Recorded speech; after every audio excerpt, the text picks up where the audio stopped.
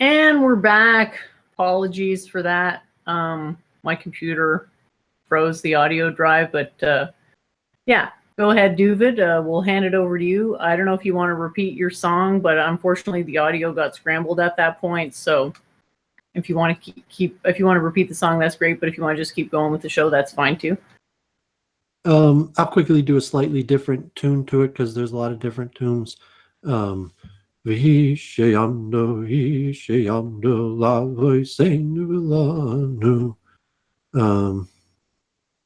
it was interesting, just the relation to the plague. But I guess we'll just do the last chant, and I said the chant, so hopefully that changed the vibrational energy, even if people didn't hear it. Maybe we should just go into talking about your news thing, although I do want to talk about kind of like a meta-analysis of what this virus is, what it represents, what being infected represents, and this concept of just breathing and being in the air as like a form of globalism, or what you put out to the world, that people are do in fact connect through things like viruses, and what the spiritual implications. But I'm not sure if you want to just say over back to what we're talking about, if it had lab origins and how that would be verified, and does it matter, or like I was saying last night, that not too many people study infectious disease like virology.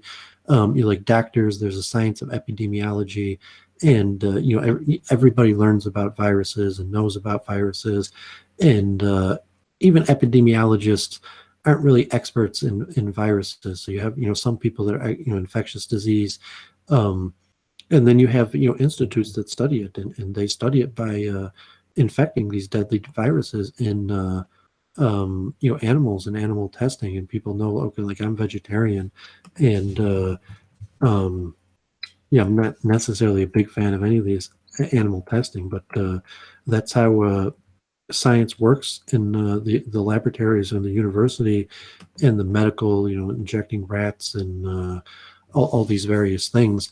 And so it's not surprising at all that there's institutes in China where they're studying coronaviruses, and they're have bats, and they might be taking these deadly infections, or this guy from Harvard that studies infectious disease, that and saying you can't really outlaw.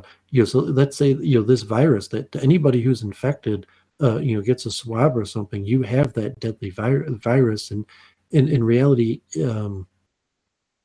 I'm not sure how they store it, if they freeze it, or if they have to keep on providing it like some sort of flesh source to keep on reproducing. But we do preserve that stuff, like even I think the bubonic plague that we may not have, but most of these versions of the plague, the Center for Disease Control preserves these things. There might be laws regulating who could have them, but to some respect, it's important science. So yes, the most likely case of the origins of this disease is probably some sort of lab in Wuhan, and it might be connected to the markets, that the markets these labs use the same specimens. There's probably a reason why these things are right next to each other, because I think they actually grow wild animals there also. They breed and possibly even genetically engineer things, even like pangolins, that they could be bred in cages and sold as exotic animals, and various things in that region.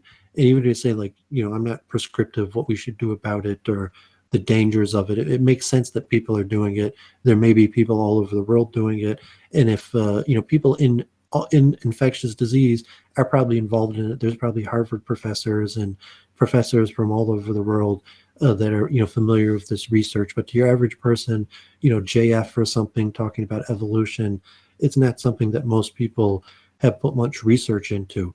But now it's like, okay, well, what's the origins of this coronavirus? And it's a question, and it doesn't matter.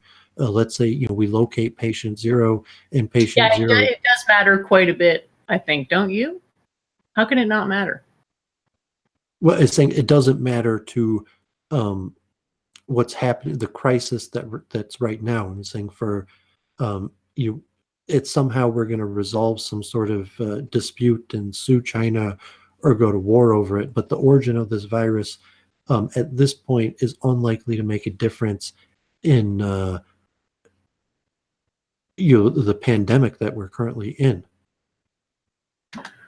Well, we have to deal with whatever's happening, but in order to prevent it from happening again, the origin's pretty helpful to know. And also it establishes the credibility, right? Because if they were denying this all this time, but they were actually sitting on this, substantiated information, that's different than just, oh, we didn't know,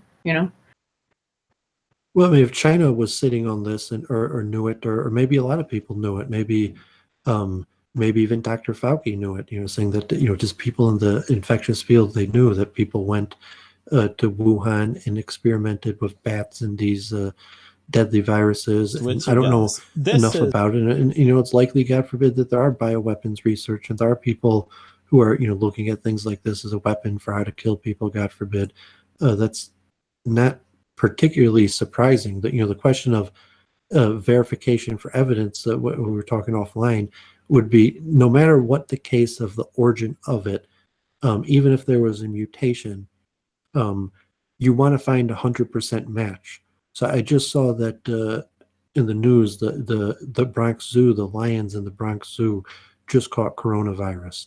And, so it makes sense if animals have a similar type ACE2 receptor that the virus catches onto, any animal that, that breathes in air could possibly get it, like a bat. So if it had its origin in a bat, and like the story that you read, like a bat like bit or peed on the lab worker, and somehow that caused the person to be infected, you would expect to be able to find 100% match of the exact same virus in the bat population, even if there's a mutation, like I showed on Next Strain, that mutations happen, but you have a mix because there's so many viruses. And generally, when you get infected by a virus, you don't just get infected by one virus. You get infected, God forbid, by like thousands of viruses at the same time.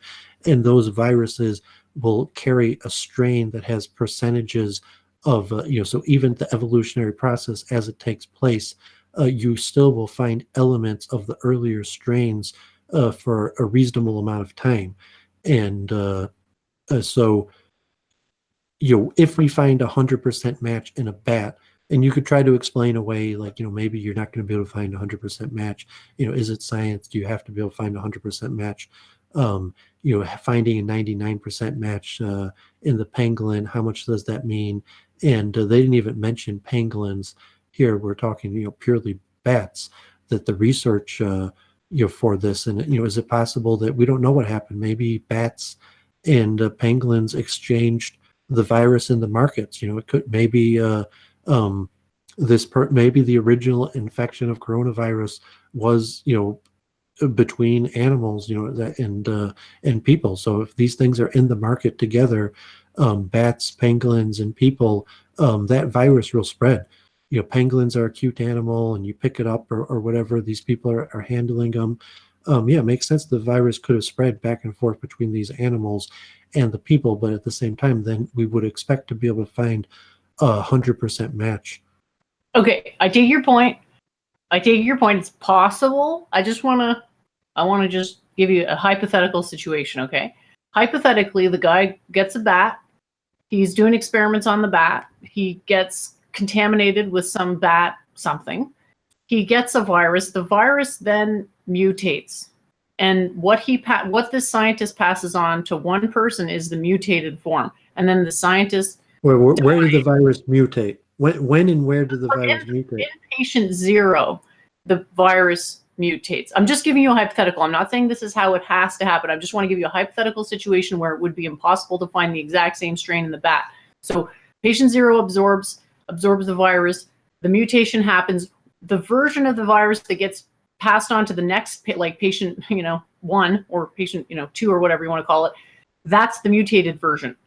At that point, if that patient 0 dies and has no way of going through all the viral cells in their body, you will never find it still came from the bat, but you'd never find a perfect match in bats because what got transferred to humans was a first generation mutation in patient zero. I'm not saying that's how it had to happen. I'm just giving you a hypothetical wherein it could have come from a bat.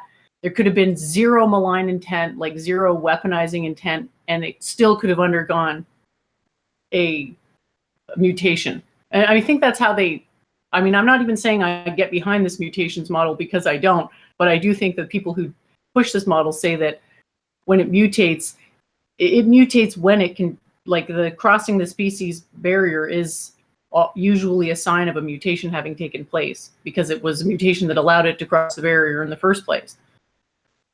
I'm not saying for sure that's what happened. I'm just giving you a hypothetical wherein you may, even if it came directly from a bat, there's no way you necessarily find the exact same version. So they're going to be stuck doing, I mean, they may find it, and that would be interesting if they did. That would be like very, very like serious. Yeah, I was trying to explain to you, but when we were offline that like, no, I mean, yeah, maybe there's like a 1 in billion chance that you wouldn't be able to find it. But if a person was infected by the bat, I mean, so, okay, we're going to leave like what the bat, like, I mean, if there's some remote possibility where there was like a group of bats that were raised in captivity, and these bats for like, decades were completely separate from bats in the caves. And these viruses were, passing along and mutating in these lab bats over decades. And now all of those bats are dead and never made it out to communicate outside the lab or something like that remote possibility. Barring that, I would say like, no, because you're not taking into account the sheer number of viruses involved in the replication process. So if a person was, let's say, bit by a bat and they got infected by the virus,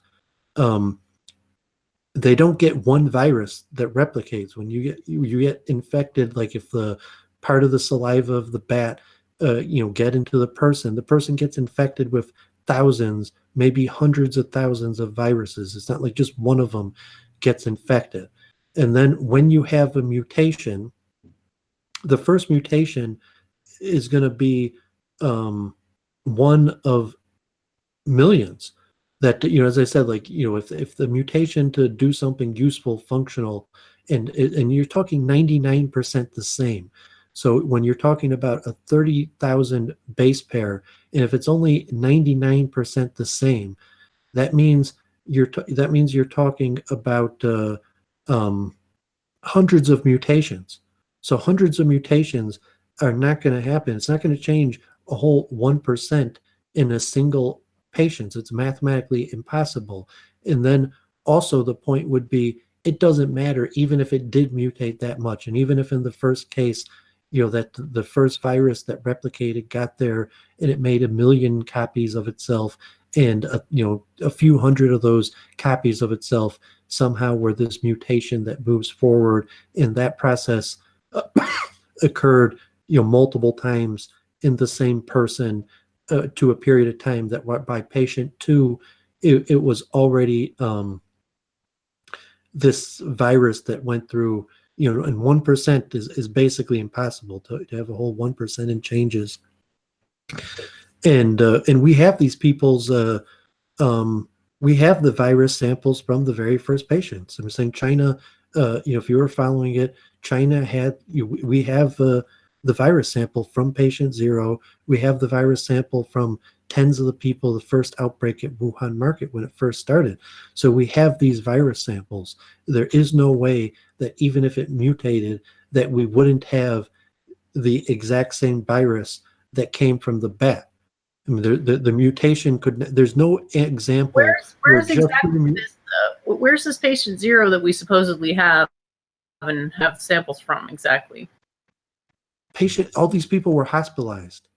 A lot of these people died. That doesn't make them. And they were quarantined. They were. That's what I'm saying. There's been disputes as to who patient 0 was. So you have to go back to actually patient 0, right? And they can't do that.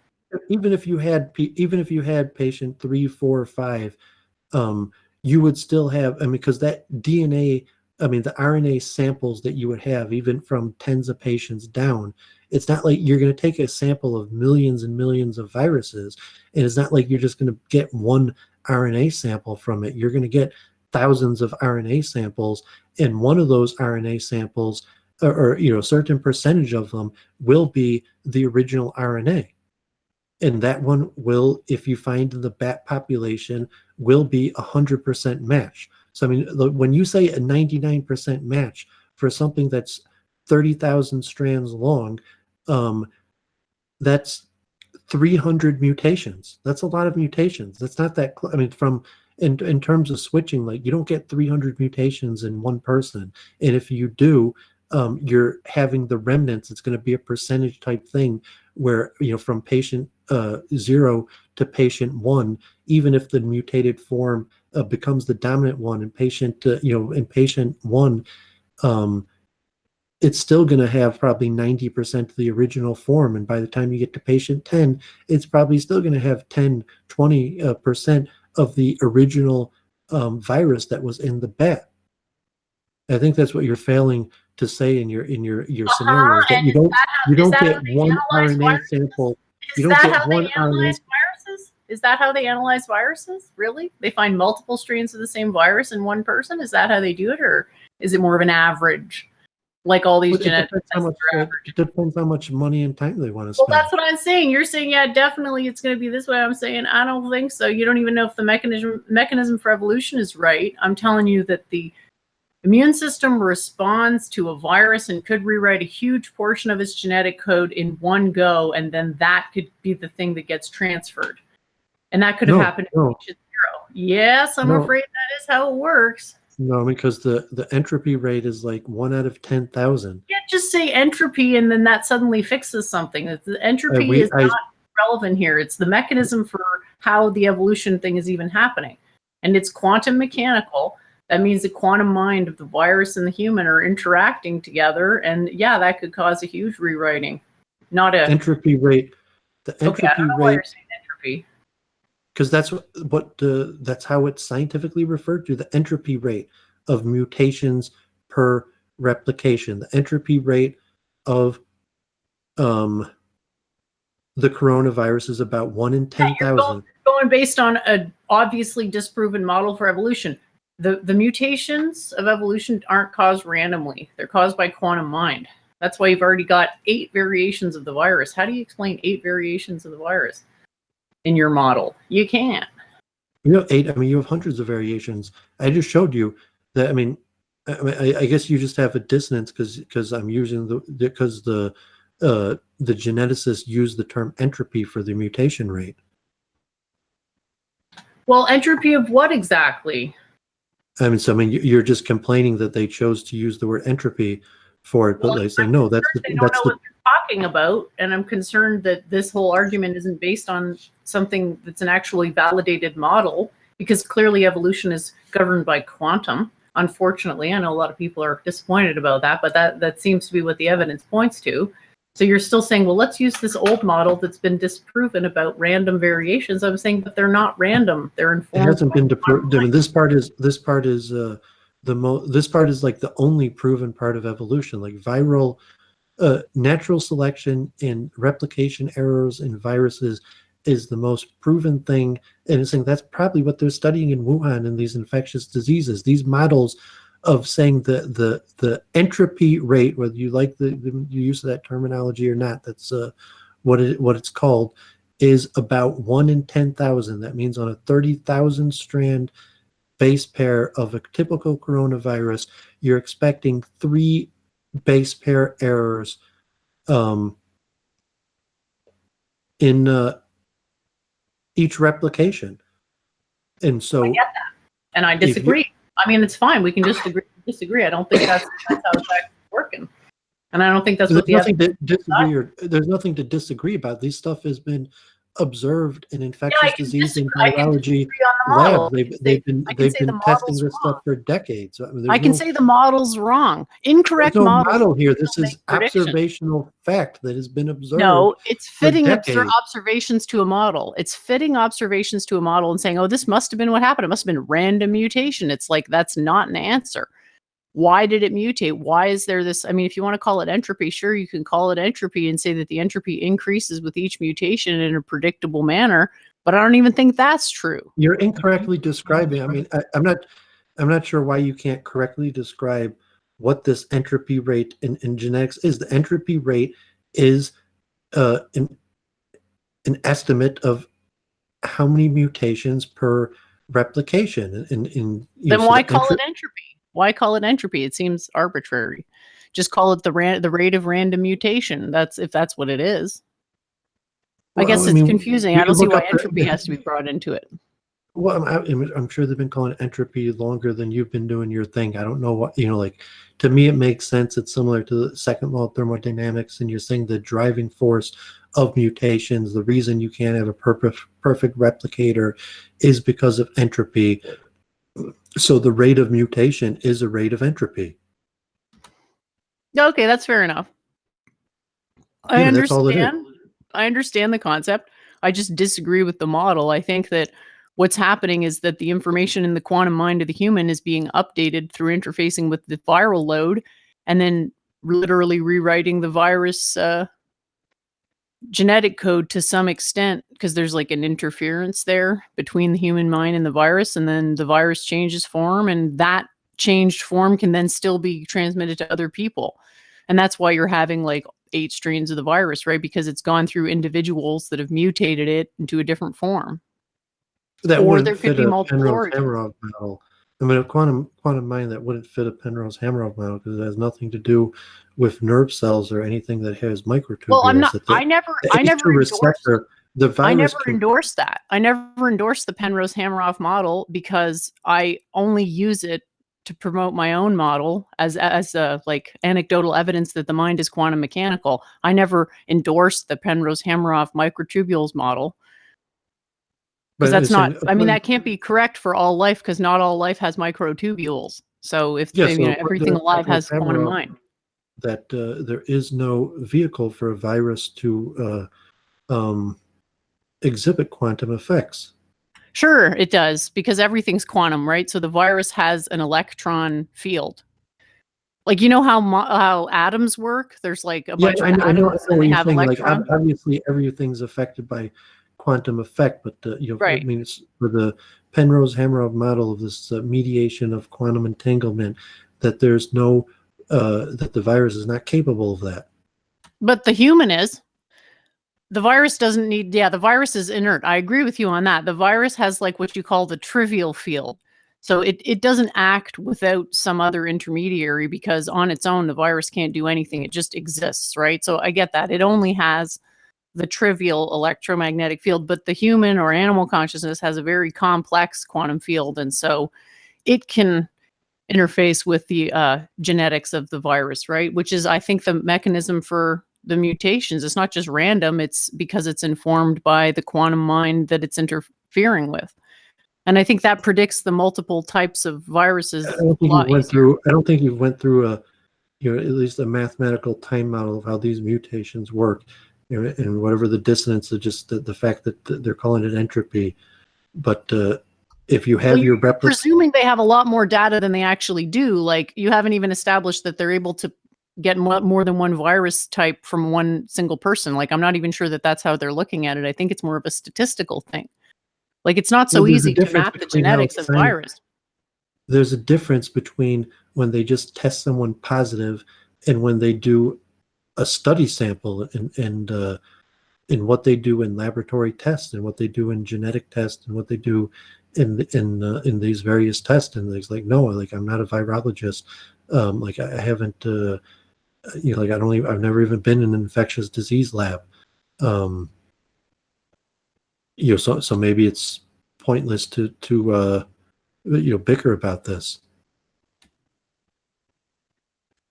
All I'm trying to do is just show an alternative explanation that I think makes more of the predictions and will help people understand what's actually going on better. I'm aware of this natural selection model. I just, I don't think it's right, unfortunately. I think it's unfalsifiable in one sense, but it doesn't necessarily predict the outcome. So yeah, we can leave it at that and go on to talking about other stuff. So thanks everyone for tuning into the earlier broadcast of the news. Did you have any comments about that particular coverage and the explanations of the origin, the conflicting explanations and accusations about the origin of the virus?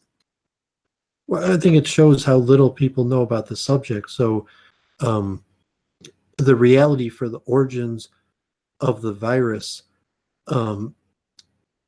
it's just going to be a scientific paper because it's like the smoking gun type way that you're going to prove something, and I can't even demonstrate to you the level of proof that would be necessary to put it in a bat or something like that.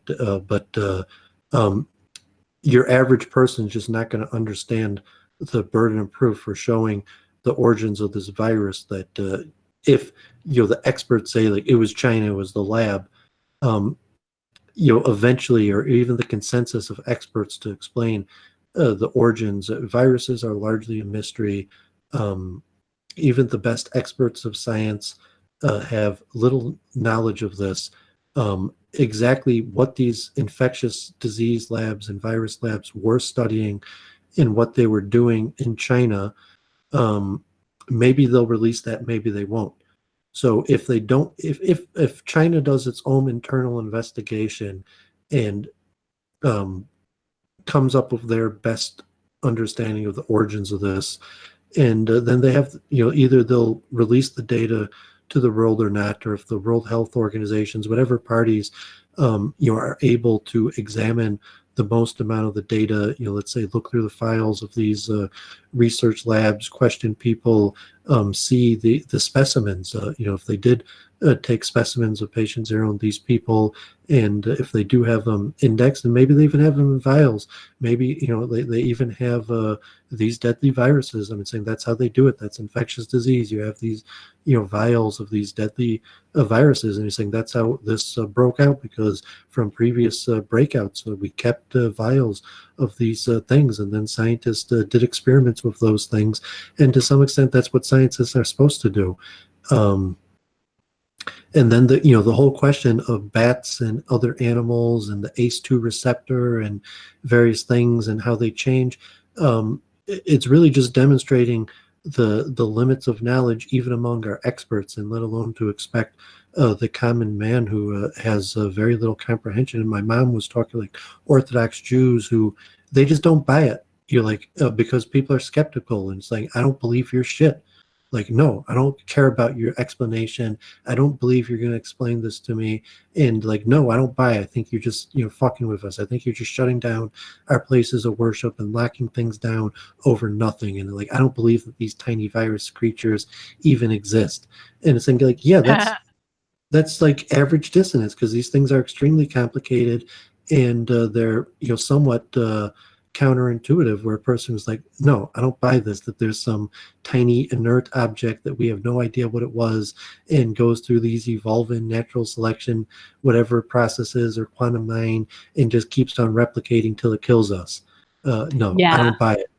That reminds me of a story. I guess you've heard about the civil unrest, and I think they actually even sectioned off one of the neighborhoods somewhere in Israel because of the Hasidim weren't quarantining. Did you hear about that? Yeah, they say most of those people have like less than now past the elementary school level education of science. So yeah, it was hilarious because I went on 4chan. I browsed 4chan a lot to get the news, and some of the people on 4chan were actually siding with the ultra orthodox, and they were saying, "Haha, kind of like F the police kind of mentality." They were actually divided as to opinions. I got like a 2-minute clip if you want to watch it of some of the videos. I guess it was just like civilians taking videos out of interest. Maybe we can talk about it a little bit. So just finish this and say, if you take JF's view that, science is basically just a preference system for how we explain phenomenon, and it's not necessarily connection to truth. We could use empiricism. There could be like relative predictive power, but to say that's the truth, and that your average person, their worldview, their way they live their life isn't really that connected to science. And even scientists don't really live their life in a scientific way. and Trump there, the figure who is like, I have the best doctors in the world telling me, and I'm still skeptical. Like President Trump, who was skeptical of vaccines at all, or that vaccines could be damaging. It's like this explanatory power, like I showed yesterday, is like, you mean you're going to infect me with the virus to save me from the virus? Like, I don't want you putting that poison in me. And then these various things where you're saying like, no, this is proven science. You have to be injected with this poison because of these hidden enemies. And so you question like what's more valuable, the traditions, spiritual understanding, or science? And I like science. But I would, be skeptical, and that's why I wanted to demonstrate the limits of, knowledge, and say, what could we possibly know in a perfect situation? Like I was saying, with these various strains of, RNA that would exist in the patient and in these labs, and like I don't know if there's these labs sitting around with all these blood samples and vials, and they're growing it, and we may never know, and so. Yeah, you're making a really good point here about living by scientific principles and how even scientists aren't necessarily employing scientific principles in their personal ideology. So I'm just thinking of this quote, like, you can either use facts to fit an ideology or an ideology to fit facts. Like, are you picking an ideology because it conforms to facts, or are you picking facts because they conform to ideology, right? So that's like, most people are picking facts to conform to ideology. So to truly live by scientific principles is extremely difficult because you have to entertain these huge gaps and uncertainty at all times. And what most people want, what the, lower mind sort of yearns for is just a simple answer, right? And a lot of the time the answers aren't simple. So not everybody can live with, I don't know if you want to call it dissonance, but it's more just being comfortable with a large unknown and knowing when it's okay to make statements in the affirmative or in the negative based on how much information you have, and understanding a lot of times we just don't have enough information to make a definitive proof. So yeah, it's interesting just to see how little people are capable of living by scientific principles, right? Because if you're actually living by scientific principles, you should believe basically what I believe.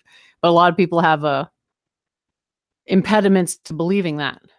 For example, quantum mind, like a lot of people just aren't interested or willing to accept that the mind is quantum, even though, if you look at it just logically, it's obviously more correct than any other model, even if it's not objectively correct, leaving alone whether we are even capable of knowing such a thing.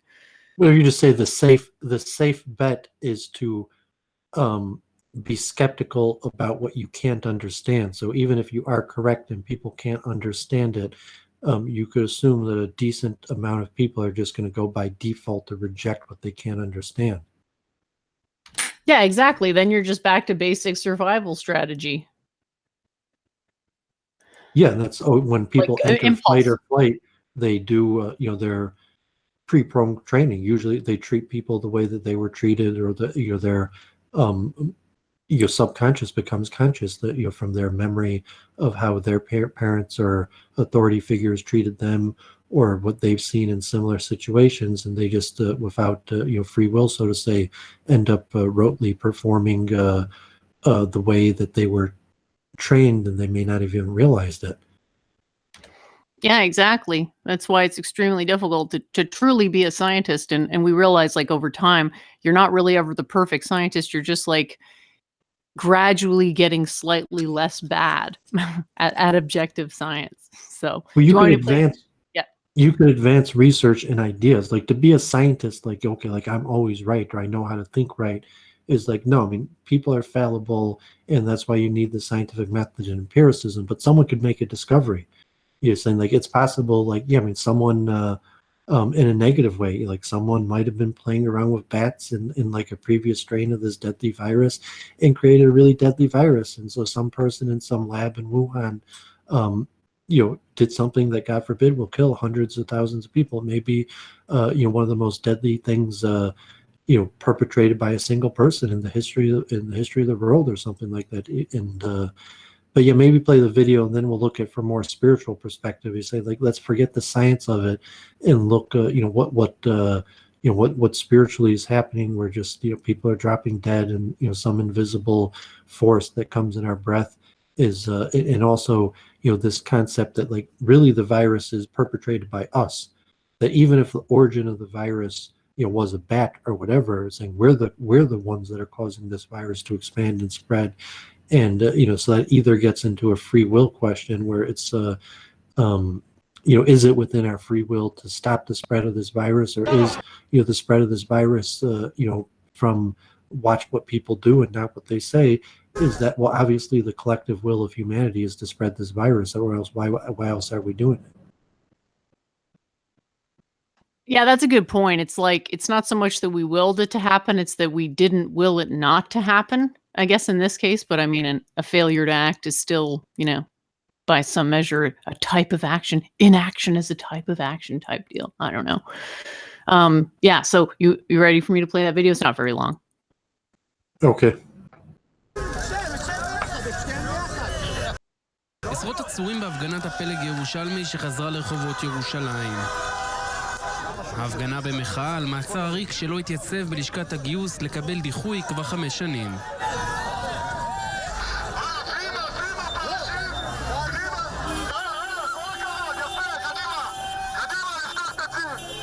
מאות חסמו את ציר הרחובות יפו שרי ישראל בירושלים וחסמו את הרכבת הקלה במשך כשעה.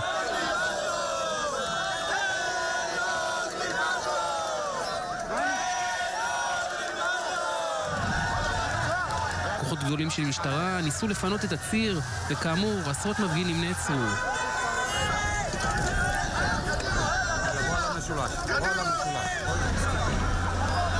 מפגן הכוח של הפלג הירושלמי משדר מסר גם למפלגות החרדיות לקראת הבחירות והקמת הממשלה החדשה.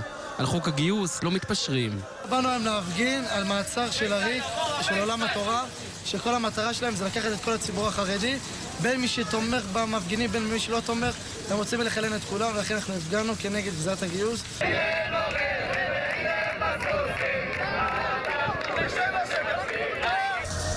ביום ראשון התקיים דיון בבית הדין הצבאי בעניינו של העריק, העצור כבר למעלה משבוע. בפלג הירושלמי אומרים כי באם לא ישוחרר העריק, הם ישובו להפגין.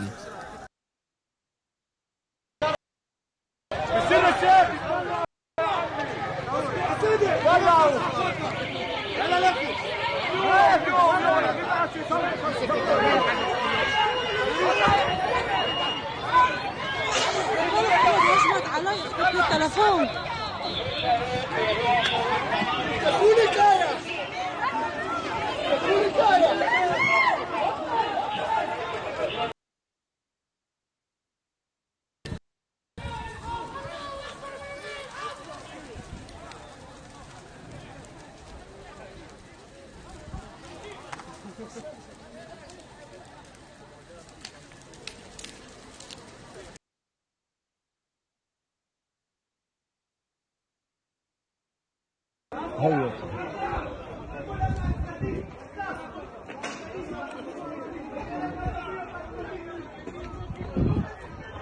بلا شو تخبط لا في من ورا من هون לא נכין.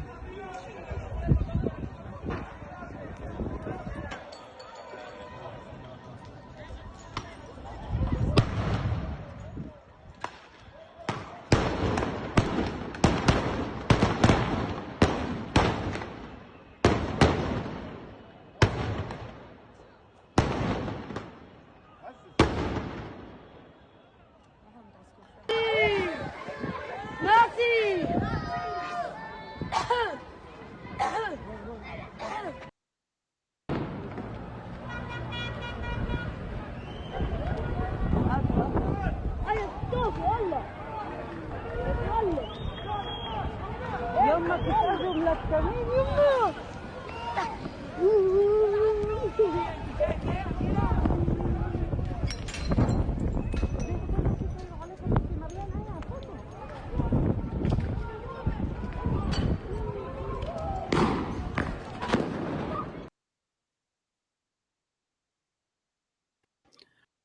Okay, so that about sums it up. Thanks everyone for tuning in. I'm not too up to speed on these events, so I'm wondering if you could comment a little bit. Doovid, is this common, this types of civil unrest, or you think it's getting worse with the virus quarantine?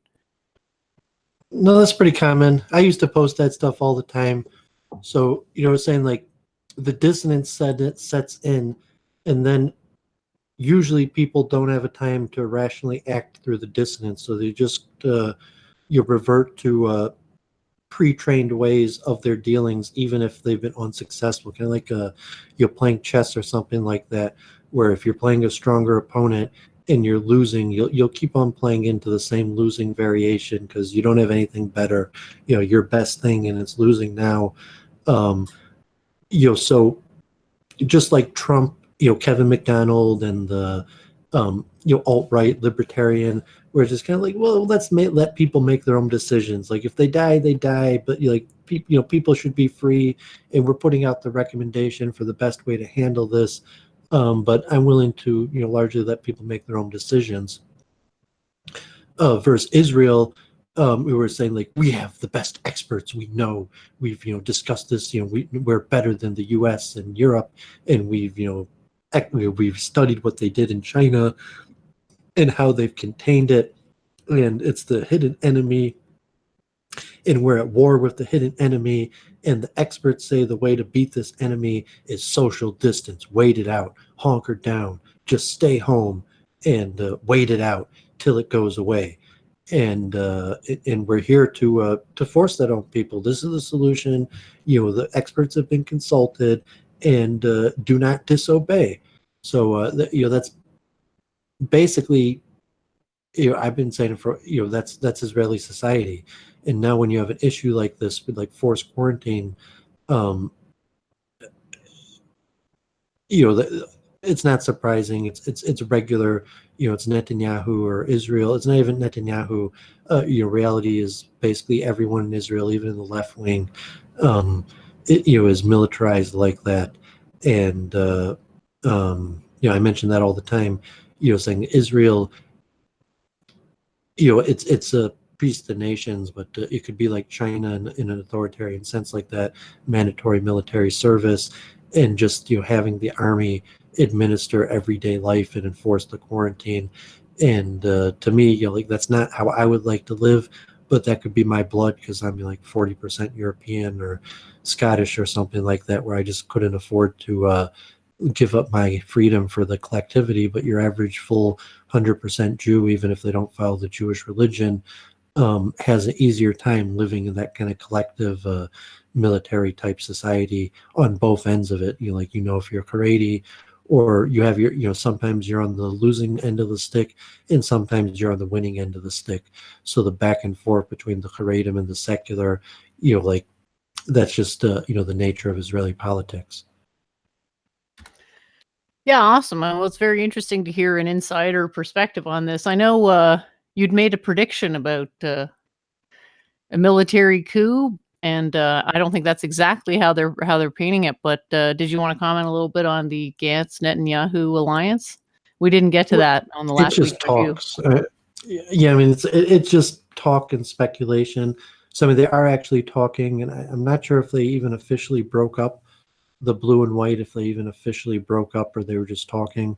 So it could be that it's not going to happen, and especially this with the Haredim, that like they'd have to join the coalition. Gantz would have to join with the Haredim, so it might fall through.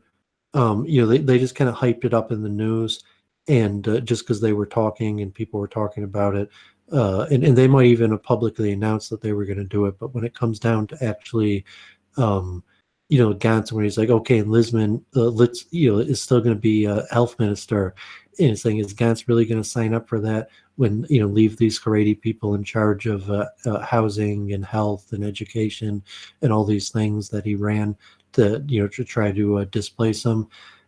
So I wouldn't, I wouldn't, be surprised if, this enters a military takeover, whether it's the coalition can't do it. And now that Israel is, really probably for the first time in its history, like, is using the full force of the military state against its own citizens. And the Haredim, they've been punching down on Haredim, and how far they're going to take this. And then this thing like, we're doing it to protect you from the virus, dumbass. Don't you know the reason that, like, we have the army and we're beating you up on the streets is to protect you from the virus? And so I don't know how well you're going to be able to take that argument, even here in America, where you're going to see, God forbid, the blue states appear to be getting it the worst. African Americans seem to have the worst effect of the coronavirus and the worst effect of the lockdown. That the lockdown is negatively affecting the Democrats much worse than the Republicans. And then you're going to put it at the people where, it's like, this is for your own good, dumbass. Like, what don't you get about stay the fuck inside? And if you don't, you will be arrested. What don't you get about that? We're doing this for your own good. And so, like, I don't know how long they're going to be able to, like, like say that in a way that doesn't sound like, the way I said it. Yeah, I get you. Admiral Spurg in the chat is asking if Gantz is Chabad. I don't know if you know the answer to that. No, say, like, Chabad is a small sect that's based on lineage of coming from certain towns in Russia, like that they've become an umbrella organization for Judaism.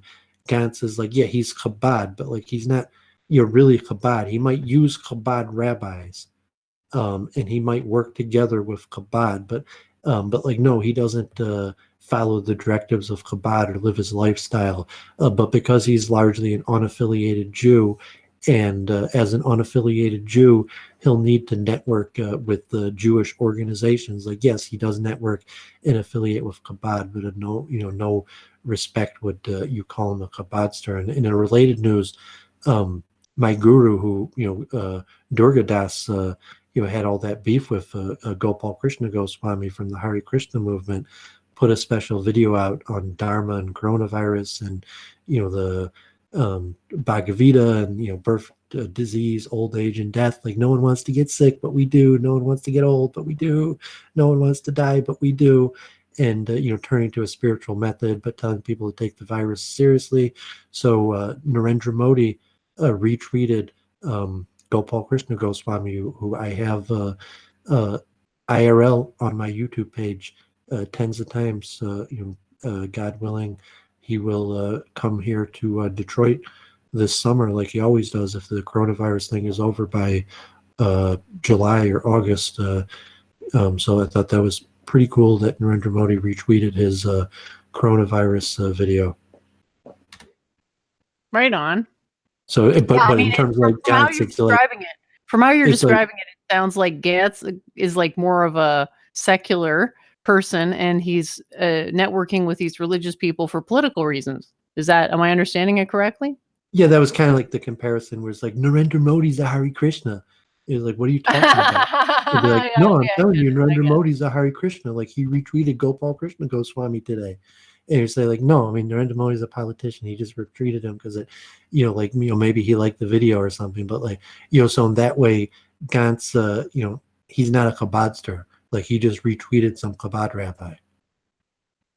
But like, obviously, like, he's going to retweet Chabad rabbis. Like, he's going to go to Chabad events. He's going to have Chabad rabbis like in prominent positions, probably, at major gatherings all the time. But that doesn't make his affiliation Chabad. He's a politician, and Chabad's a powerful Jewish organization that he strategically deals with. Yeah, I mean, if anything, his primary alliance is probably to the military. No, to the state. Yeah, I mean, he's basically given over to the military, to the state. He's he's worked for the state his whole life. And Chabad is also somewhat official within the state. But for him, like, he trumps, outranks Chabad. Like, he's like, to him, like, he sees Israel as higher than the Rebbe, higher than the religion. So, I mean, from a Chabad perspective, they might think like, oh, our rabbi is really higher, or, but in the material realm, they fall under the hierarchy of the state. So Gantz is an official member of the state, and usually most Orthodox Jews will recognize power as somewhat having a divine stamp of ordination. So, in that realm, if you actually have a post of power, your dealings with, Chabad or Orthodox Jews or Jews in general will be substantially different. Saying maybe like Europeans or different people, you're less likely to treat you different if you have a position of power. But, of people, Orthodox Jews, especially Jews in general, will treat a person differently if they have an official position of power. That's really interesting because you have like the theocratic power and the state power, and they're kind of different. Well, it's like, really let's say you got fascinating. elected, somehow you ran for some public office and you got elected, and you're elected. It's like, I still hate you. I never liked you. You might be my public official. Like, your average person is never going to seek you out. They're not going to invite you to like their clubs to speak or something like that, unless like there's some really big issue that concerns them. But like, you're like, so, but like Orthodox Jews, like, they'll, they'll introduce themselves instantly. Oh, you're the new public official. So like, come to our synagogue, come to our school. Do you know much about what's happening in Israel? Something like it. So if you're a public official, like one of the first knocks on your door is going to be Orthodox Jews, and it's going to be persistent through your whole time in office, and not just Orthodox Jews, but all types of Jews. And as opposed to, especially in the West, the vast majority of the citizenry that's largely going to want nothing to do with you, it will never seek you out, will actively probably even avoid being in places where you're at. Yeah, I guess it sort of informs the whole soft power versus hard power dichotomy. Well, the recognition, that's why, the Jews tear towards elite and, towards, saying as long as we could keep Congress, AIPAC or the voting, these things, okay, we don't want the citizenry turning against it, but we're focusing on the elites first, or, the message and controlling the news stations and various things. You have the Zoom bombing. I think that message, Weave himself Zoom bombed a Jewish chat group or something like that. So, I mean, you could have stuff like that going on, but when you have elected officials that vote on, military aid to Israel, that's much more important. And I think also you're going to see from the coronavirus, multiculturalism is difficult, and you're going to see the Jewish strategy is really to just absorb large losses. So the coronavirus, and your average Jew, God forbid, might reject this or not even recognize that that's our strategy. But the essential, especially the Orthodox strategy, that's more R-selected. But the method of Jewish survival is just being able to absorb large losses. And so even though the coronavirus, where maybe originally you thought, oh man, like, Jews, like, we keep kosher or we're separate, but like, nope, respiratory virus, Jews are in urban areas, Jews are very social and verbal IQ. And so like, we're just walking respiratory viruses, and it's going to disproportionately affect us. However, Judaism is created in a way to absorb relatively large losses, even to, like 5%. Like if the virus really hit hard and we lost 5% of the Jewish population, God forbid, we still would probably, be able to absorb that loss. As opposed Yeah, we to, talked about this in terms of RK selection, right? Like the R selection involves taking large losses. Whenever you reach the carrying capacity, there's a huge decimation in population. so Versus the the K. decimation of the other urban elites. And you're saying, do you have what it takes to be multicultural? And if you say like, well, being multicultural is actually a big risk on your life, and not just the risk on your life of, like getting beat up by, Muslims or blacks or something like that, God forbid, but the health risk. And it's saying like, I don't know, maybe I can't shake this guy's hand or, eat this food, or, people who really understand science and say like, I know the science, I know hygiene, I have extreme levels of impulse control, I am capable of thriving in a disease-infected, violence-ridden, multicultural world and thriving, as opposed, to the other people who might, be getting left in the dust. They're getting, killed by disease, they're getting beat up, they're getting robbed, and various things. And he's saying, well, like Greg Johnson says, like white people are not cut out to be Jews, and you might see that in terms of the virus, in terms, like I always mentioned with anti-Semitism, and saying that like white people will cry mercy before the Jews, because the Jews are trained to take to be able to absorb very large losses. Yeah, I think you're right. I mean, makes sense. I mean, if Europeans are used to the state taking care of everything for them, they're just going to respond to whatever with well, come and rescue us, state. Whereas seems like there's this sort of distrust, I guess, of the state within the Orthodox. It's also interesting, like the reverse effect of shelter in place on our selected strategy. It's like, I do not want to shelter in place with my large family. I want to send them off and have them take large amounts of risk. And that was the whole purpose of being our selected. Like to have all of the people stuck in small quarters and eating the same resources makes the our selected strategy counterproductive. Like you need to be able to send them off into the wild and have advantage of the large amounts of situations that our selected people could absorb more risk. Yeah, exactly. It's just a different outlook on life. It's like it's what drives impulses. The fight, flight, or freeze impulses, they're informed by biological things, because your biology is like holding the memory of everything that's ever happened to you throughout your entire evolutionary history. And whatever memory, quote unquote, is the strongest is going to dominate your actions if you're in a situation of stress, because your higher mind becomes inhibited when you get stressed out. So the ability to make like rational, objective decisions is severely impeded.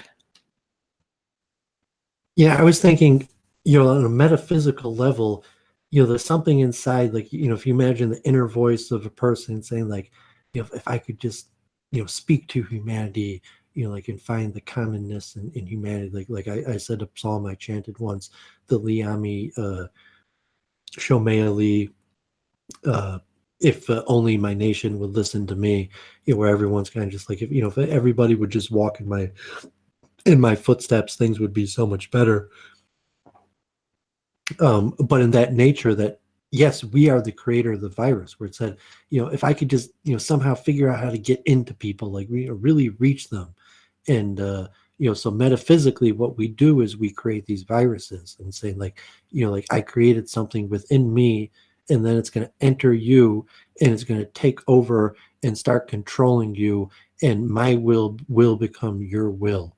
And in sense, like, I don't know if that's somewhat of a metaphysical example of the viral infection, because you're saying, the virus is its own entity in a certain aspect, that, really the virus is just a form to some respect. It's saying there, to look at it like, can you look at virus as a separate species, or is virus a byproduct of man? Which is an interesting way of looking at it. He's saying that, no, I mean, there is no separate species of viruses. No, viruses aren't alive. Viruses are a product that we make for whatever reason, instead of looking at like a parasitic negative thing that comes to destroy us and saying there's some reason why we create these things. And it's our will to do what the virus is doing. They're saying, I want to create something within, so that whatever is inside of me becomes what's inside of you. And, so it happens naturally, like through my speech. I'm just going to talk to you. I'm just going to pontificate into, my YouTube camera. And then all of a sudden my will become the people who's listened to me will. But there's actually a biological mechanism for that called the virus, where you could create something in yourself that will enter another person and then, become them. Yeah, it's a really interesting way of putting it. I mean, I think there's a lot of truth to it. People have been asking, and I was sort of brushing the question off at first, but I thought about it a little more, like this idea of, our virus is alive, but it's like, well, we're alive with the virus. It's part of our life cycle, because viruses are creation from, it's not like even like a bacteria that goes through cell division and it just, eats up, somehow it gets in us, and then it sucks off of our bodily resources to self-replicate. The virus does not self-replicate. The virus is our production. We're the one who make the virus. And, so it could even, just in different from even the way JF is looking at it, where it's saying like, no, I mean, we are these viruses. These viruses are our byproduct.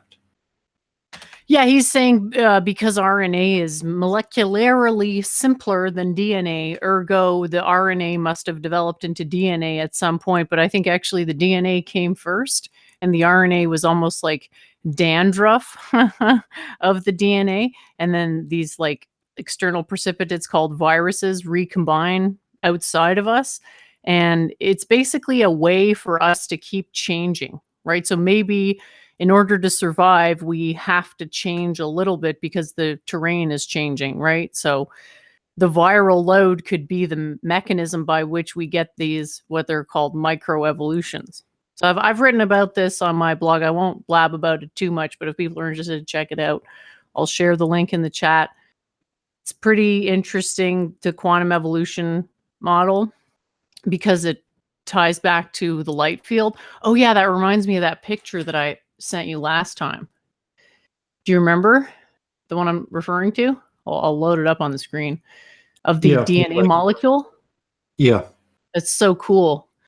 And my model can predict how that works. So basically you have like photons, which are the photonic field is always basically dissipatory. It's always dissipating, so it's like a tiny sphere at first, and then it expands into a bigger sphere. And what the biological substrate does is it binds that sphere to the actual body. So the shape of, I'm going to pull up, I hopefully I've actually got this this image somewhere here because it's really cool. Oh, here we go. Maybe I'll load it in just a second. But yeah, it's like a sphere bound to a biological organism, and then the spherical shape has to twist upon itself because the default position photonic field is a sphere, but a sphere, as it gets bigger, if there's nothing in the center, then there's a chance of a net electric discharge across that boundary. So what happens is that the light field folds to minimize the chances of a net electrical discharge. So that's the law of electricity, is that the dq goes to 0, right? So it's basically the light sort of, I don't want to say funneling through itself, but like it's like a sphere folding in on itself, like a twisted up. Yeah, I remember seeing these. I mean, these are proof that God supports Israel. That like the Star of David. Okay, hold on, slow down here. Yeah, I've seen this before as proof that God supports Israel, and in the that like these. Oh, because it's got 6 sides. Is that why? Yeah, I mean, you see the 6-sided star there inside, God, and saying that's just like proof that God supports that the Jews are God's chosen people. Oh, that's great. Yeah. Well, there's definitely something to the shape of the 6, eh? Because I can't remember if I published that or not, because I've got so many like half-written articles at this point that I've lost track of what's been published and what hasn't. But yeah, I had some, because you got the one of the things I keep coming back to is that hexagon on top of Saturn. You know the one I mean? Mm-hmm. That shape, like how it manifests spontaneously. And then you have the honeycombs, and then you have crystals. Like when you look really deep in crystals, like you can get that hexagonal shaping for certain types of crystals. So yeah, it's called natural geometry. And it's basically a consequence of entropy. And in this case, in the case of a photonic field, which in life you always have a photonic field, it's mostly to do with photonic geometry. So what you're seeing there is evidence of a photonic, which is a spherical field, bound to a particular region through the physical, molecules and shit.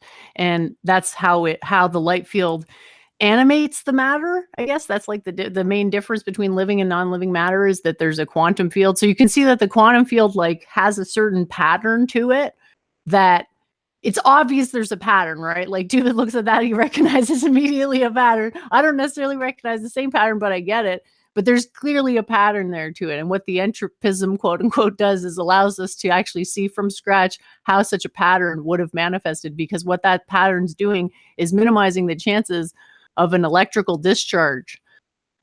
right? It's sort of balancing all the different energies to a point where the probability of an electric discharge is minimized. It's not zero, but it's minimized. And that's how life has a sort of stability to it, but also allowing for this variation.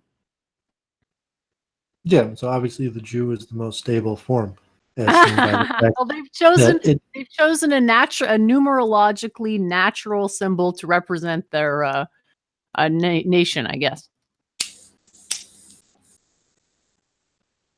yeah, we didn't even do week in review. I don't think I did any streaming this week, besides the coronavirus update. I saw you did that update on the volcano by Yellowstone. Like there was Luke Ford had this girl in his stream. I didn't follow too much in the streaming world, but yeah, you made a few more blog posts, and maybe now we'll see, like with the virus, to looking at even the misnomer, like you were saying on the stream yesterday, where like, well, I really want to understand this virus. So to understand the virus, you keep on going to smaller and smaller levels till you get to the RNA strand and the different things that it codes for, and you can get down to the molecular level, and maybe even understand the chemical energy and the rates of inertia and these various factors. But then you're saying it's not a proper way to look at it, to think like, okay, like, I'm looking at something on the atomic scale, and then I'm going to look at something on the subatomic scale, the quantum scale, like it's some sort of smaller, looking at an even smaller scale. That's in fact not a proper way of looking at it. But when you're explaining these phenomenon, something like the virus, where you could look at it on a macro level to a micro level, and so I think it's good practice for us to just have a working ability to work with these phenomena from the most so to say micro to macro levels. Conops in the house! I knew he'd get you out of bed, buddy. Yeah, I knew you'd get Doooovid. triggered. You got triggered by the DNA picture, didn't you, Conops? Well, I just wanted to No, answer you. I It's actually like, didn't actually. It's like, no, I don't. I believe in the phenomenon of the virus having replication errors and some form of natural selection, where if the replications are beneficial, that eventually becomes the new form of virus. But I don't believe in evolution, like that, like JF, or like that the virus That makes no sense at all. Well, I'd say I'm more like the virus is a man-made creation, that like we're the ones that make the virus, not like, okay, that like there was this primordial soup and the very first things How on do the you planet mean were these we are RNA making the streams. virus? Okay, how do we make the virus? But the virus isn't like a separate species. The virus is a human byproduct. Are bacteria that live in your body, are they separate, or are they just you? I said that was different because bacteria self-replicate. They go through cell division. They just suck.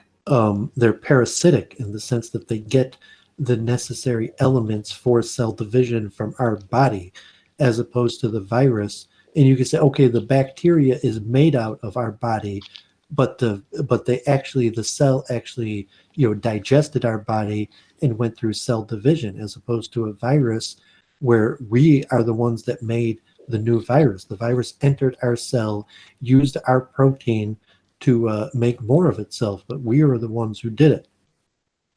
Yes, okay, but I don't know. I think that's a distinction without a difference, to be honest. Well, it is. Does it matter in terms of a evolution? virus? And you're looking at this virus is this parasitic, separate species, separate from man.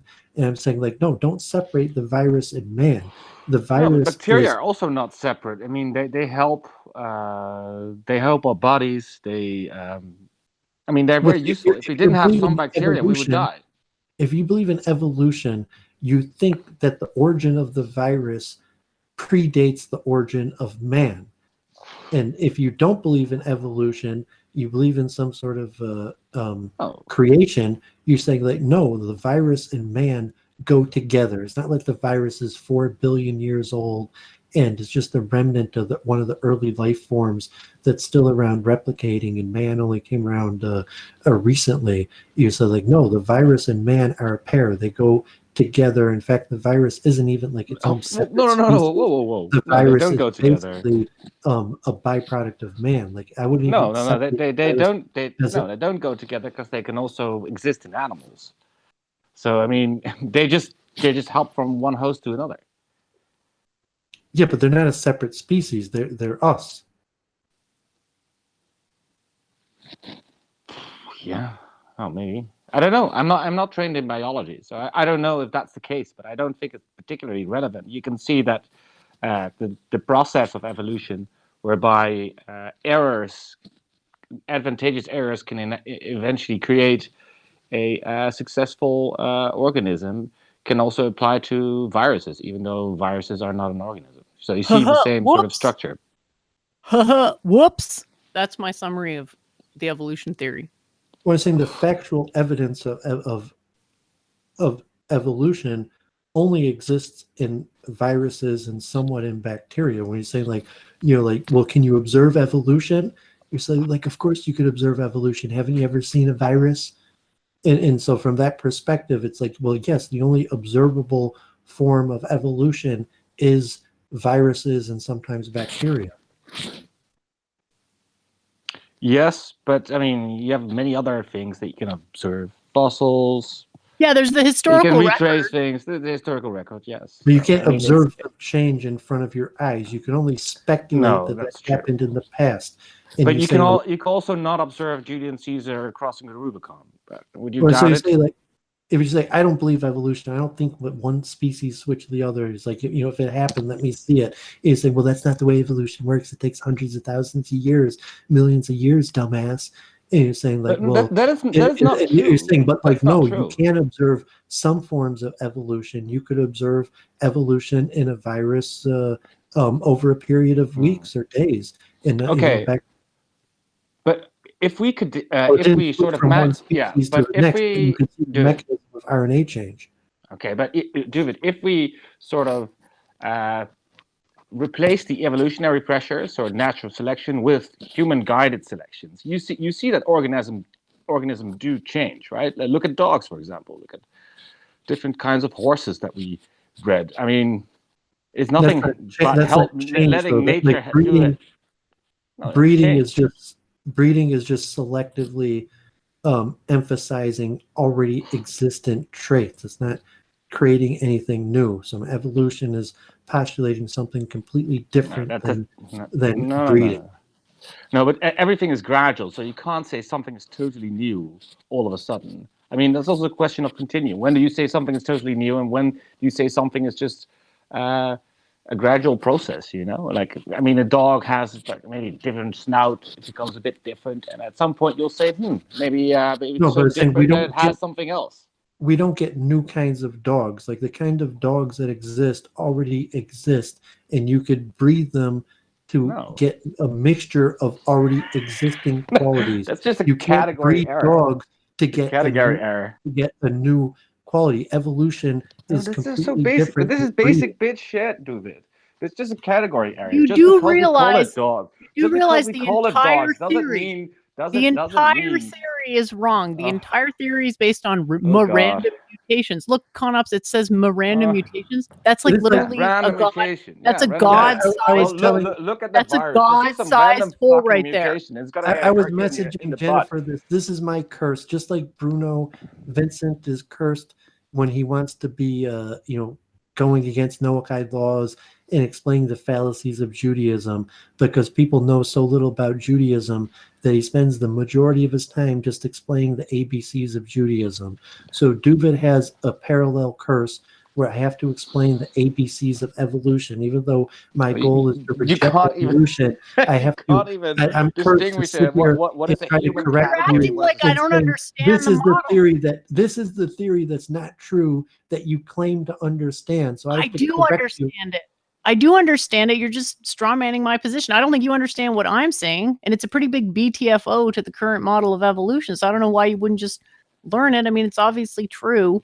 The whole DNA. The current model. I was using my become more agnostic. where you probably have the same curse. Is like you're stuck trying to explain the Nope. false theory of evolution to Canops. Instead of explaining your theory, you have to explain the false theory of evolution. But I'm not explaining it. I'm saying if it's true, then this is the expectation. But the thing is that it's unfalsifiable. So it's like in a gray area, like you want to talk multiple truth hypothesis. Evolution, the model of natural selection evolution, it's in the gray area between objectively false and objectively true. It's what you call unfalsifiable. But the question is not whether it's unfalsifiable, i.e., unable to be proven wrong. I'm talking the literal, not the Popperian definition. I'm literal definition of unfalsifiable, i.e. true. It's true in the abstract sense. But the question is, does it actually represent, does it predict the facts? Does it give us exactly what we would expect? And the fact is that this model predicts gradual changes. We don't observe that, unfortunately, in the genetic record. We observe what you call punctuated equilibrium. And punctuated equilibrium, I'm afraid, fits the profile of quantum state transitions. Of course, people are shy to learn quantum, but nevertheless, this must be more correct of an interpretation because it actually fits with the data. Now, to actually go and find the exact mechanism of that evolution, that's really complicated because it involves modeling these photonic fields, but you could do it. You'd actually have to try. Yeah, I think there's some disagreement of how evolution exactly works out. To what degree is it like a punctuated event, and to what degree is it gradual? I think it will also depend on the context, on the organism, etc., etc. It's difficult to tell, but I don't think you have to invoke this quantum thing. I don't think it's necessary. You don't have to always. Do you even know what drag things? Do you even know what this quantum thing even means? No, that's why I don't want You're afraid to learn what it even means, but if you just take the time to understand it, wouldn't be so intimidating. It's like everything basically starts with a sphere. That's the most important thing. Okay. And your personality. That sounds like Aristotle to me. You mean what do you mean? I thought it sounded like the Plato's pure forms. Well, I mean, Aristotle had the spheres, like what did he kinds say of about spheres in the heavenly bodies, and you had the upper lunar and the lower lunar. That sounds a bit Looney Tunes to me. See, like I'm just about science. It does. That's the thing. I'm just about science. So just so people know what I'm talking about, I'm currently displaying something on the screen, which is like, it's called the Tree of Life, quote unquote, the evolutionary tree of life. So it's basically showing you from the beginning, which is in the center of that circle, like what is the diversity of life and where have been the changes in the structures, right? So you notice that they're always stepwise. It doesn't change for a real long time. And then boom, it's something completely different, right? That's the entire history. That's got to mean that the transitions fit a quantum model, i.e. a stepwise transition, like a light goes from off to on. It doesn't go through every intermediary phase of light, right? It's either on or off. Yeah, but you have to recognize that we have to deal with fragmentary evidence. So, of course, every sort of fragment looks like, well, if you see a couple of fragments, then you always think it's a jump from one state to another. But you don't have the things in between, so you can't see if there's been a sort of gradual transition or not. I think that's an assumption on your part. I mean, It could go fast. It could go fast. You don't know. You're talking about what they call the missing links, right? Well, yes and no.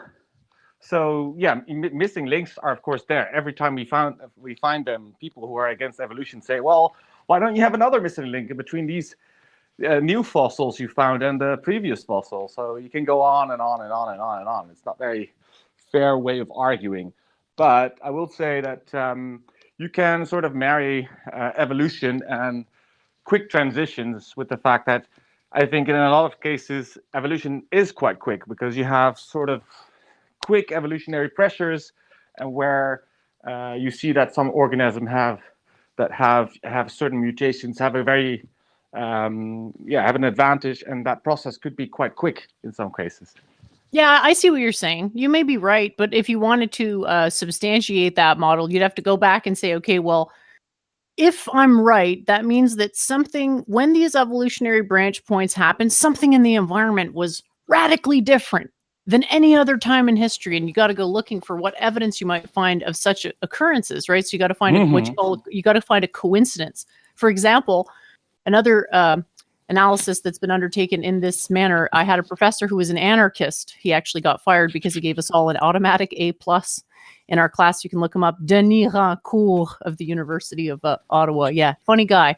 Anyway, he had done some analysis on what they call global warming, and he thought it was bunk, and he did like a joke article about cow farts making global warming or something. Anyways, a bit of an eccentric guy, but whatever, it is what it is. Yeah, so he had gone through and analyzed the data, and you know how they talk about the carbon dioxide causing global warming? Mm-hmm. Well, it turned out that he by analyzing the what they do is they drill down into ice, because the idea is that ice freezes and melts every year. So you can go and like look at profiles of various gases to see what the atmosphere was like at the time. That's how they date them. So he went through, and what he was actually able to demonstrate was that the carbon increasing actually happened before the temperature went down. So like the causality was backwards, that the carbon increased, I think, after the temperature went up, and not the reverse. Something along those lines. It was really interesting. They basically disproved the whole like global warming via carbon dioxide model. Anyway, just a little digression there. But yeah, you might be Conops. You might be right. You might be right, Conops. You might be right. So in this domain, it's not about, being 100% right or 100% wrong. It's about how plausible your model is. So if your model is right, then there has to be something that would have coincided with these branch points, right? So something environmental, what could that be? You got to go through a list. Well, maybe a volcano. Well, we have plenty of things like that, right? I mean, like scientists talk about like the big asteroids that killed the dinosaurs, like immediate conditions or changing conditions change sort of life forms. The life forms have different evolutionary pressure. So there's sort of incentive for different kinds of organisms to survive. They will survive in a bigger proportion, and that could be pretty quick. And in how would you say, in human evolution, it's the same thing. They think, for example, that there was this catastrophic event about 100,000 years ago that like a lot of, like, how would you say, Homo sapiens went extinct, and then you just have a small group left which has certain characteristics. So that might explain sort of these quick transitions morphologically.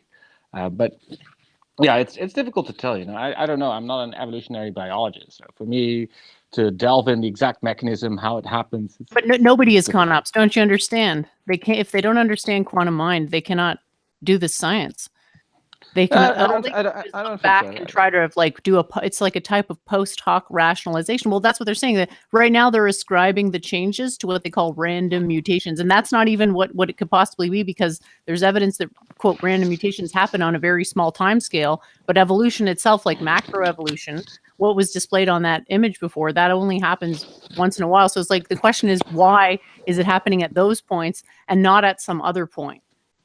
Well, we can see sort of macroevolution, and I gave you an example of dogs. I mean, you can see genes changing and shapes changing. It's human guided. That's not macroevolution. Macroevolution is when the daughter species is no longer able to breed with the parent species. So that doesn't happen in dogs. No, well, look, that is a problem. I don't believe in the biological species concept, because it's a question of continuum. Hold on there, Adolf. Slow down, Adolf. What are you trying to say? Well, the biological species concept is an idea that you define a species by the fact that it can't breed with its sort of closest relative anymore, right? So, but it turns out that many creatures can, and many are actually quite fertile. Look at the grizzly bear and the polar bear. I get it. It's an axiom. It's an axiom. What is your definition of macroevolution? I'm saying macroevolution happens only when the daughter species is no longer able to procreate with the parent species. That's my literal definition. Yeah. So if you're disagreeing with my axiom, but I think you're asking for too much evidence. I think we can already look at macroevolution in a way that is more subtle. You see less change, but the change is still observable. So I don't think you have to look at.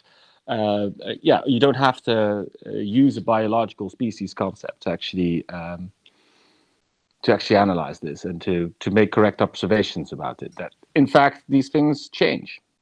I get it. They changed. The question is why. So all I'm saying is all you got to do is look at a DNA cross section and a scanning tunneling microscope, and you got to say, I can't really predict this without a spherical field, can I? Because there's a degree of like symmetry that is simply not present in, I mean, maybe we can recognize some patterns. Like I've seen, seashells with a spiral in them type thing, but I've never seen, actually maybe snowflakes kind of look like that. But other than that, that's, they can't explain snowflakes using Newtonian geometry either, right? So it's a question of what the heck are we looking at and what model is the best for approaching this. Now, are you really going to tell me that you're still a sphere denier after this image? I don't see the image, but I'm sure I am. Okay, I'll send it. I'll send it to you on Hangouts. I'll just message it. All right, really fine. Cool. But by the way, I have some interesting. I'll be back in like 5 minutes. All right. Okay, Doovid, thanks. Yeah. Have you heard about Matthew Heimbach becoming a liberal? You know what was funny about that was that it was released on April Fool's Day. So when I saw it, I was like cringe, and then I'm like, if this is on the off chance this is bait, because this is one of your problems, Conops, is you cannot recognize bait, and you always take the bait, but it's still funny, so never change. But yeah, so I was just withholding judgment. Why don't you tell us about this extremely important piece of information that we just cannot go on living without knowing? Well, it is quite interesting, right? So, sort of one of the most cringe types of the old right now has realized that it's been a cringe fest all along, and that he's distancing himself from the movement, and I think he's not alone. It's a sort of emblematic of a more people are just signing off. Are you wishing you would join the alt-right so that you could later distance yourself from it? No. Regretting it? Although I wonder what kind of group he will end up in, if he will be like sort of a counter-extremist type. But sometimes it happens with these people. Christian Piccolini used to be a Nazi. Now he is working with the SPLC. So it's not unique, and I wonder, maybe there's a sort of bright future for Mr. Heimbach in sort of anti-extremism think tanks. Who knows? Well, it's not super useful when the anti-extremism people are acting more retardedly than the supposed extremists that they're targeting, right? Like it's kind of shenanigans and kind of like governments paying people to spy on people who are basically fucktards. Like that's kind of not the greatest citizen confidence, is it? Well, it's rather funny. I mean, most of the people in the right are either incels, ex-drug addicts, some type of Jew, which is also rather ironic, or they have some kind of mental problem.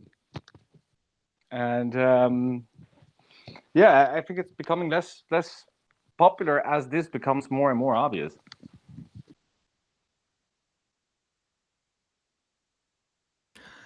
Again, this is like, what do you call it? Straw manning or whatever. Yeah, it's straw manning. Is it? If you're part of a movement in which most people have some kind of, how would you say, mental problem or some kind of drug past or whatever, don't you think it says something about the movement? I don't know.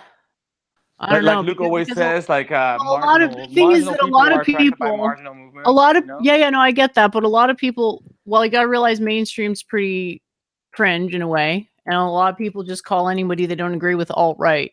So some people were like ironically identifying as alt-right to troll liberals, right? So it's like, again, it's bait.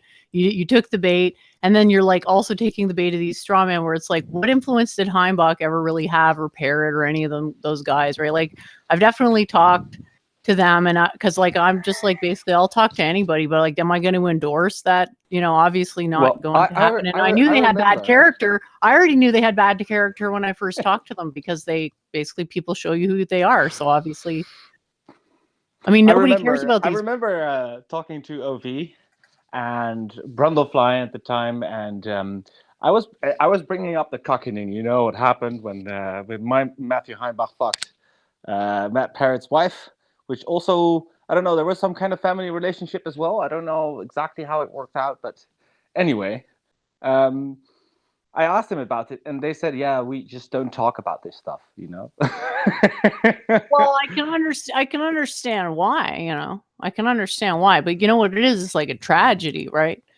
That's the way I look at it. It's like, you're going to tell me there's a bunch of like freaks around. It's like, well, yeah, of course there is. I'm doing social reform, so I'm like making myself available to people who don't have anybody else, people who society has turned its back on, and who don't have anybody else. And I'm fine to do that because it's what I've always done.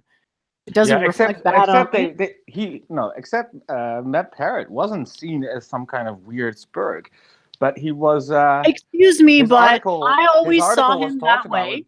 I always saw him that. Okay, the fact is, I always saw him that way. Anybody I ever had influence over agreed with me, and so for the people who didn't agree, well, then what's that say about his judgment?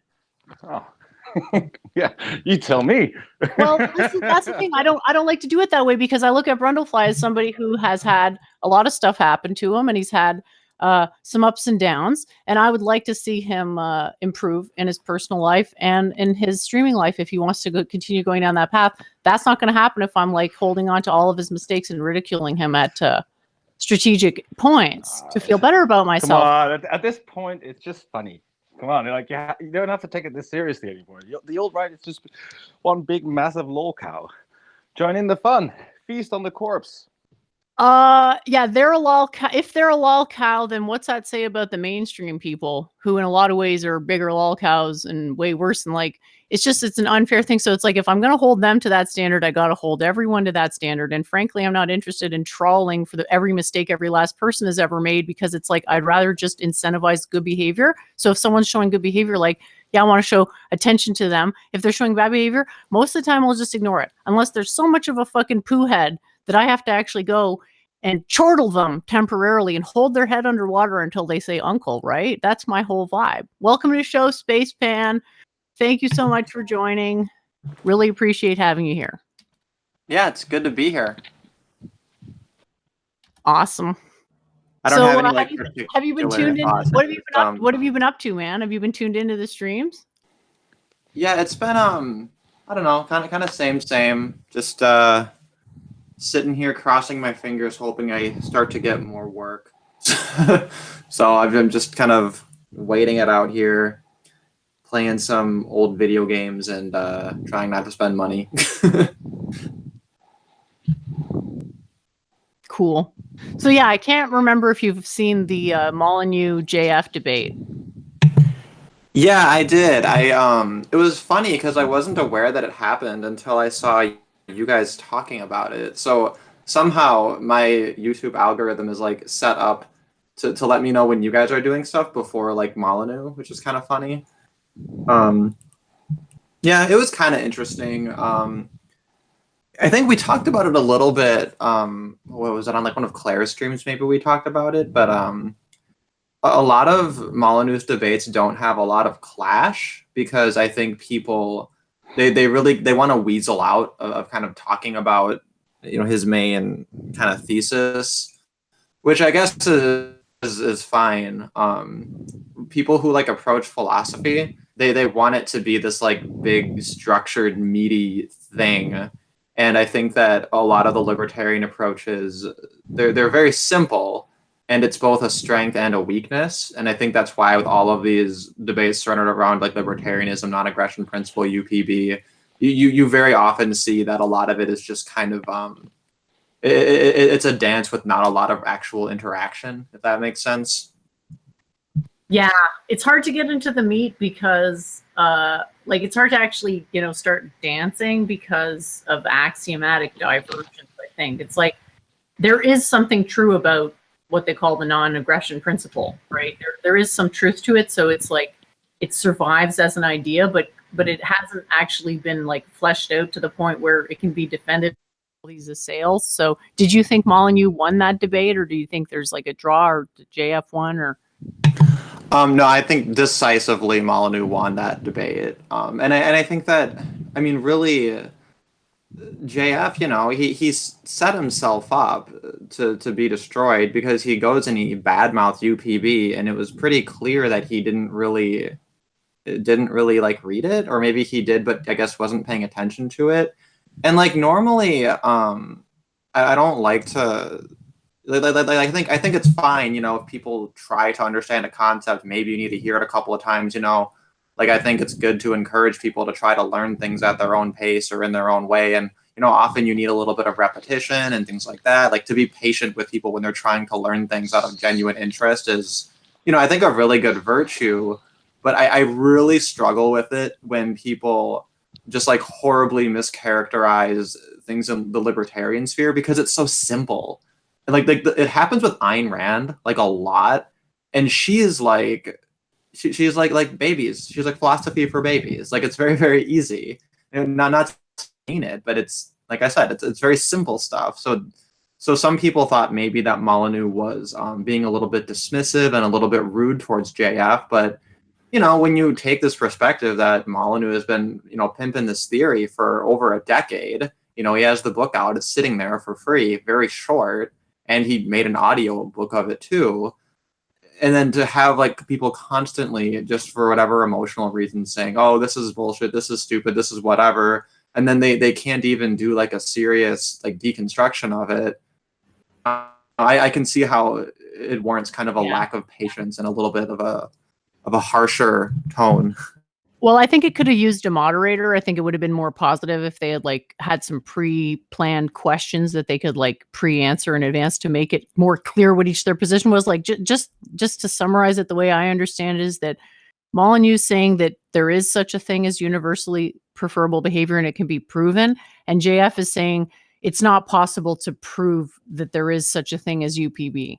And that's sort of like they got sort of almost stuck on an axiomatic step.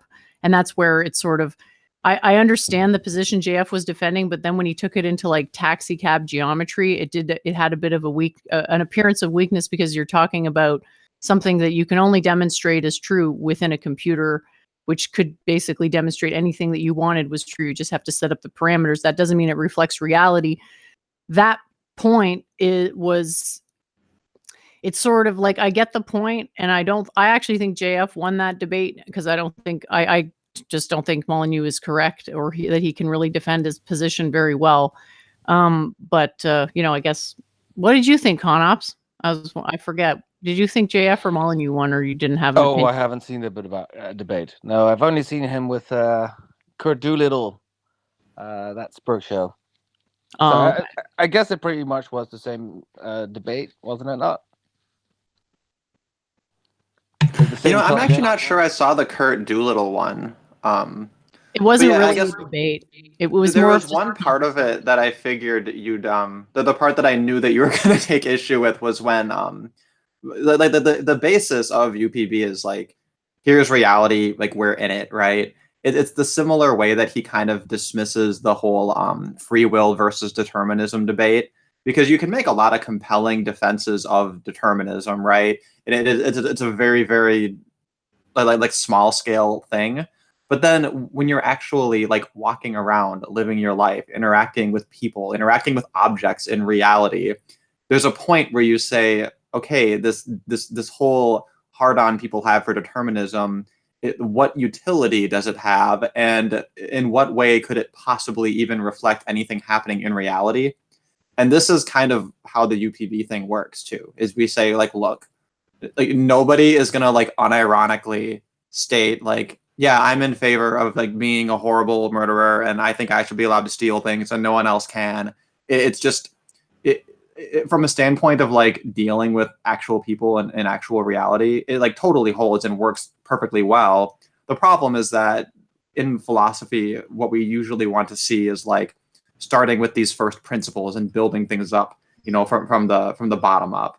And I think people are very suspicious in those kinds of spheres because they want everything to be super duper airtight. But I think that, ultimately, like the cool thing about the way that Molyneux approaches things is he gives people like a version of philosophy he would hate that characterization, calling it aversion. He would say it is philosophy, but he gives you philosophy that like you can take it out of the box and you can use it right away. And this is something that philosophers tend to not be able to do at all. It's, you know, he calls himself an ANCAP, yes? Yeah, he would identify with that. I think he Right. takes So some the issue very- with like the very libertarianism notion- as a whole, but yeah. The very notion of a state is antithetical to his position, but he's promoting essentially a statecraft through his DROs, right? That is in and of itself an axiomatic contradiction that I've never seen him address, right? So it's like, I get it, I get what he's trying to do, but the fact is that life comes from death, so it's not possible for it to be universally preferable that not killing is preferable, because you have to kill to live. So that, do you understand how it can't possibly be universal? It would have to be at the very least human-centric, and even that would require assumptions that the evidence doesn't support, because there are clearly some cultures where things like rape and murder are tolerated and expected. Yeah, and that's the thing too, is, you know, we'd reject any kind of moral relativism, right? So the appeal to culture, we would just say, yeah, whatever. But then there is kind of this. That's not moral relativism. Sorry. Oh, is it? I mean, what's the point of saying, you know, this culture allows murder, like to imply that it can be okay? Because it can't be universal if you have to kill to live, right? It Well, has you don't have to kill people, right? So well, that's the point. But the mere fact of saying it is only human centric, that's not universal anymore. That's human centric. So that's, I mean, that may just be a semantic thing. It doesn't ultimately matter, but that fact hasn't been addressed by him. So that I think that's why it was possible for JF to maybe like make the argument that he did. And if Molly Memes presented his idea better, it wouldn't have been weak to that attack. Yeah, and I think that is probably one angle that I can see making a lot of sense, is this term universality, because Molyneux adds conditions to it, and then you kind of take a step back and say, well, is it still universal? I would argue it's still, you know, a reasonable way to use the term. We say this is universal for human beings living on the planet Earth, which is kind of similar to what Rand did too. She's like, you know, like maybe if we meet some humanoid alien race, like then we can revisit this concept of universal ethics when we have to deal with, you know, aliens. But when we're talking about, you know, human beings on Earth and our earthly problems, then it feels like it works.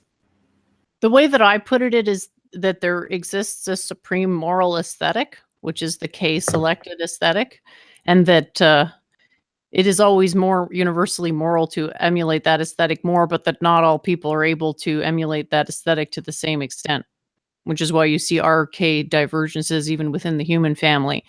So then to say on top of that, there's universally preferable behavior, well, actually there would only be room in that system for universal forbiddances, i.e. for everybody, no matter how uncivilized, quote unquote, you may be, you must abide by these basic, you know, minimum standards, because anything but that will be making it harder to manifest the K-selected aesthetic, which is the thing that is the supreme morality, which is that which diminishes the suffering to the maximum amount. Actually, I would totally agree with that. And that, so I think that might be another misleading part of it, is that he's calling it preferable behavior. And he did an interesting thing in the book where he kind of equates morality and aesthetics, and he just kind of throws it in there and then just keeps going, because it's like totally not the focus of the book. And like I had always, like, when I read it the first time, I just thought, that was kind of weird. And then it wasn't until so many years later, like almost like 10 years later, that I thought about it again, and I was like, that actually makes perfect sense. Like aesthetics and morality are actually just the same thing. So I make a big stink of having this distinction between ethics and morality. And then ethics is, like you characterized it, kind of just these forbiddances. And then we have this problem in libertarian culture where, you know, we have this caricature, right? Where it's like, oh, libertarians just want to like have orgies and collect guns and do drugs and own tigers, which is like, it's very funny, you know, and it appeals to Americans because like we love that whole, you know, freedom aesthetic, right? So libertarians have kind of played that up as a way to try to get more support.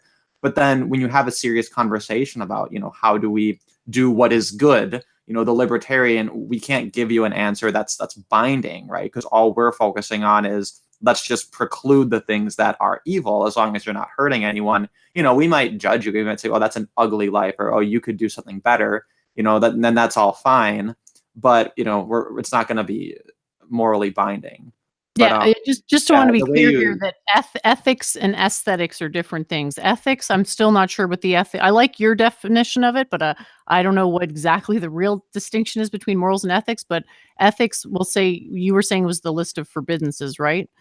Yeah, And exactly. So it's ethics are aesthetic- objective and they're forbiddances, and then morality is subjective, and it's like things that are good. And I like to use the term beautiful, like beautiful and ugly things are moral or immoral. But like an ugly painting isn't that's like aesthetic. That's aesthetic. Yeah. So I've got an article on my blog where I actually go through and derive how there is a better aesthetic because we live on a finite planet, and therefore the K-selected aesthetic must be the one that allows us to live on a finite planet in the best way. So it's sort of an argument for a universal type morality from a nihilistic universe. And I think Molly Memes denies nihilism. He is pro free will from what I understand. That's not the big brain position. Yeah, but the issue is like when you have a version of determinism that's like, oh yeah, all of the decisions that your mind comes up with, you have a will too. The will is part of you, but it's predetermined still. It's like you add so many pieces to the determinism that we kind of sit here and we ask, like, well, what's like, isn't this really just a semantic kind of thing, Yeah, it's such an interesting question. Like, I'm so glad we can talk about this stuff and that it's not turning into a bad vibe, because these questions are so important, because like you have to kind of get to the conclusion on your own. I can literally say facts over and over and over, but if you don't walk that path of actually understanding what the knowledge is, it's meaningless. So I'm really glad everyone's so into this stuff. So yeah, someone in the chat said, isn't math objectively beautiful? It can't be objectively ugly. Yeah, exactly. There's clearly something there. It's like when you say words like morality, God, beauty, we can't necessarily define them precisely, but since we can agree that they exist, there must be something there, right? I wanted to play a really quick clip of Conops talking about determinism. Did you know that, Conops? I got a video of you on the bad. Oh God, really? I did. It's not very long. If you guys don't mind just muting for a couple minutes, then we'll come back. It looks like Doovid's back. We get some commentary from him. Know how things will turn out, so that makes him responsible for the choices we ultimately make. It doesn't make him responsible because we make the choice. Again, you can't fit in the material determinism. Just because there are physical laws doesn't mean we have no choices, okay? So a universe is established with predictable behavior, but we, as humans, we have souls, we're able to make our own choices within that world. Sometimes those choices may turn out badly, but that's on your choice. Yeah, but I'm not so sure you can escape determinism in some respects. So you could say, like, okay, man has a free choice. I don't know if that's true or not. But you can't say that God wasn't aware of the choices you would make beforehand. I feel like you're trying to force me back into determinism, and this is indeed a trend. Are you German? Because this sounds like very German thinking. Nine. Very close though. Okay. This strikes me of sort of the Calvinist thought. Oh yeah, you're right about the Calvinists. Yeah, that's. You're dead on. Once you start going down the road of no free will, you end up with a lot of really unpleasant sorts of a really unpleasant worldview. Like, there's no escaping sin, and God made certain people just to be damned, and there's not necessarily like free will is something that is something that people, to me, naturally believe in. Although, I don't know. Some people may be natural determinists. Yeah, but I don't even know what the concept actually means. If we're talking about free will, what are we actually talking about? Because I can understand like a sort of rolled out universe where everything is not known in advance, but I mean everything will turn out a certain way anyway. Because I don't know, like one causal reaction creates another causal reaction, etc., etc. So, I don't know how free will really figures into that, because I mean, at some point, yes, you're doing what your choice is, but on the other point, I mean, you're an effect of all the causes that came before you. You know, this is, if you don't buy free will, like it's axiomatic. You know, Yeah. we have different axioms. I can't really convince you out of it. Yeah. Okay. Fair point. But so you. I'm seeing a big smile on Doovid's face there. Welcome back, Doovid. Did you have any comments you wanted to share with us there?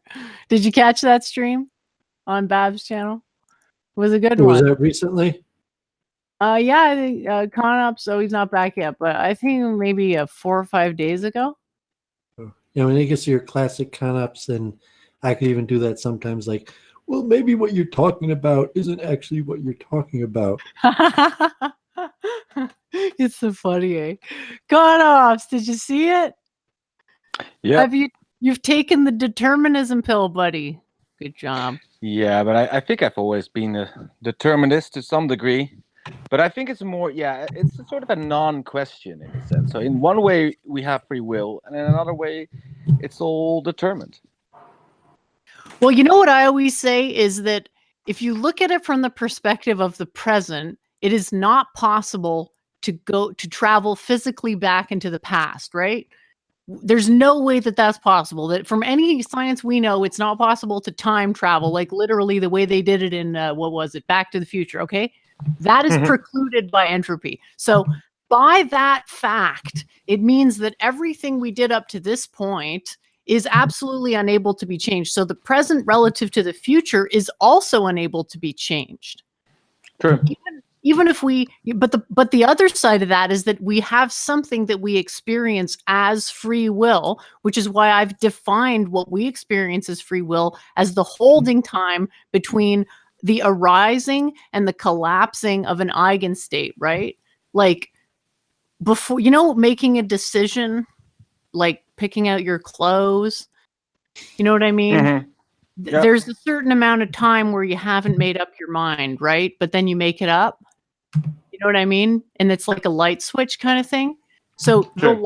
the longer you can do that for, the more agency and quote unquote free will you have. The people who can't, the people who are like basically impulsively reacting to things and have no distinction between the arising and the collapsing, they're acting really quickly, right? Whereas the people who actually kind of contemplate things before coming to a decision, they're acting more deliberately. And that is, I think, what we experience as free will. So those two things can both be true, even though objectively, from the perspective of just like pure entropism, as in we can't go back in time. Yeah, there's obviously a stronger argument against free will than for it. And that's again, true. It's creating a lot of confusion. I think it's better to just talk in different types, different categories, and different degrees of agencies, whether sort of internal or external. It's just a non sort of question. I think it's because we really want to believe that we're autonomous and that we can set every sort of parameter of our life, but that's just simply not possible. We are what we inherit. What's going on? Halsey's got like a tree of logic and 7 people, a huge panel. Oh, is he live right now? Yeah.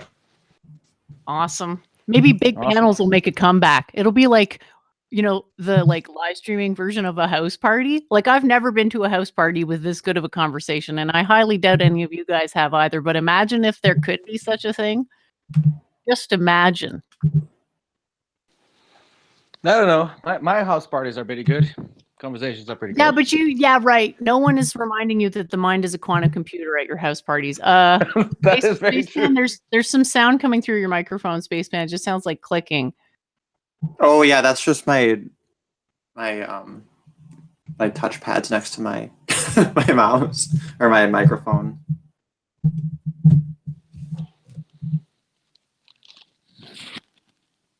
I thought Tree of Logic stopped streaming and that she's quitting the internet. But no, she's still around. No, you have to go to her website. does is she'll like put her streams like she'll just takes them down immediately, and then you have to give her money. You have to be a pay pig in order to get her in order to get in order for her mommy to abuse you. She put herself behind the paywall, but she's on Halsey's right now. Yeah, I gave her money because I was like so upset that I would try to catch her streams and it would always be at the end, and then I could never find them again. So I gave in. Is that the only thing she does, like streaming and getting paid for it? She does all kinds of stuff. Like she does news streams, but she also does ones where she reviews videos of people fighting. Like she does all kinds of different shows. It's really fun. Yeah, I like her personality. Wasn't she a sort of BDSM porn star? Yeah. She used to be. So she used to be a dominatrix in Germany. What? Yeah. She used to do that, and then she used to be a cop also. So like she has like an awesome backstory, and then she had her whole feud with Candace Owens and everything. Because like she's like she's like a black person, right? Like she's not like Candace Owens black, where it's like not actually black, you know. And she got pissed off at people like Molyneux and like everybody else who was, you know, like promoting people like Candace Owens and then like overlooking her. And she thinks just because they're all racist, which there's probably nothing to that. I don't know. Well, this is what the Republicans always say. Like the Democrats are the real racists. So I think Tree of Logic went to the Republican side because the Republican side was refraining from identity politics. But to prop a person up like Candace Owens is playing identity politics as well. So I think she got really annoyed by that. Oh yeah, absolutely. It's super tiresome too, because I don't know, like my major point of departure is that she seems to think that like black people should vote for whoever is like in their best interest, even if they're pandering to them. And I think that's stupid. Like they should vote for what's correct, you know? But then the Republicans, they don't want to say like, hey, we're like actually morally opposed to things like welfare. These things are actually a bad idea. We shouldn't have this at all. Instead, they want to say, oh no, we can give out free goodies too. We can be like the Democrats, but even better. And it's like, I don't know, it's kind of disingenuous, the whole thing.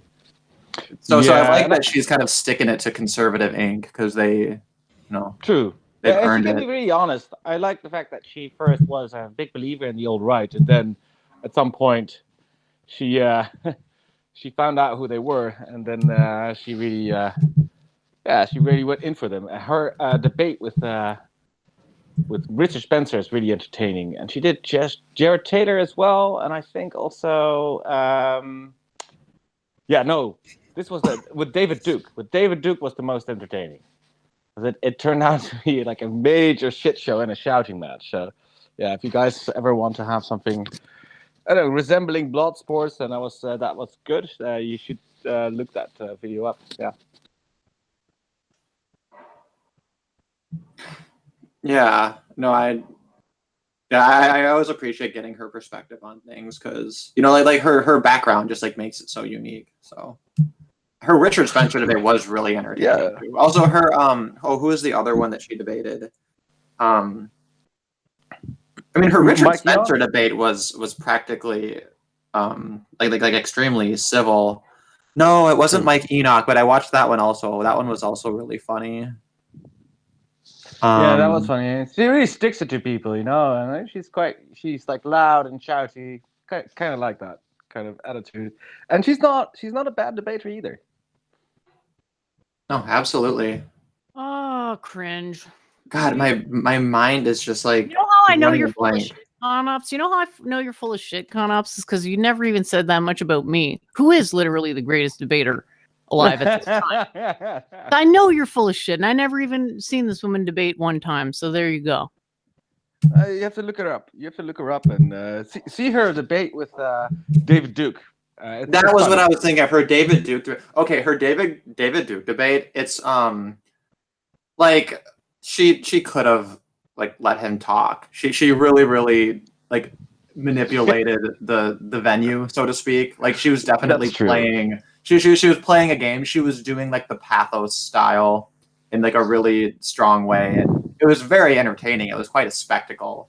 But That's I was curious to see like a clash of their actual ideas and to like let him flesh out his case for things so that we could see where whatever weaknesses. Instead, she would like really, really aggressively shut everything down immediately, and it made me wonder like if there had been a moderator that would like was mute more her for 30 less seconds or partisan. something. Yeah.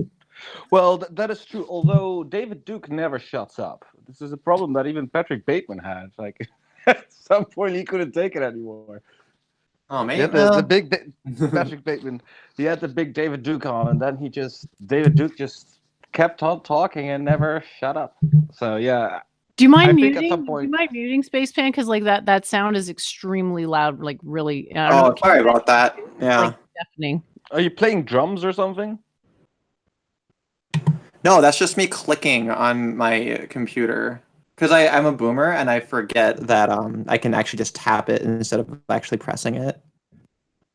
Yeah, you sound a bit like Claire. She always like types really aggressively when you're like on stream with her. Well, what it is, this is kind of a dumb thing, but my old laptop, like, the screen was broken, so I had to set it up with a separate monitor. So the monitor was like elevated on a separate shelf, and then like the computer itself was like lower down. But now I have a new computer, so it's just like sitting up where the monitor was. So now that's why there's like a change in the sound. Yeah, I just prefer to do it on my phone. It's easier. Well, but then again, I don't want to type in the chat either. Yeah, no. See, I have my phone to look at the chat, and then I have the computer to look at things on the internet, and then I have a separate phone for if I need to like look up an FAQ for a video game I'm playing. I got a great system. I got the ultimate neat setup. Well, I joined you in neatness because of the coronavirus, so I can't look down on you anymore, man. Fucking hell. Yeah, I was on indefinite unpaid leave before it was cool. I haven't had a job in like I don't even know 3 years. It's awesome. Oh wow, that is like wow, that is. Oh yeah, shit. Yeah. Does that make me a neat? Yeah, I guess it does. I guess I am an educator. Definitely makes you neat. Well, I'm an educator. I volunteer No, now. well, ho. In education doesn't mean you're an educator. So if but you just, I am an educator, and I have worked in education for a long time. But we're not paying you, sweetheart. Well, in a way, you're, it's a sort of spiritual kind of thing. Not you specifically. Not you specifically, but the knowing that I can make things more clear for people and help them get smarter, that's very rewarding for me. I mean, what else is there to do in life? Yeah, but don't you want to grift, Jenny? Get some of these super chats. No, I'd rather people give money to people who need it. If people want to give me money, cool, but I would just rather people give me their attention than money. Just listen to what I'm saying. You don't have to agree, but at least understand what I'm saying, That's what I would like from people, yeah. Mm-hmm. Yeah. Just to return to the whole the Stefan Molyneux debate with JF Garippi. I got a clip of that too. I got a really funny clip of that too. It's like 5 minutes. Just play it. Just play it now, and then I can go on after that. Sweet. Yeah, it's okay. I'll take some more medicine if you're gonna play a clip. Yeah, it's about like 5 minutes. Sorry, Doovid. We'll give you some screen time real soon. I don't mean to exclude you there. I just got a little excited about this, but yeah, I made this video. Hope you guys really like it because I had a lot of fun putting it together. So if everyone doesn't mind just muting while I play it, it's like I think it's less than 5 minutes. Enjoy. Happened, and what people do is they have this superstitious addiction to trying to summon, like ghosts from dead bodies. They try to summon shoulds and oughts and good and right and rights and ethics and all of this from the mere mechanistic facts of the universe. You cannot get an ought from an is. It's true. Now, but the fact of the universe is that there's nothing in physics or biology or the nature of reality or anything like that. There's nothing in the atoms. There's nothing in the material processes or the physical forces that says you ought not do that. Now, We may, of course, find it useful in society to create conventions of reciprocal altruism. We may find it productive in society. And so if you're going to make a statement about universally preferable behavior, it needs to be universal, in other words, independent of time and place. It also needs to be something which human beings can prefer, although it doesn't have to be what they always do prefer. And it has to be behavior because, as an empiricist, you can't just read minds, and therefore it would be an incomplete state of mind to try and judge thoughts that have never been expressed in any tangible or recordable form. And so the first question... Recognize that, okay, the universe could be into the mind or into the computer of some godlike teenager playing with us or doing a simulation. Okay, good. I appreciate that. I just wanted to sort of update my understanding on that. Now, what about something like a square circle? Can that exist in our universe? It can exist in certain mathematical systems like taxicab geometry. No. I mean something that exists not as a concept, but as, because, you can, I just said the square circle, it's a contradictory concept. Can a square circle exist in the material world? No, in our material world, I would say. Well, okay, but we've just said we live as if this is the only material world, so let's not keep jumping back out this wormhole that we just sealed off. In the material world, in the sense data world, is it possible for a square circle to exist? In our universe, no, but in other universes, it may very well be. So there's an important difference there, which is I don't make statements of non-existence generally, and even if you're trying to push me to it, I'm trying to avoid it. I know that sometimes loose language can appear as if I would, but ultimately I know that taxicab geometry is a virtual system that you can implement in your mind that does allow square circles. So why not? Why wouldn't there be a universe out there in which taxicab geometry is true? I don't see the problem there. Well, no, because that would be a misattribution of a virtual world to the real world in which we live. Exactly. Now, so why on earth are you bringing up clear, a virtual taxi cab geometry, which is a theoretical thing that's just kind of made up that contradicts the property of reality, and say that that has something to do with reality? That's like saying, well, there's a God in a video game, therefore God exists. Well, in a certain context, you'd be right. But in my view of the world, there is a burden of proof to someone making a statement as opposed to someone saying, I don't know. And what I'm really saying when I say, I don't know if there's other universe out there where square circles exist, it's a statement of not knowledge. It's deeply agnostic. You are the one claiming that in no possible universe there is a square circle, and I just presented to you one, at least in a virtual world, in a virtual space, and yes, that exists.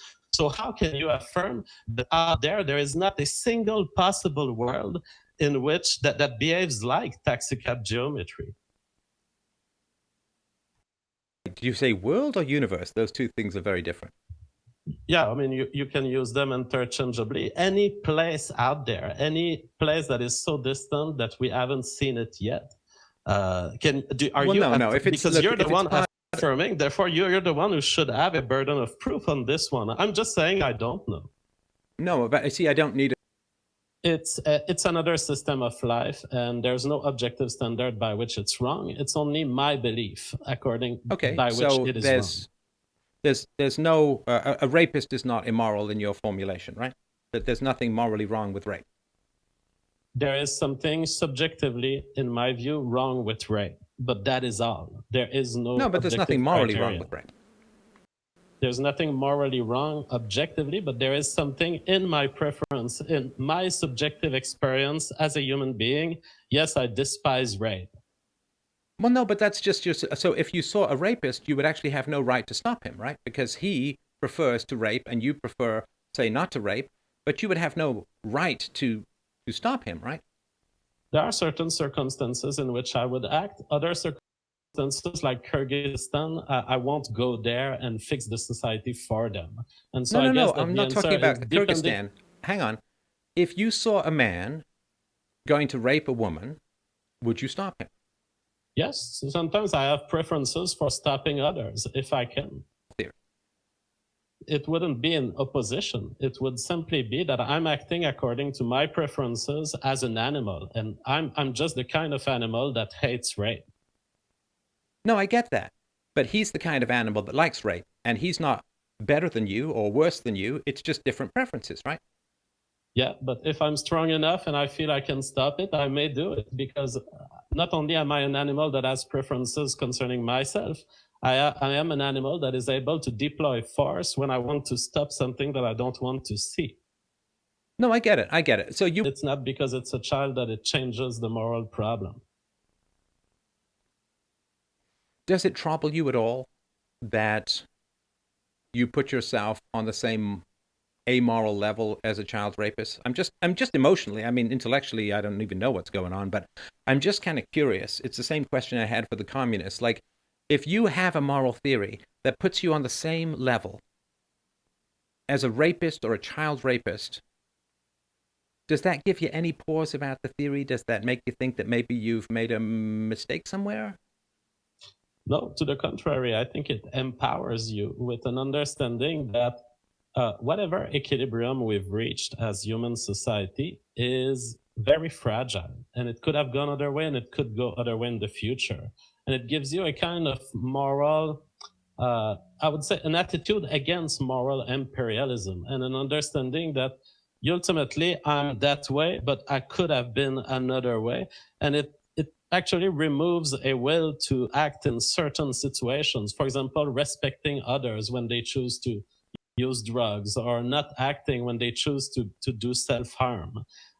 It simply gives you the power to understand that society could have gone another way, could have been much more violent, and that the particular moralities that we have, they could go away eventually if they were selected out of us. Okay, so let me ask you this. So I did see a video that make a little extra money by selling the animals on the wet market, the animals that have been tested on. I don't know. There has been a pandemic in 1720, 1820, and 1920. I mean, this pandemic should have been pretty easy to predict. Well, Stan, you show me where you predicted it. So anyway, this better end this April the 30th. No, it's not going to. No. The age of plenty is over, man. The age of plenty, the age of infinity, the age of print your money that you wasted playing video games. And listen, I've wasted some time playing video games, don't get me wrong, but all that time that you wasted playing video Smoking gun, please search. A SARS-like cluster of circulating bat coronaviruses shows potential for human emergence. UN Carolina study from 2015. Program was moved to Wuhan. Smoking gun. I don't really think that's a smoking gun. Stephen Rahim. Steph, why has happened to you? The Langley propaganda virus? Yeah, I don't know what, I mean, look, I'm going to invite you here. Like, I'm just going to invite you to this, okay? Let me be straight up with you. I mean, straight and clear with you, and very clear and assertive and decisive. Because the display of surplus not only works for the tribal sacrifice, it works up to the freaking porch in Hollywood. It's like, okay, why are guys driving these stupid cars that cost ridiculous amounts of money, that are absolute waste? You could be making so many babies with this money. Well, it's because it's a display of surplus, a display of, and it works down to the peacock tail. Church of Entropy says, sacrifice is wealth, virtue signaling, good observation. By the way, Church of Entropy, Mama JF is loving your videos. She's watching your video all day long. I have to listen to your fucking quantum explanations all day long because Mama JF is watching them. And so you are now part of my everyday life, Church of Entropy. I hear your explanations on an everyday basis. Look, if you think I'm some sort of sellout, if you think I'm a grifter, if you think I'm a shill, if you think that I have some nefarious objective or agenda, please, life is short. Go somewhere else. Go watch someone else. Go do something else. This weird, like you lost a tooth and you just can't stop jamming your tongue up in the hole or something like that. There's this weird thing where people come by to hate watch. Like, what a sad, pitiful, and pathetic waste of your time and your life. There's people I don't like on the internet. You know what I do? Whatever it is that's not them, There's 12 million channels out there. There's so many people out there. For all of the people who think that I've sold out and I've betrayed my principles, okay, fine. Let's say that. From earlier in the book. Hello, Mama JF. What's up? It's true because me too, I don't understand the world, how it works. So every time I hear somebody who says something never there, I try to see what it is. Because I don't think the government tells us all the truth. But Church of Entropy tells us the truth.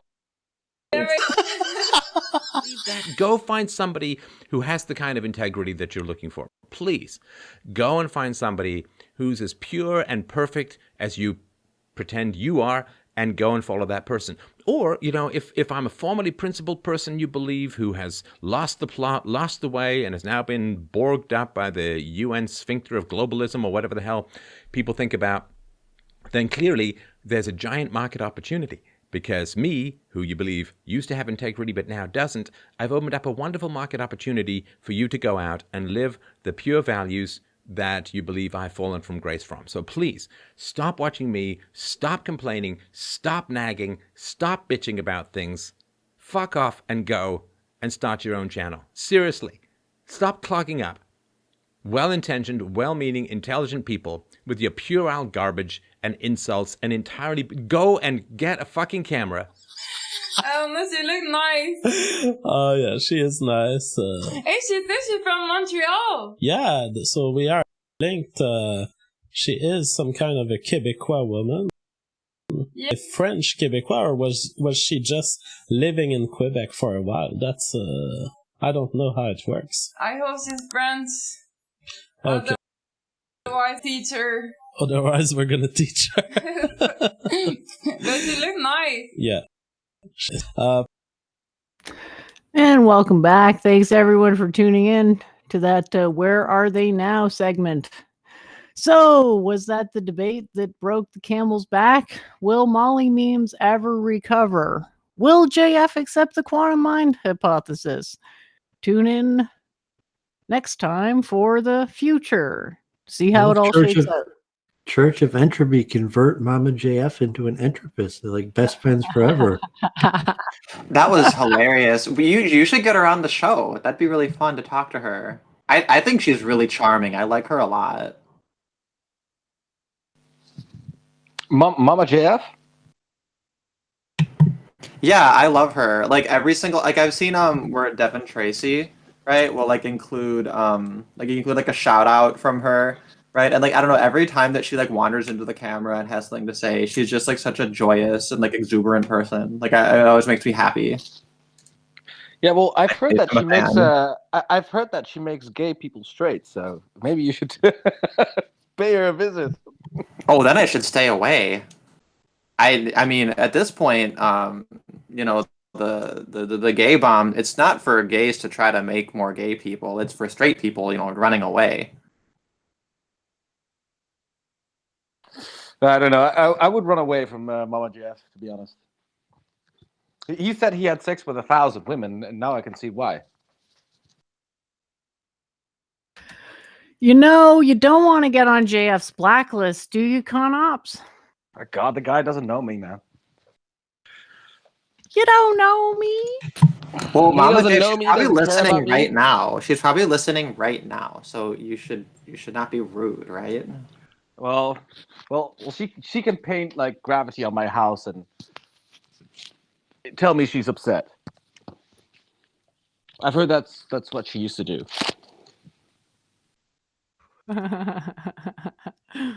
Oh man.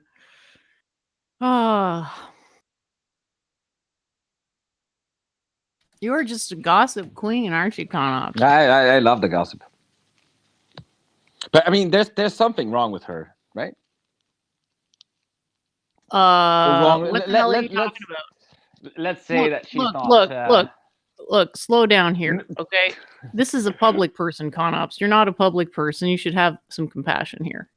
Oh, come on. She shouldn't inflict herself on the public then. All right, well, come on,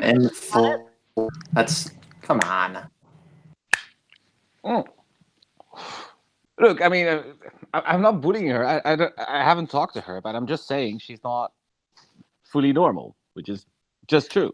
The point is, it's a consensual relationship. It's really none of our business. And no, I'm not gonna. Look. I'm not even gonna go that far. JF is also a retard too. So I mean, it's not. Holy shit! The It's opinions not. expressed on this stream by certain dipshits do not represent the opinions of the channel owner. Disavow. Disavow. Come on, he's autistic. Okay, That's but like autism the literal definition of retardation is when your development is, how would you say, slowed, and that's what autism is. I don't know. I think the autists they're angling to be the new master race. I think autism is in these days. I don't know. No, it's just in on the internet.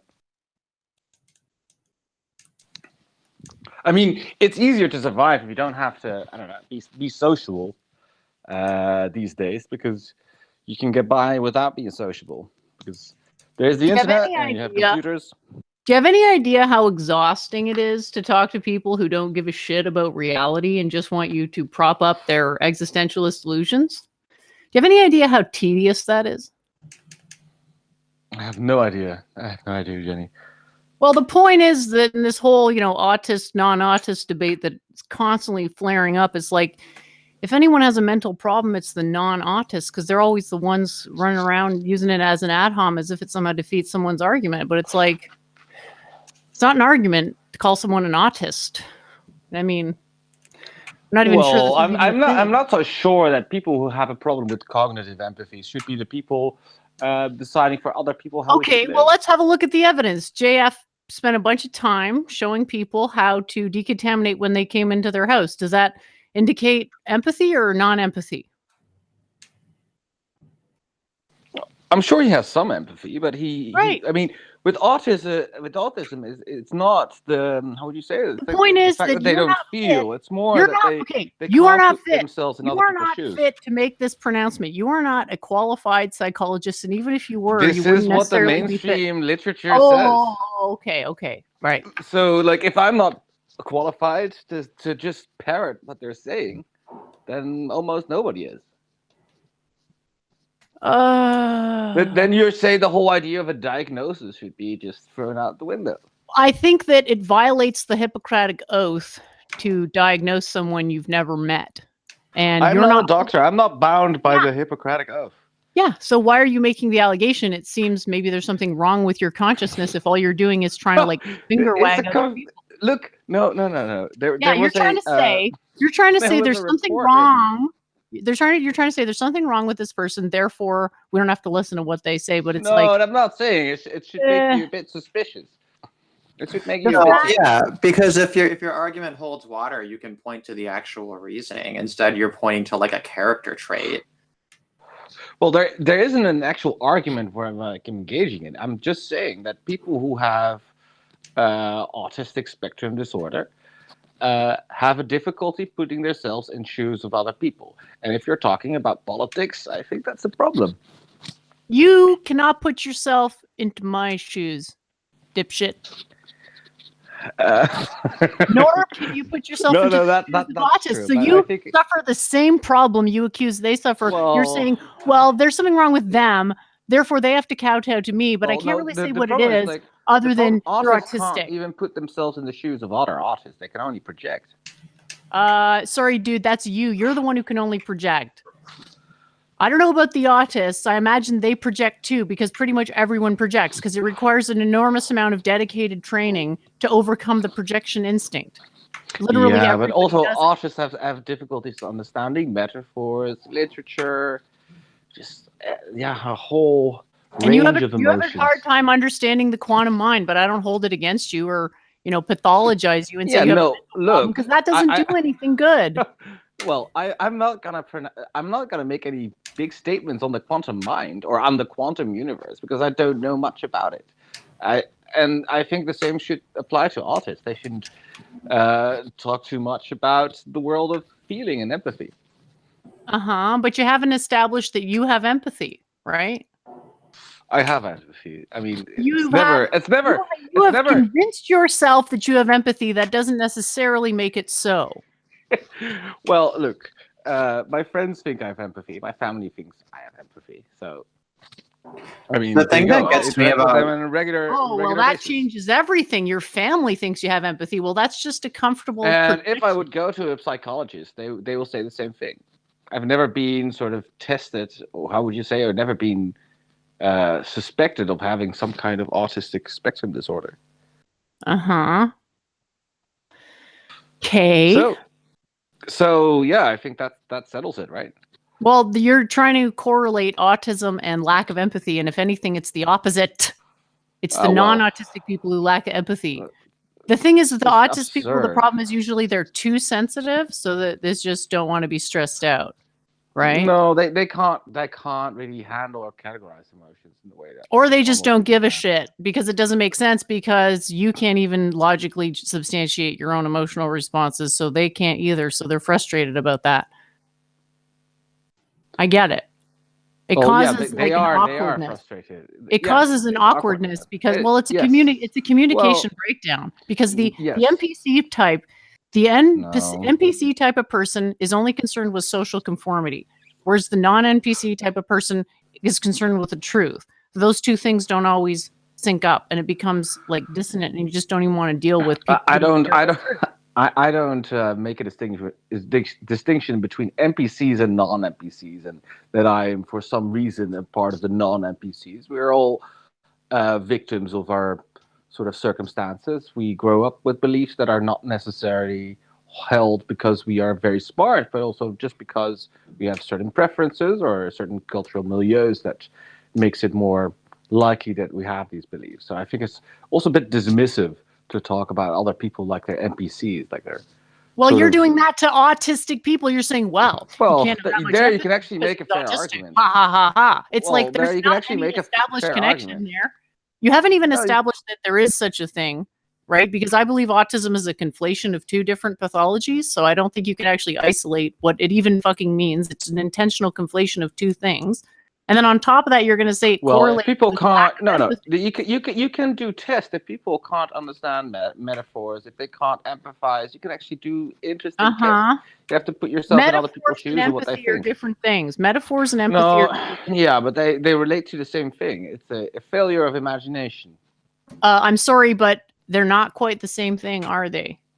Because imagination is one thing, discernment is another, and empathy is even something other than that. Yeah, there's a connection. Yeah, but you need some kind of you need empathy to discern certain things. You know. No, you don't.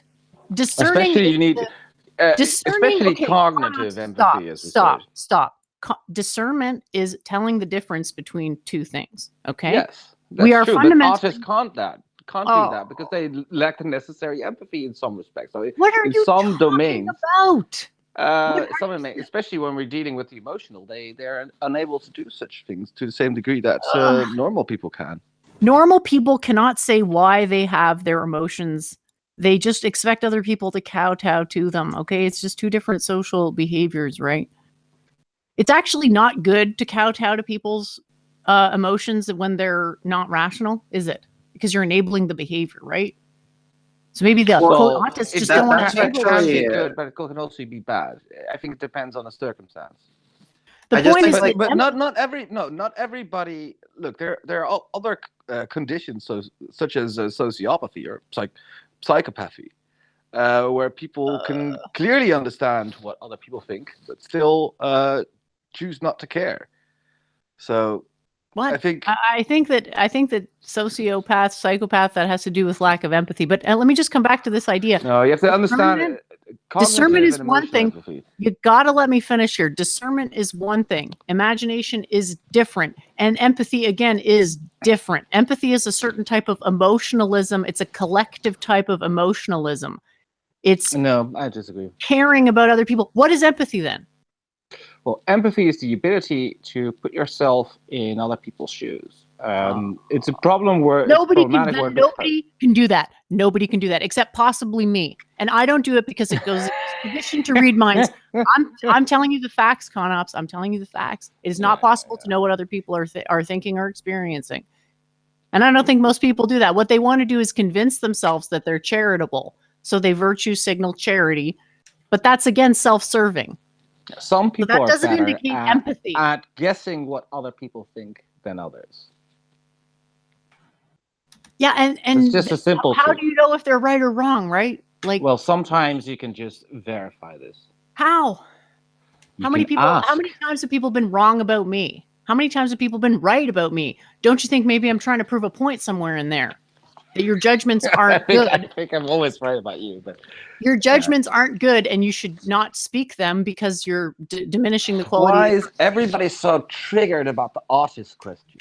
Well, here's what I want to add to it. You can talk about minorities, you can talk about everything here in these spheres, but you can't talk about the artist. It's just so weird. Well, I mean, you could. I mean, what you put forth as a theory, right? Like a prediction that, autistic people are going to tend to make this error, right? So it doesn't stand independently. You have to give the example in the context. But like the irony of the whole situation is that it's supposedly the autists who, don't have any of the, the social wiles, right? They can't do any of these kinds of things, but then they tend to be good at other things. And what I've noticed is that, the autists aren't telling the non-autists, go count your own trains and go do your own computer programming. They just kind of quietly do their own thing. Whereas these people who are like supposedly these, social idiot savants are the ones demanding that autists kowtow to their will, and do everything that they do. So it is kind of an irony that the treatment of autistic people by non-autists kind of is projection. Like it's actually the non-autists who are how is it projection? Their will. Well, because they're not being empathetic towards people who might not have like certain social skills. Conops, sit down. Conops, sit down. We're your friends. We want to talk to you, Conops. Sit down. So I don't know. I looked at shooters, sort of spree killers. And it turns out, like many of these people, it's a huge percentage. So more than a third are in some way autistic. Eric Rogers had a problem. Okay, yeah, look. I think if 1/3 are autistic versus what 100% of them are on psychotropic drugs and have single mothers. No, well, I think there's a percentage of psychopaths. That's the reason why we don't like psychopaths either, even though some of them are functioning. But we are in some way. I get it. You're trying to paint autists as psychopaths. I get it. I'm aware of the grift. It's not going to fly. What's your point here? Well, I'm just saying it's a sort of demographic that has some problems. Are you that desperate to dismiss this thing's people smarter than you say that you're willing to? I don't think like a fucking communist is mentally ill. Artists are not smarter than okay. people. Am I autistic, Kyle? I don't think you are.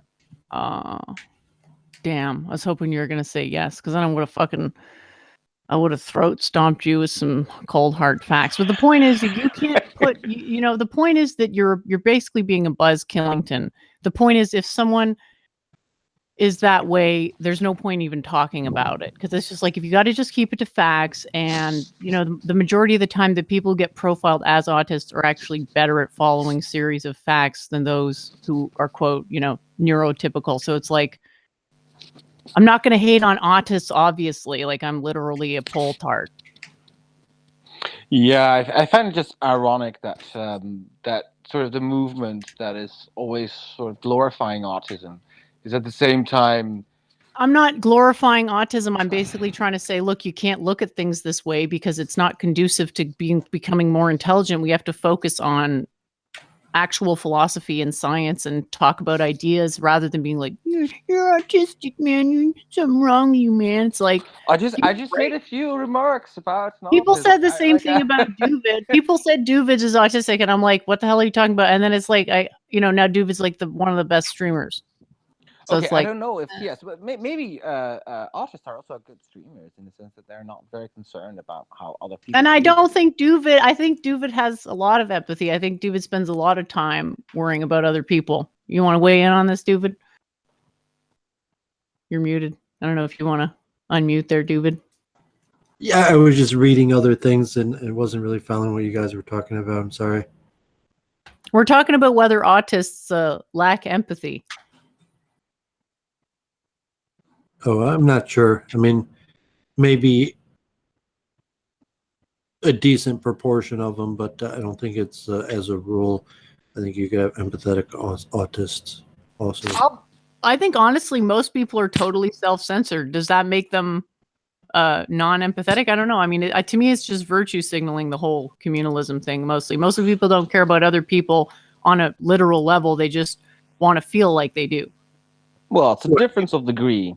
You have conflicting desires. I'm saying people essentially have a consistent desire for their own self-benefit, but they also have conflicting desire for good societal relationships or things like ethics and virtues and virtue signaling and things like that. But and then you sometimes have conflicts of standards. Yeah, exactly. So it's like, how do you resolve it? Well, you just believe something about yourself that's not necessarily true. Like most people believe they're a good person. They want to believe that. Is it objectively true? Well, you'd actually have to go out and test it and say, well, has this person actually done something truly benevolent? And then you find there's just not that many people who do that. A lot of the quote benevolence is just people wanting to pat themselves on the back, like the whole digging wells in Africa thing. That's not real virtue. That's just, I want to feel special. Oh, look, I'm coming to save someone who, these poor people can't make their own wells. Haha. Oh, 2 generations later, there's like 8 times more people and no water. Okay, well, whatever. At least I meant well. That is not virtuous. Is it? I'm not even Volunteerism. Yeah, That's the catchy exactly. phrase for Like, it. I'm sure those I don't girls, think there's anything wrong with that though, because I mean, like the reason it goes to shit is because of the foreign aid, right? It's not because Becky, even if she did it for totally selfish reasons, Becky is in a scenario where Becky can't do any good. So Becky has a certain impulse towards virtue signaling in a collectivist manner, i.e. espousing virtues of collectivism, so nation building type thing, but it gets funneled into something that's ultimately not actually giving long-term solutions. It's actually exacerbating a lot of problems. So yeah, the intention matters to an extent because it determines culpability, but the fact of the matter is, these people shouldn't be patting themselves on the back because that's not really the point. The point is benevolence. If you actually genuinely care about other people, like thinking you care, the point is that thinking you care about other people and actually caring about other people and having a degree of empathy, not the same thing. Like, what's the most benevolent thing you've ever done in your life, ConOps? Wow, are we getting personal? The point is, you are so damn sure that you're just like the Christians. They're so damn sure that they're right. It's like, if you're that damn sure that you're right, I can guarantee you're fucking wrong. So it should be easy to prove something benevolent that you've done if you have so much empathy and you just suffer so much for the shortcomings of other people. I don't think you can point to anything, though, because what you do good in the world is your own immediate circle, which could be argued to be self-serving. And I don't judge you for that because I think most people are like that. But you're making a circular argument. I mean, this is Oh. you could always argue, yes, everything we do altruistically is always indirectly to satisfy our own egos. And it's just, I don't know if that's an argument you want to have, because it at some point it just breaks down and becomes cringe. Well, the argument you don't want to have is you don't want to have to substantiate your supposed empathy through means of benevolence because you're coming up with a pretty darn short list. And look at how disgracefully you've behaved yourself on these streams all these times. That's the opposite. That's saying you don't give a shit about JF's I don't know if it's his wife or his girlfriend or what she is as I don't even person. Okay, you don't give a shit that you might hurt her feelings.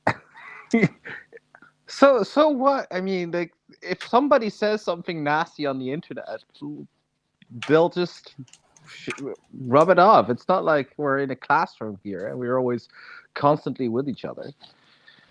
Yeah, exactly. So you're venting your aggression on the internet by treating people like shit, and you're like, "Oh, but I'm so empathetic, ha ha ha," and then you're like laughing at someone. Empathy like is doing not just about work. empathy is not just compassion. They're different things, Are they really that different? Yeah, they are. Like, there is a degree of difference. Kind of the same thing, right? Like empathy is being able to, okay, so what you're saying you can tell what other people's state of mind is like, but you don't care about it. Is that what you're trying to say?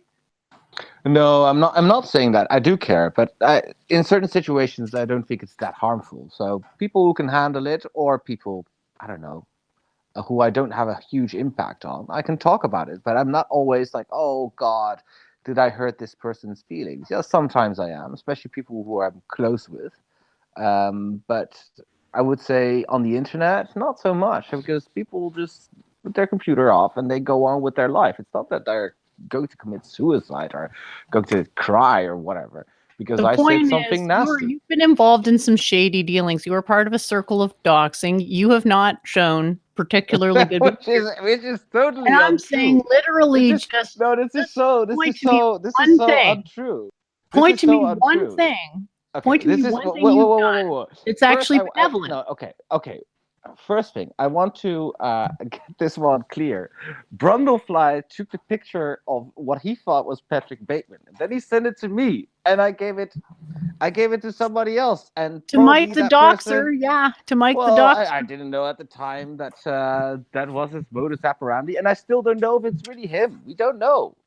It's not established yet. We don't know if that was going around in big mystery, circles. isn't it? The point is that you don't want me. It's a big mystery. Yes, the point is you don't want me ragging on you for all of your flaws, but you're gonna just like start ad-homming people. It's like, why don't you care? Focus on what they're saying if you have an issue with it. But if you don't like his demeanor because you think he's autistic, and even if he identifies as autistic, who knows if it's ironic or what, or like a self-empowerment thing? But it's just like no. Wait. There's no point. JF himself is preaching racial segregation. All right. And I think somebody who has such a sort of radical idea, which will mean real world implications and probably a lot of suffering as well, can be criticized. And I will not have it said that I can't criticize his autism because I think that might have something to do with it. Oh boy. Well, I mean, you want to die on that hill, be my guest, but I'm telling you, there's a lot of people out there who do not see things the same way you do. Autists, ex-drug addicts, and other sort of sociopaths are the core of the alt-right. And I will keep mentioning that. It's a psychological disorder, and it's omnipresent. So I think it's relevant, so I'll keep bringing it up, and I'm not very concerned about their hurt feelings because you know what? Okay. They don't really care about hurt feelings either. Hypothetical situation. Let's say all the people that you're identifying were somehow mixed up with being government shills. What would that imply? I mean, it would imply that the government has a very huge operation with all these neats on the door. Well, maybe Norvin is. I don't know. Well, he gets money from the government, but I don't think it's the fucking CIA. Is Norvin a leader of the quote alt-right that we haven't even established if this is even a thing? But let's say, is he really? Who is the leader of the alt-right? That's the whole thing. You're saying here's a straw man. Will you please defend this straw man? JF has associated himself with it, so I can criticize him. Okay, he's interviewed Spencer, but I've had like you on my stream. I've had OV on my stream. You've streamed with OV. Does that mean you have to defend OV's beliefs now? Like it's guilt by association again. You're acting like a look. If I JF is having people on all the time with a certain message. And it's always very disparaging of black people. It's always very anti-Jewish as well. So yeah, I don't think I should be asked to not say anything about his autism. I mean, if you dish it out, you have to be able to receive it as well. Come on. I think he's a scientist. I don't know what he said. Anti-Jews, anti-blacks, or pro-ethno-nationalism. I'm not familiar with him ever stating any of those. So you're kind of strawmanning his position to me. Then you should see some of his videos. Okay, look, it's like Okay, so you're No, saying it's that fine. No, it's fine. I didn't you start. I can't didn't start address his burning argument. out about You haven't. autist. The You word can't autist. address his argument, so you have to ad hom, and now you're going to stand by the ad hom, and you're going to double down on the ad hom. Is that what you're saying? Well, I'm just telling a regular point about autists in the alt-right movement. I think there's nothing wrong with that. What? And I'm actually bringing up a concern because people in the alt-right always care about criminality statistics and about statistics of shooters and whatever and what their color is. Well, it's quite interesting. They never want to talk about the disproportionate amount of autists that are that commit horrible offenses. All right. So I just don't agree that there's any correlation there, because I think autism is itself a conflation of two pathologies. So come and talk to me when you can actually get the pathologies right, i.e. when you accept the quantum mind for psychology, because it's required. It's just as required for psychology as it is for biology. And that's why all these people are wrong. And I'm right. Yeah, And it's okay. like, you're still... All right. Well, why not just address the arguments, right? Like, there's actual arguments in what he's saying, and now you're like, it kind of feels like you're straw manning his position. And I was making fun. I was making fun of Mama JF, you know, and I was making fun. Of JF. That's fine. Why can't I make fun of this thing? Because it's an ad hom. It's an ad hom, and I have stream protocols. I've got stream protocols on my blog, and I say no ad homs, but you know, artful criticism is okay because it's funny as hell. But what you're doing right now is not funny as hell, and it's just like, I got to correct your bad behavior because you're just people. No, you're just making it unfunny because you're going on a tangent and how we can't say anything about these poor little autists. I mean, come on. It's not just the quote poor little autists. It's a blanket ban on ad homs. I don't allow any other kinds of ad homs unless, again, like I said, if it's an artfully presented criticism, it can be very entertaining. I thought it was very, very artfully presented.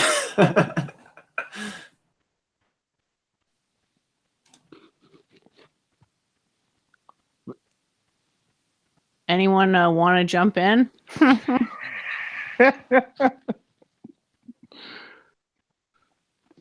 Yeah, I mean, I thought that's what you get when you get triggered by a word. It becomes just this unnecessary tangent about something that is not very interesting either. Yeah, so don't do ad homs, and you won't have to get pulled into the boring digression. But you know I'm going to enforce the boundaries because that's what I do. What I do, homeboy. I've always been like this. Like, it's just, it can't happen. You know, it was like the time someone was going after that Christian. It's just like, it's not fair. You can't. It's like Claire. Claire does this. You say stuff about Christians as well. I say stuff about factually things about the Christian religion that I can demonstrate are not true. That's not the same as going after somebody on a personal level and demanding that they defend their religion. I don't go after individual Christians and demand that they defend their religion to me. I may state facts about the religion, but I'm not going up to people and demanding that they explore all the axiomatic contradictions in their own ideology. I do that. But yeah, and what is wrong with that, Eden? Like, what's wrong with that? I think you should interrogate people, especially if you disagree. Bring on the heat. Come on. All right. Well, you're coming in from a presumed position of authority, and you won't invoke the will of the sovereign. You're just like, I'm just saying my opinion, man. So it's like, I don't want to deal with the will of the fucking sovereign. Because I don't want to deal with some slimy bullshit of like, well, I'm going to say you're wrong, but I'm not going to take responsibility for being right. It's like, you either are right or you aren't. How am I not taking responsibility for my statements? Well, how do we even get on this topic in the first place? The question is... Because I called Mama JF a retard. Yeah, exactly. And the point is that that's an ad hom, and it's just not... welcome. I am not debating Mama JF. I'm not debating Mama JF. Yeah, but I'm just telling you, just for stream protocols, ad homs is not allowed because it's not good, right? So can we please change the subject? Okay, fine. Look, if there's some argument Mama JF made that you don't like and she's purporting as some sort of expert and you want to go ahead and defeat her arguments, that's cool by me. Okay, I refuse to believe that she can make gay people straight. Is Wait, what's the origin of that? Was that actually? Yeah. This was actually captured on stream. It's on Bad Goy Productions channel. I feel like I shouldn't ask you though, just because you're such a gossip. So you're just gonna drag us into something like. This is like seriously, it's like weapons grade gossip. It's like you are autistic for gossip. You're like a failed autist, Conops. It's weird. Well, I'm on my bed, laying on my stomach, kicking my feet in the air. What's the scoop? No.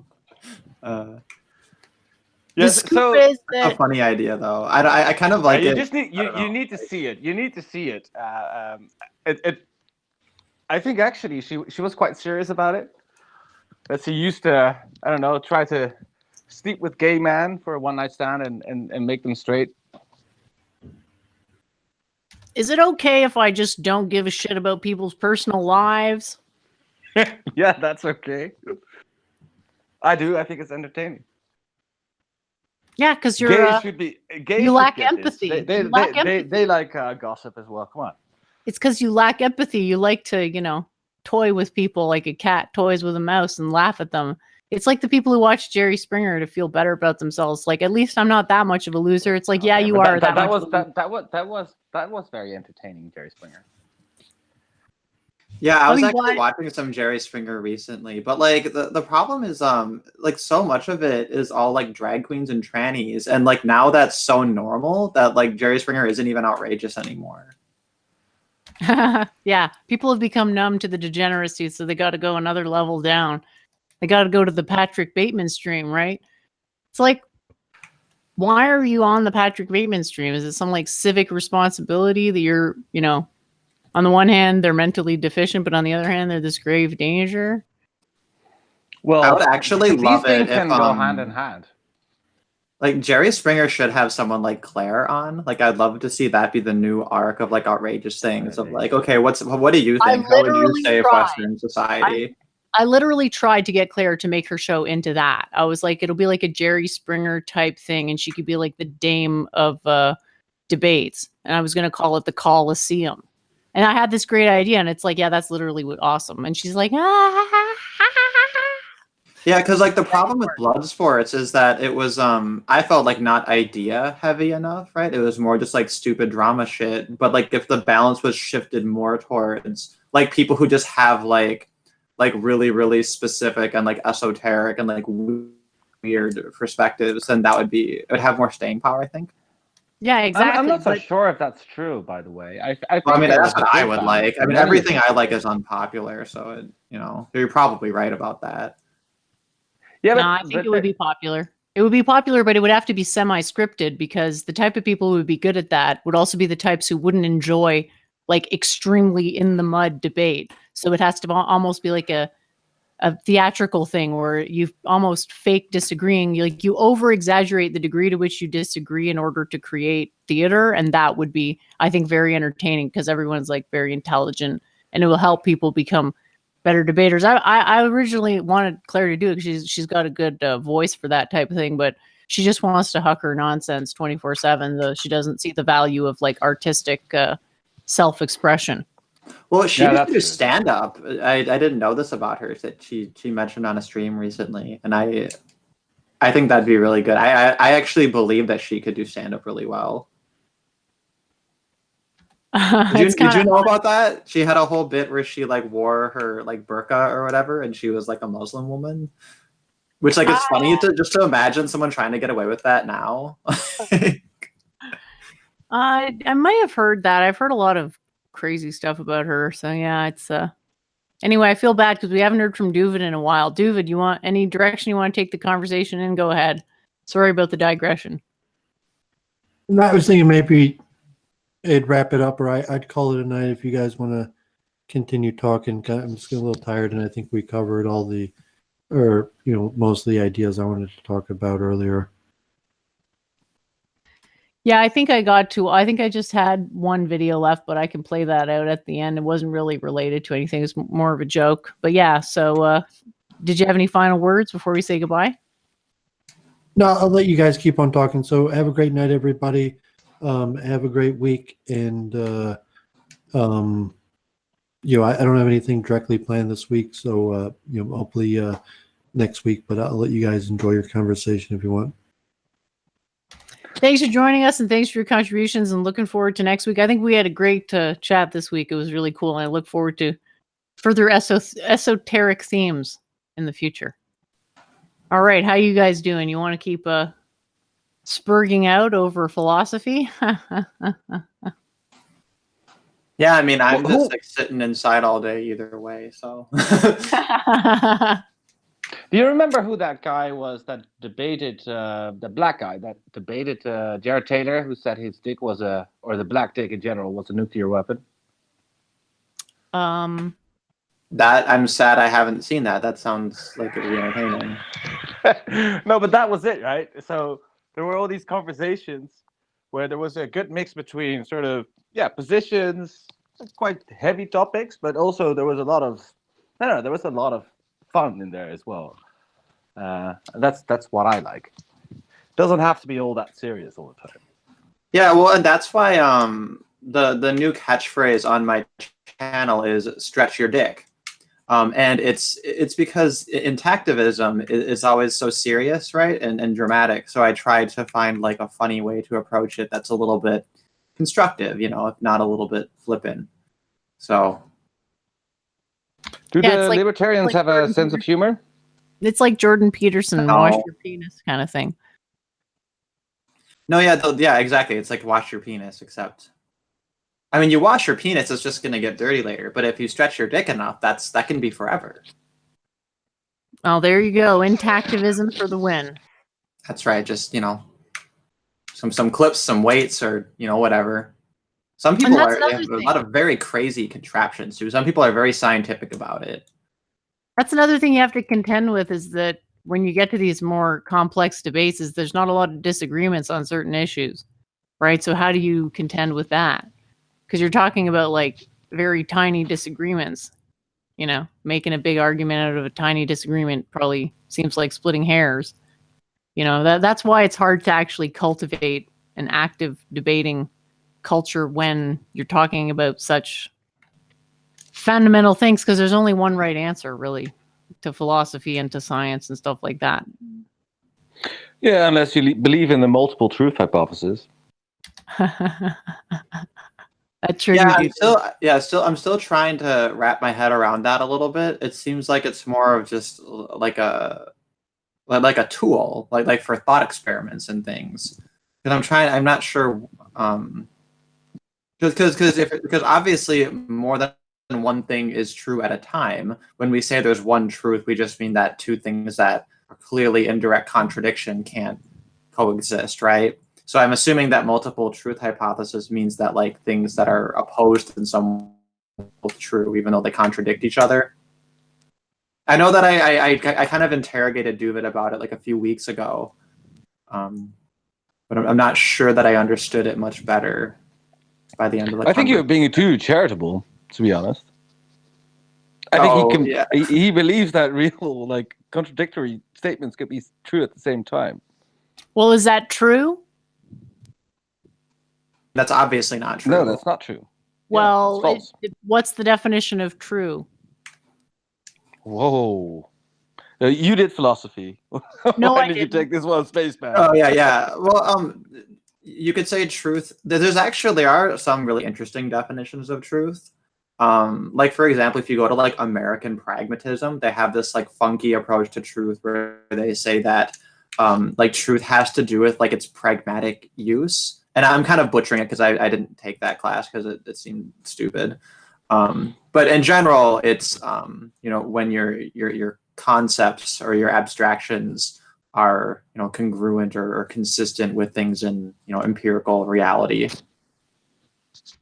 Or obviously things can be that a more also rationalist level too. Yeah, because you can have a definition where like empiricism, I don't know, is not very important, right? So all the rationalists don't think that. Yeah, I mean, there's honestly there's really no such thing as like a rationalist anymore. Like, It was an we have Kenny old here. debate. It was an old debate in modern philosophy where you had your empiricists and your rationalists, and they had their whole kerfuffle. And then the mainstream narrative is that Kant came in and found kind of a way to compromise the two, and then his philosophy and his approach became kind of the dominant philosophical underpinning of all of the important philosophical and political movements to follow. And then Ayn Rand comes along, and Kant is like literally the devil in her eyes, which is very amusing. Why is he the devil according to Ayn Rand? So it has to do with his epistemology, right? Which is just your kind of like your theory of knowledge or your theory of how things are true. And the idea is that like there's this idea that we're trapped within our sense perceptions, right? So there's reality that's out there, but our only means of understanding it in the empirical sense, when it comes to I think it's a posteriori. My Latin is shit, but you have a priori, right, which is like math, like logic, things that just like they just are true because logic. Things you don't necessarily need your senses for. Exactly. And then there's the post experience kind of stuff, which is kind of the more empirical things. And in order to synthesize new knowledge, you need at least something from the outside world, right? But once we start doing that, that's actually wrong, unfortunately. The idea, though, is that if you're strictly in the rational realm, you're not like synthesizing something new because it's all just like derived or implicit from it being there. Yeah, but that basically axiomatically that contradicts my own axiom, so that can't be true, unfortunately. But and this is and honestly, I got beef with Kant also, so I don't. I'm not surprised. But Kant said something about the world of sort of experience, and he had like the world of experience and the world that's really there. So in a sense, he said like our senses don't have access to the real world. I think he calls it the noumenal world. Right, exactly. And that's Ayn Rand's major beef, is the way that she stated it very eloquently. She said, basically what you're arguing is that we're blind because we can see, and we're deaf because we can hear. Her approach is very strongly empirical, and it's a little bit more evolutionary, right? It's like obviously we've developed over time to have senses that are accurately giving us information about reality. The implicit assumption behind Kantian epistemology is that there has to be some aspect of this reality that we're definitely missing, all right, and that our senses are lying to us in a way. And again, this is kind of like a scattershot summary of it, but that's kind of the overall. Pretty well done, actually. Well, and then with Rand, right? Her whole thing is like she's like A is A, like reality exists, and she is like just trying to bring the philosophers down from the clouds and say like, can we please make a philosophy that basically lets people assert that they're allowed to exist and entitled to their own existence, and also that like yes, tables and chairs are real, and if we don't this whole bullshit about like, well, what if I'm a brain in a vat, or there's an evil demon that's controlling all my perceptions, and how could you know, right? Yeah, true. That's why I like bringing in evolution and biology, because it doesn't make any sense if a creature wants to survive that his sensory perceptions will be totally sort of skewed and not make any sense. Right? Yeah, I get that. It's a difference between really good perception and perfect perception. That's where you're. Yeah, well, I mean, but there's still no perfect perception. You can't prove that, but I'm not saying I disagree, but you'd need to prove that assertion. But there is no perfect perception. Well, we don't see ultraviolet. I get it. You mean there's no total perception of the field? Yeah, so like I mean, what we see that's is basically mediated by our mind and our brains, but they can't. That's subjectivity. But they won't comprehend what is not sort of evolutionary necessary for us to do so. So we have a limited view. Yeah, but we're also selected for intelligence, right? So yeah, it's not necessarily true that all animals are going to be intelligent, but our evolutionary strategy is intelligence. So it stands to reason we'd be more intelligent, but that doesn't mean we could know, perfectly what was going on outside of our own experience. Mm-hmm. And that fact has to be integrated into the overall philosophy. It's hard to know exactly where to shoehorn that fact in. Go ahead, Spaceman. Well, I was just because what this is reminding me of is there's definitions of perfection, and some of the early definitions of perfection had to do with completeness. And then the thought experiment is you say, okay, I'm going to create the perfect picture. And since perfection is completeness, I'm looking at my RGB values, right, and I'm going to go maximum on every single one of them, and then that's the first pixel. Right. And I want every single pixel to have that perfection. And I do this. And then it's like I literally created a white blank screen. Right. And then I wonder if this is kind of related to this idea of having like perfect or complete total perception, is that the fact that we can see things in a lower resolution and that things are hidden. Right. It is kind of necessary, right, to just existence and to appreciation and to so many other like good and virtuous things. Well, there's a contradiction. It's not a real contradiction, but it's a near paradox. You have this like biological origin, but with just like what Kanop said, like we would obviously be evolved to perceive the external environment in some way, but it's not in the way that tells us exactly what that external environment is. It's in a way that tells us how to survive the external environment, right? So that's like the major difference in like and again, if you want to talk about perfect thoughts or perfect thinking, you have to define perfection, right? No, exactly. Well, and that's the thing too, is that it's clearly it developed with an aim that's more survival based than an aim that's like toward perfect knowledge. And then when you want to talk about perfect knowledge or perfection just in general, you have to answer the question of which came first, like the eigenstate or the archetype, which is another thing that people, they seem to shy away from it, right? It's like, is there such a thing as a perfect body of knowledge, or is knowledge just like a bunch of random haphazard things? Like there's not enough structural information about knowledge because it's not well defined enough. Things like knowledge, truth, even reality aren't precisely defined enough in these philosophical schools. Like I don't know what to tell you. They don't make a whole lot of sense. Like even cogito ergo sum isn't even correct. Oh, that's I think therefore I am, right? Mm-hmm. Yeah. Yeah. Well, and then the famous refutation of that, or the famous correction of that, is no, it's not I think therefore I am. It's I think therefore I am thinking. Yeah, it's tautological ultimately. It's like, what does that prove exactly? It's supposed to prove, I don't even know what it's trying to prove actually. Well, the idea is that I love Descartes. That was one of the first things I read when I was doing philosophy. That was like really really fun and really cool. Because the project is so noble, right? That he's like looking at this like war torn world where everybody, they're deferring to religion. People are arguing over what is the correct one, and then there's all this bloodshed. And he's sitting there saying, if I could just do like a logically sound justification for these questions about the nature of reality and things like that, and maybe even morality, right? Then then we could use this to end war, right? That's like the philosopher's dream. And he's wants to sit there and say like, what can I say I know that I know if I don't know anything?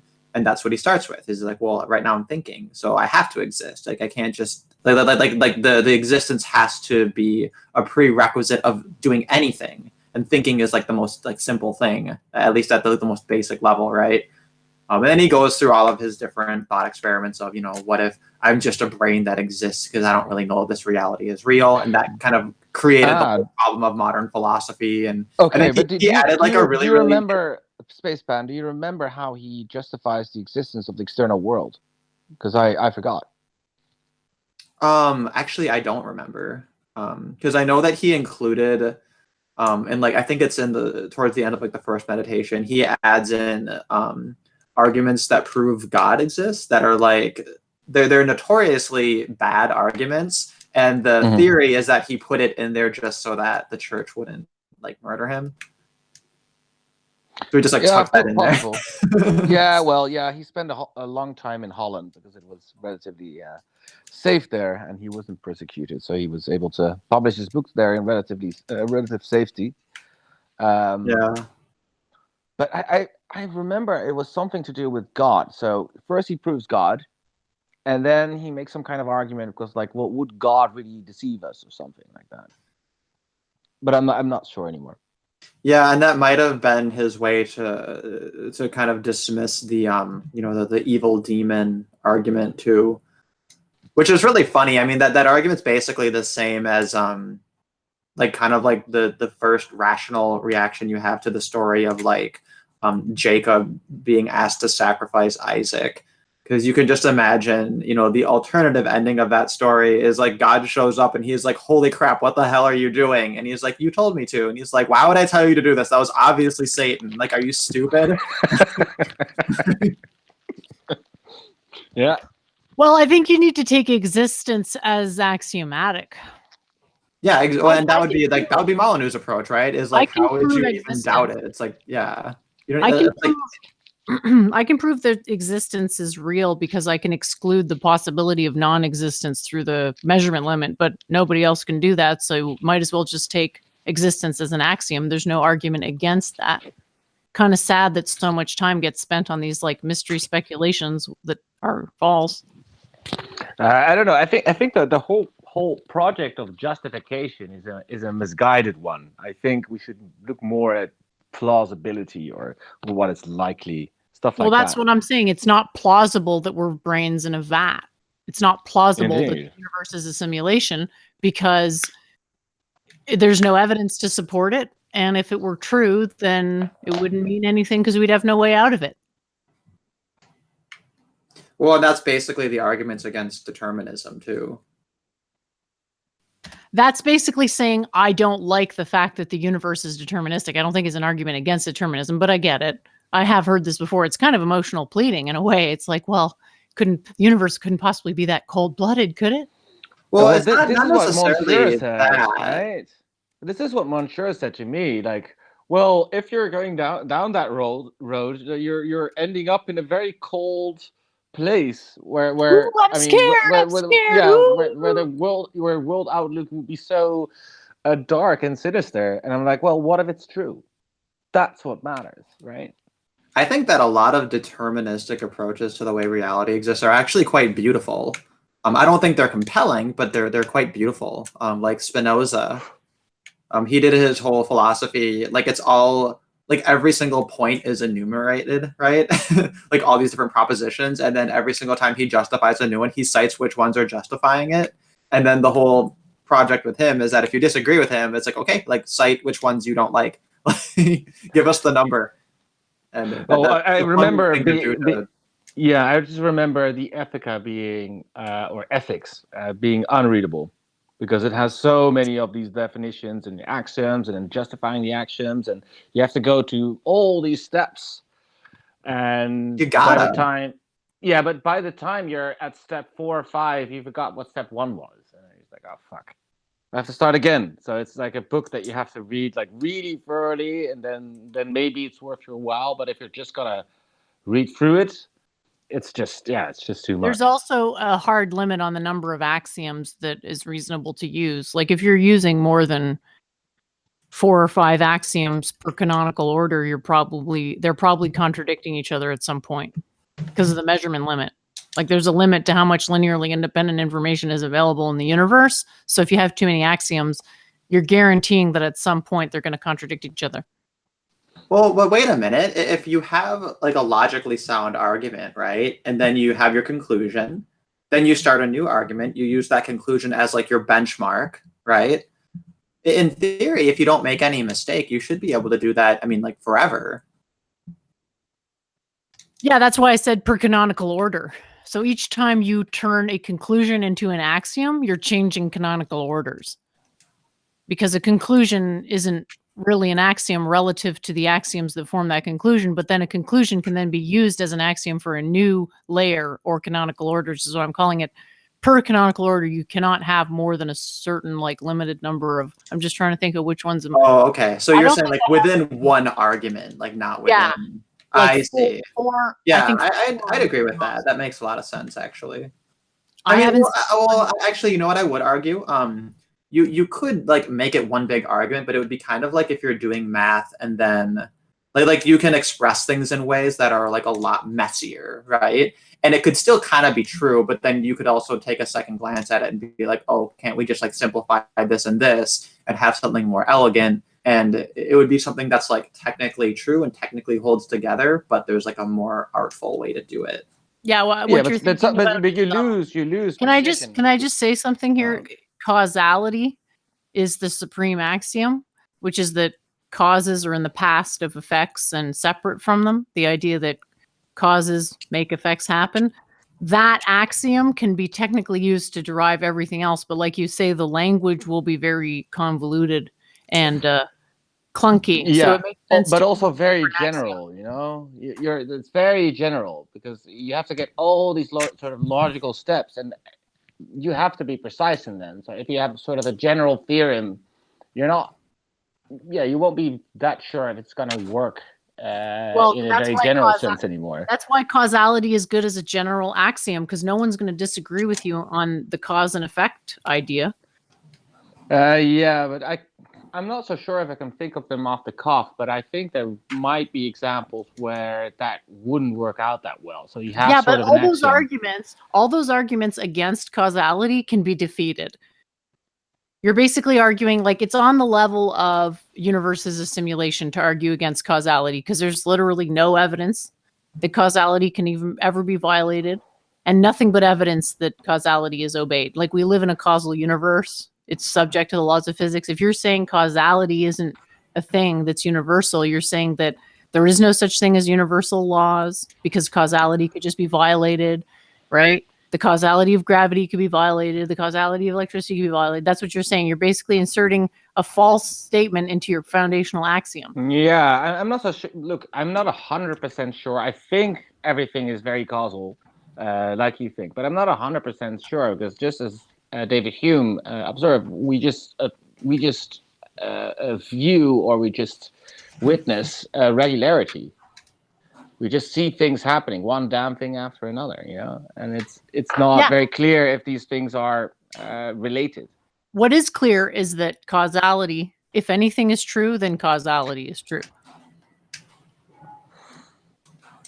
Yeah, well, you never know if it's a misinterpretation of what's actually happening, because then we come back to the there's always an uncertainty, but it doesn't matter because I'll never be proven wrong because we live in a causal universe. I don't know. Well, I think you're probably right. The point is that there's no point in even thinking about it, because if ever causality is violated, it'll be so obvious we'll have to update our models when it happens. But the fact is we have no evidence that it can even happen in the first place. It would be a black swan event, I would say. Yeah, so when that happens, call me and I'll update the models. But in the meantime, there's no point in speculating in a non-causal way. Yeah, but you're talking about causality, which is quite straightforward, and also, I think universally this is agreed upon almost, maybe except David Hume. But no, I think there are some. No, that's not true. That's not true. Big Bang violates causality because it's a singularity. Singularities violate causality. So anything with a singularity. That's a good example. Yeah. And that's. But I don't think I'm not so sure if people who believe in the Big Bang always think it's a singularity. Well, it's defined as a singularity, although some scientists have attempted to make it not a singularity somehow by saying, well, actually, it's just a compression of pre-existing mass that conserved its angular momentum, for example, right? Those are speculations, but the Big Bang is still taken as axiomatic. And since it's impossible, I can prove to you with physics why the Big Bang is impossible, you cannot incorporate falsity into a true model. I don't think you can, actually. Sure, I can. How so? I can easily do it. But it's called the Pauli exclusion principle. Pauli exclusion principle. Well, why don't you explain it? Well, the Pauli exclusion principle says that there can only be one fermion per quantum state. So the most obvious example of this is the periodic table. You can only put 2 electrons in the first valence and 8 in the second, and so forth, because in other words, extra electrons are excluded, right? So it's the Pauli. What is it? Sorry. Yeah, the Pauli exclusion principle. Okay, so this is going above my my head. Basically, the idea is that there's a limit to how dense matter can be. because matter, which is fermions, which is massive waveforms, these waveforms are subject to something called the Pauli exclusion principle, which means that you can only put one of those into per quantum state. That's the rule, which is just a special case of something called the Heisenberg uncertainty principle, which is why I keep mixing up my words because they're conflated in my mind. But anyway, the point is that there's a limit to how dense matter can get. So anywhere in the universe also has to obey that limit. Therefore, it would be impossible to compress that much matter to one region because it would violate what's called the Pauli exclusion principle. Yeah, but I don't think it violates that principle. I mean, I don't see that that there is any problem of distribution in your theory. It could still work out. I mean, You even know what the Big Bang is? Yeah, I know what the Big Bang is, but I'm not so sure that there can't be. How would you say? Well, why it has to be all equally distributed? Everything.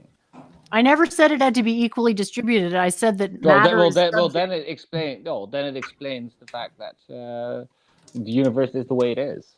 Like it's kind of messy. Though. It doesn't explain it because there's different parts of the universe that are different ages, which is not predicted by the Big Bang. If the Big Bang is true, then everything should be the same age, but it's not all measured as being the same age. What do you mean it's not?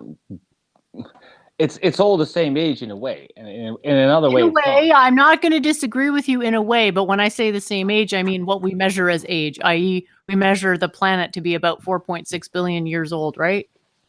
Yeah. That means it was formed 4.6 approximately billion years ago. So when we say, how old is it here? Yeah, I get it. The matter is as old as the universe, so it's infinitely old because the universe has no beginning. I'm not disagreeing with that, but in this form, on Earth as it exists right now, that time is 4 billion years. And we've observed other parts of the universe that are even older than that. And the Big Bang means the whole universe is the same age, unfortunately. Which No, not in that sense. That's the thing. Because we're talking about the matter that was already there. That is the relevant part. The other part is irrelevant. It's not. It doesn't matter when our planet was formed, or when the moon was formed, or when the sun was formed. These are irrelevant.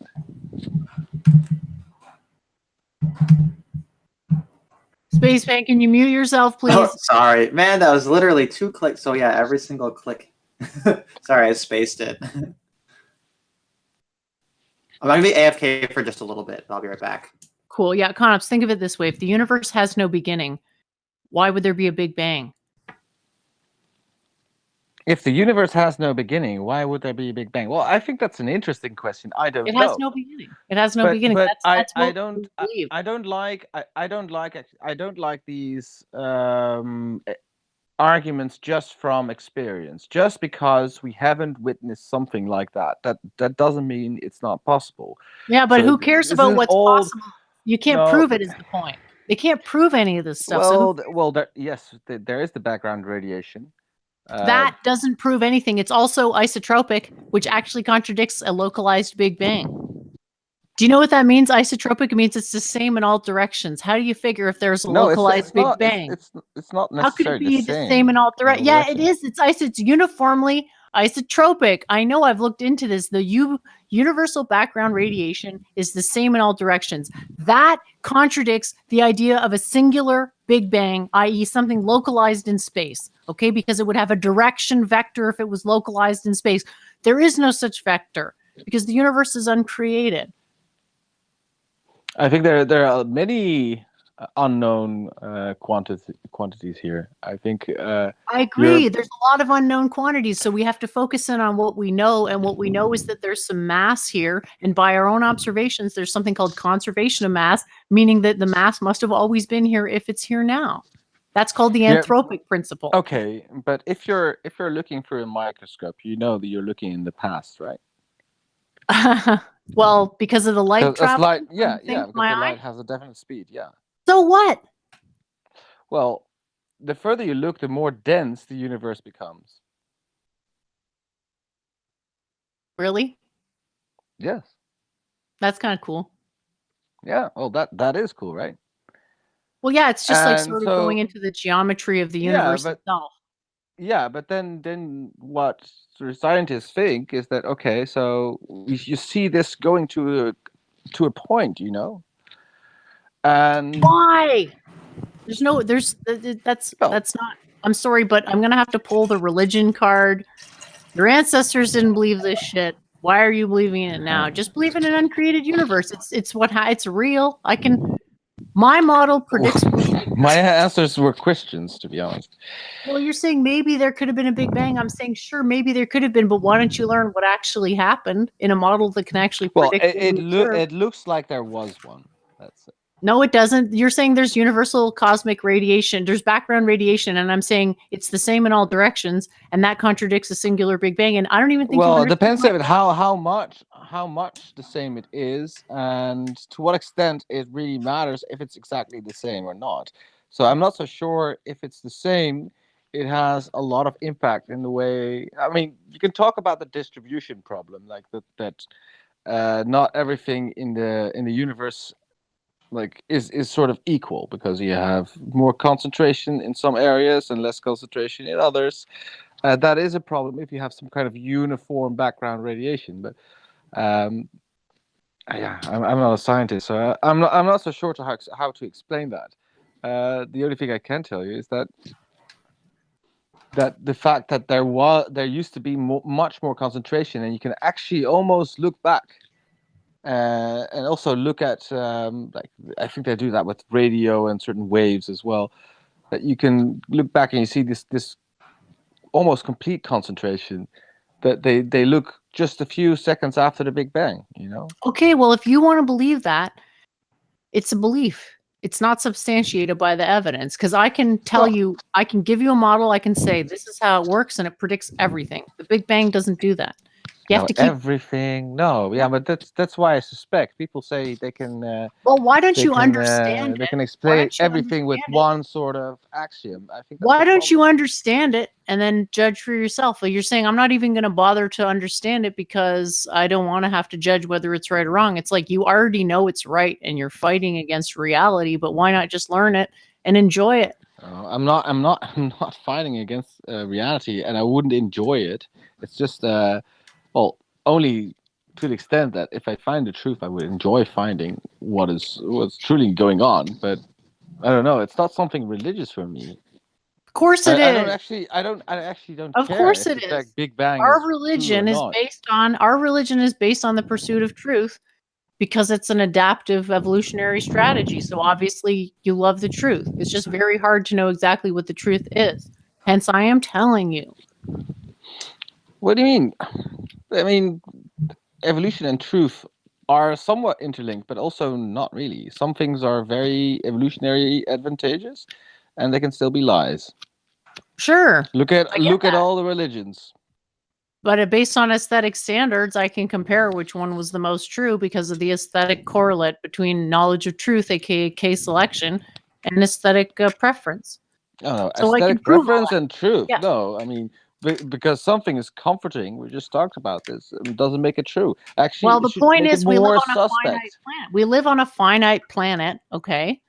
And therefore the K-selected strategy is the one that's going to jive best with the planet because it's finite, right? And the K-selected aesthetic has a particular look to it that you can recognize just by looking at it, and we call that beauty, right? It's like the idea is symmetry. It's symmetry from the perspective of the species has a certain symmetry with its environment, i.e., it's K-selected, i.e., it's at a stable state civilizationally, right? Yeah, That but has this a is what this is what Ptolemy and Aristotle also thought when they thought of their cosmologies, and it turned out to be not true.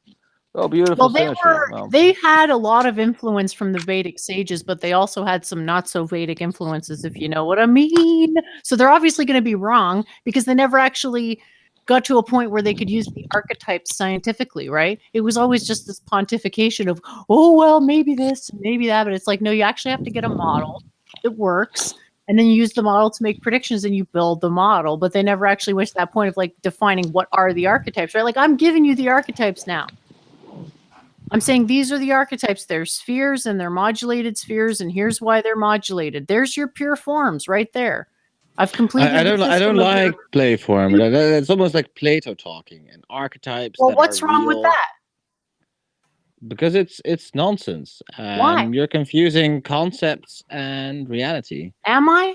Because you can have a concept of reality. It's just a matter of how Oh, accurate. that's true. Yeah, that's true. But a concept isn't real in a sort of physical sense, you know.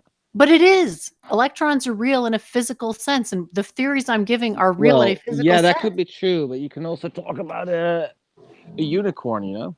Yeah, but there's no Yeah, no. unicorn. Why is it you're always bringing up the unicorn and I'm never bringing up the unicorn? What is Well, the purpose because of this unicorn? look, no, it has something to do with how you approach things. So you're saying, for example, with the periodic table, that it's 3D. And I think that it doesn't matter if it's 3D or 2D because Yeah. it's a Yeah, you a categorization of things. I get it, but you right? can't substantiate your position. Do you understand Well, that? no. I can actually substantiate my position How exactly do you because I got just for the people that because don't I can know, give you other just examples of Stop. phenomena that can be thought of and that are concepts and that don't have any physical existence, even though they serve a doesn't purpose of categorization. That doesn't mean the periodic table's true form's not 3D. Okay, so I've got it displayed on the screen for those of you who don't know. Okay, so periodic table, three-dimensional quantum periodic table. Each of those spheres is 2 electrons. Okay, because of the spin. Okay, spin up, spin down. One of those sets per sphere. Okay, for the geeks out there. And Conops is saying, well, maybe you're wrong about this. So I'll just remind you of a quote. I have a girlfriend. She has no training whatsoever in science, and she's like a secretary. That's her job. You know, I actually think she is pretty smart, like in an empathetic sort of way. Like, she's not a bad person. She's not super into math and science, though. And I showed her this, and you know what she said? She said, how could that possibly be wrong? So, because your friend who doesn't have any background in either science, philosophy, or whatever, I think it's the point is that the truth thinks is it obvious. just jives with her. Well, it's not very The obvious to point- me. It's not very obvious to Ovi. It's not even obvious to Claire or anybody Claire else. I don't is know a what's fucking liar. Claire's a what fucking space liar. time. I don't even know what Doovid thinks about it. Ov denies the Heisenberg uncertainty principle, which is ridiculous. Any physicist would say that that's ridiculous to do that, okay? The point is that there's something compelling about the shape. It's beautiful. Yes? Because it has symmetry. Yeah, but symmetry doesn't make something. The fact that a theory is beautiful doesn't make it right. I think many theories about the world are not very beautiful. That depends if you believe and that not very reality is symmetrical. perfect. It depends if you believe that reality is perfect, and I do believe that. Yeah, I think that's sort of the Neoplatonism that I want to argue against because I don't think it's very interesting. You do Look, realize that there is such a thing as pure forms, right? Like the sphere is a thing. Look, I think here Plato sort of makes the same mistake that you do. Because you make there's an ideal type, but there's no physical ideal type, you know. There is sort of an ideal type in your mind, so it's like 100%. You can calculate, you can make calculations, you can even make paper representations of it, but you can't say they're physical. And because you're talking about physical elements in categorization, you're saying electrons aren't real. Is that what you're saying? No, because you can actually observe electrons. Right. But the shape, well, I actually don't know what size they are, but like it's interesting to check out if they are. Have they been observed as being spherical? They can't be observed as being spherical because the act of observation collapses the waveform. Because I understand physics. Because the act of observation collapses the waveform. Yes, but how would you know that they're then in fact spherical? It's spherical like, because I'm not saying let me explain. Not. Let me answer the question. It's because the sphere is the maximum entropy shape. It minimizes the net torque. Entropy is the sort of an axiom. Yeah, entropy is the law of the universe. You were just postulating that. Right, and you can't disprove it. Ergo, we're going with that until someone can disprove it. But it's never going to happen because you're literally arguing about whether an equipotential distribution is possible. You should have a theory that is at least as compelling as other theories that have been. I think my theory is pretty compelling. I mean, I've got a pretty Well, good. I know it's very compelling to your friend, but I would love to Oh, see some God. scientists endorse your theory. Then maybe. What are they going to say? What are they going to say? 95% of science is completely fucking wrong? Are they going to say that? Are they going to have enough bravery to say that? No. I think that enough brains to not say that, I would say. Well, the point is that the truth is the truth, whether you like it or not, whether, you're ready That's to true, accept it but or I not. think you have a problem with the burden of proof. Right. You have a problem with shifting goalposts because there's no level of proof I could present that you would accept because you've already decided ad hoc that I'm wrong. Oh, well, you're just speculating here. That's not necessarily true. And by the way, maybe other people won't have that problem. Maybe you can try to convince them first. My issue with this kind of reasoning is that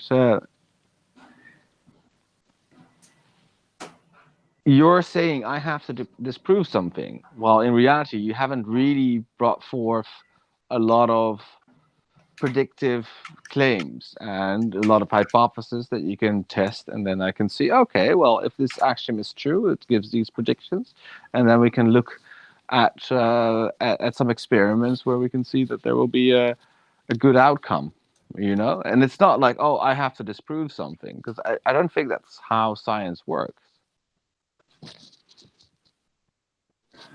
I can't say like, here, come here and disprove the pink unicorn, Okay, well, my model predicts stellar formation, and it's been observed. So isn't that enough? Well, no, your theory explains stellar formation. It doesn't predict. Yes, it predicts it. It's the very fact that I explained how the model predicts stellar formation. Then they said, oh, let's point our thing in this direction in the sky. Oh my God, we just saw a star form. All they had to do is point it towards the hyperdense region. Eventually, it's going to be a star popping out of that. Oh, well, that's interesting. Why don't you make a couple of predictions about where these stars are exactly going to pop up and where they're not going to pop up? I'm saying it right now in the hyperdense region. In the hyperdense region, it's obvious. Look, the point is, it's not that hard to find and substantiate, and it is the correct model because I actually understand how space-time causality works. And you're saying, well, maybe you're wrong, and I'm saying maybe, but probably not, because it actually predicts stellar formation. Like, I don't have access to the gravity map of the universe, but if I did, I could find the spots where you're going to see. Yeah, I think that's an interesting avenue that you might have to pursue to convince me. I might have to go to some random astrophysics lab. I can't just tell people how it works and then they go find it for me. It's already been published. Okay, but it's not being published that you made these very specific, precise predictions, and then afterwards they were validated. It's a model. Yes, but a model has to be doesn't a model have to be tested? No, not if you already have perfect knowledge. Einstein had a couple of things. The black holes. No. You don't have to test your model if you already have perfect knowledge. You can just derive a model. You'll know it'll be right because you already understand everything, which is exactly what I did. I didn't need to go into deep space to figure out how stars are formed, did I? I'm still right. It's awesome. No, it's an explanation. I think you're just confused. It's not. It's not an explanation. It's a goddamn predictive model. All right. I want to see you draw up a few interesting experiments, especially about where the stars are going to be and where they're not going to be. It can't be something very generic and general and something other scientists also agree with. Find a fucking gravity map of the universe and find the maxima and point your stupid instruments in that, and you'll eventually see a star pop out of it because it's a hyperdense region, which is subject to uncertainty exclusion, which will have mass expelled to the boundary when the limit of density is reached. Okay, and then after that, you also have to prove how this exactly proves your theory instead of any of the sort of competing theories that might be equally good at explaining it. All right, well, present me the rival theory then. Well, I am not an astrophysicist. Well, they can go present me the rival theory, but my theory is very simple, and they're going to have a hard time finding a simpler model. And by scientific standard, the simplest model is the one that they go with. As long as it makes all the predictions, you got to go with the simplest model. And there's no I way think you're it's going to get something yeah, simpler. but the problem with simpler is, I mean, this is the problem with Occam's razor. People always say like, "Oh, the simplest explanation is always the best thing." Well, if it's right, then it is most of the time. It's more of a sort of rule of thumb how you have to look at things, but you have to take other things in consideration as well. Yeah. Is it Yeah, precise there's enough? two Is it things. precise enough? There's Is two it things you got to take into consideration. One is the scope, and the other one is the complexity. So if you're talking about two things that predict the same scope, then the complexity is the only determining factor. And since my model predicts everything, you've got to come up with a rival unified field model, which, surprise, surprise, nobody even But nothing has. does. Well, the only theories I know that try to explain everything are religious systems, like Christianity or Islam or. Yeah, my religion's great. It contains science. How based is that? Yeah, well, it makes me just very suspicious that you're actually claiming claiming that you know something you actually don't. What am I claiming Because to know that I don't? Well, I'm not so sure you have this whole unified theory, and that it Okay. actually works that well. Oh, okay. Even though I've given you a fucking prediction of the model and explained how it works. Yeah, but we haven't really tested it yet, right? Yeah, there's been published results of stars being formed, and it's Do you also have sort of your claim? And no, then, it's not. They're not quoting me in it, but they're saying it was formed near neutron stars, which is a hyperdense region. So deal with it. Okay, and that's not something that scientists already believe, and they have another explanation for it. I don't think no. Their explanation for stellar formation is like it's. I'm not even sure, but it's not right. And that's what they said in the article. But look. Let's bring it to Einstein. Back to Einstein. So, come on. Einstein he had the lunar eclipse and he had the black holes, right? So these were what? These were elements of his sort of prediction. So if my theory is right, this is what will be found in the universe, or this is what will happen. And these things weren't sort of absorbed beforehand. I get that. So, and he would give very specific conditions in which that would happen. I get that. And I think that makes it very impressive. And I think what we're I not don't there get, yet.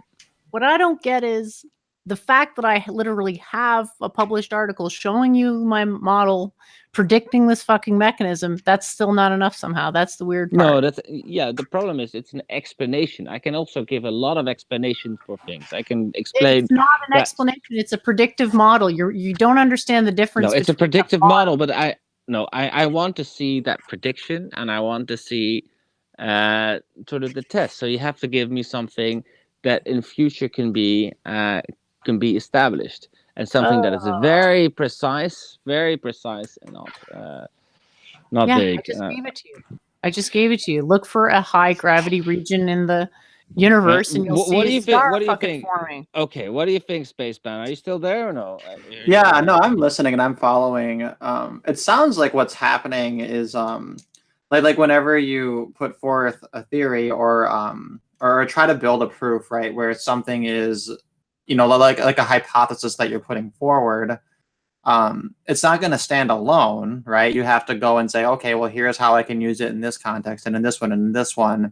And it sounds like it's just it's almost like switching between saying like that this theory has to be totally proven and demonstrated without any context, and then then we have to do this like very long wild goose chase to hunt down every single conceivable example that would strengthen the theory.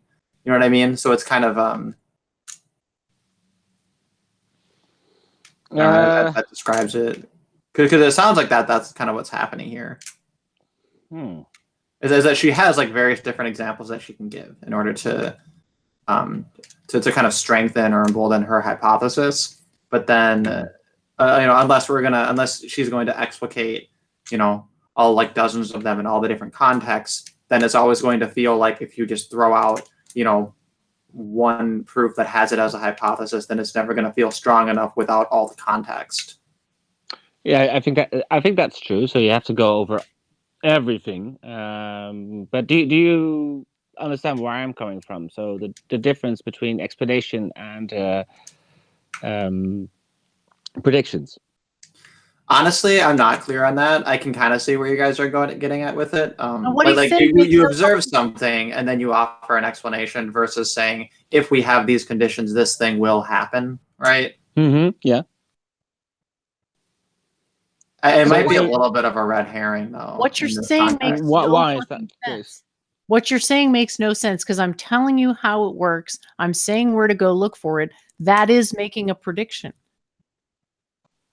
Okay, no, well, if you're really saying that, and if you're going to be really precise about it, then yeah, then I would agree. Then it's the predictions. But most of the times when I talk to you, it was always yes, my theory can predict dreams, and it's like no, that's not a prediction. It's actually an explanation how it works. No, it's saying that dreams will happen because of this. That is predicting dreams.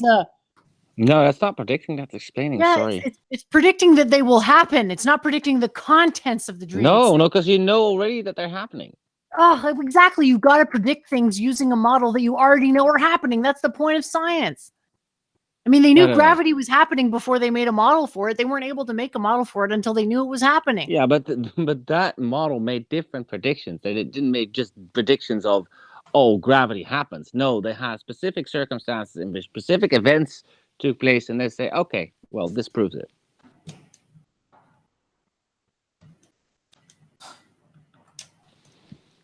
Okay. I don't know what it is, but for whatever reason, you're just not understanding the philosophy of science. The philosophy of science is you make a model for something which is a geometric representation that moves around, and then that geometric representation has a result. And if you observe the result in real life that is the same as what your model predicts, then that's evidence in support of your model. So what I'm saying is that I can tell you through the quantum mind, I can tell you how dreams and why dreams manifest and what is the general qualities of dreams. I can't say, based on my model, this is what you're going to dream about tonight. Yeah, that would be interesting. But that's ridiculous standard. Nobody can do that. No, why would you even want to? Well, maybe because actually the whole predicting dreams thing is not really possible. Or you can't predict that somebody has dreams. We already know that people have dreams, you know? Right, You're actually inventing something, or you're trying to predict something that's already been explained. Right? The point is that it's useful extra to value have a is. fucking model to predict. The model allows you to understand the mechanics. The model allows you to understand the mechanics of what's happening. Okay, if you understand the mechanics of an abstract process like dreaming, it allows you to understand dreaming as an objective phenomenon with greater accuracy. For example, my model, my explanation, I can like derive ways of achieving lucid dreaming more accurately using my model's predictions. Yeah, but then we have to get really into the specifics of this, because it's it's an explanation, and I mean I don't know. It's for me this is very basic stuff. I don't see how you see it. You're just not understanding what a scientific model is. I'm saying here's the model. This is how you don't understand. Dreams will happen. This is how the model predicts dreams will happen, and dreams obviously happen. Okay, now you're saying it's an explanation. Yeah, obviously they do. Yeah, but there we go again. So it doesn't that's a predict distinction. anything. That's a distinction without a difference. So now you have to take on the burden of proof to say, what does it matter whether it is a description or a prediction? You can't establish why one is better than the other. If you're going to conflate them, you got to defend why. No, I will say this in a very general sense, because in theory you can say, okay, right, like God is telling us, God is creating the world as we go, you know, like it's like we're not observing anything real, but we're just observing what God creates from us on the spot. What you know? are you? You can explain that all the time. You can explain everything with that model. You can explain almost everything, but you can't make any predictions. No, that's true, and that's exactly. No, but yes, exactly. Just in the way yours doesn't either. Yeah, it does though. It predicts how to lucid dream. because of No. how it understands the mechanics of dreaming. Yes. Oh, that's so basic. It's not a prediction. It's Yes, not a it is. prediction. Okay, is it a prediction? Why? Okay, Spacebound. Why do you think there is no difference between explanation and prediction? Well, no, I'm not I'm saying not there's no saying- difference. I'm I'm not just saying saying there that I don't think not it's saying there isn't. important. Like right now, it's not at least. Yeah, I'm not saying How there is it isn't not either. important? But in this case, you're trying to straw man. You're saying, well, it's an explanation, not a prediction. I'm saying, actually, it is a predictive model. But even if it is only a description, so what? It's still describing the phenomenon more I'm accurately really than anybody baffled else by can. Spacebound. I'm really baffled. You did philosophy. I'm really baffled by this, to be honest. Well, where do you how get am I this? disappointing you? Yeah, you are disappointing me because with this kind of logic, you could just posit anything and say, No! this sort of predicts. You can't. You Yes, cannot you posit can. anything. You can. You can. No. It's very easy to disprove false theories. You do realize that I can just say, here's your problem in your causality. Your whole theory is false.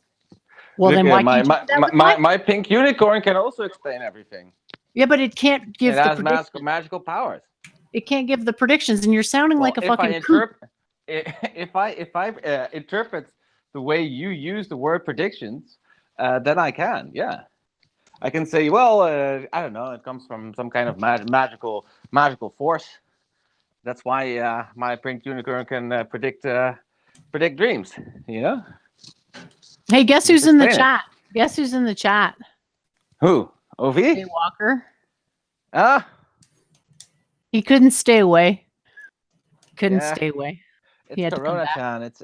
It's fucking up everybody's life, you know. He had to come in Jay's orbit. back. He had to come in orbit. Let's find out what time it is. where he- Hail Jay. Oh, it's 6 o'clock. Oh, it's 6 a.m. So he just like rolled right out of bed. Have I you think been so, swimming in the ocean yet, or did you come ship post on my live stream before ocean swimming? Because if you did, I'm gonna feel special. Spaceban. You disappoint me. You have to explain why in this case you don't think it's a relevant distinction. He doesn't have to do that Well, because you okay, haven't but- established why it's a relevant distinction. You're Come on, constantly he burden of studied proof, and it's philosophy. like, He we studied could have philosophy. talked about. We haven't He even studied fucking philosophy. talked about. He can This take. is what I hate about you fucking He can con take ops. care of himself. You don't He's want not to a talk about pussy. science. You don't want to talk about science. You just want to talk about Yeah, meta. he can take care. He's a big boy. You want to He meta can take care critique. of himself. You want to meta critique logic because you think that gives you some sort of like big No, brain. no. I'm not. I want his sort of meta critique on my logic. Yeah, but not in general. No. Well, what I can Spaceman, say you're a is big this. boy. I mean, because it looks like what she's doing is offering like here's different examples of things, and whether it's some things that are predictive and other things that are explanatory, both of them would be evidence in support of something, right? And That is true.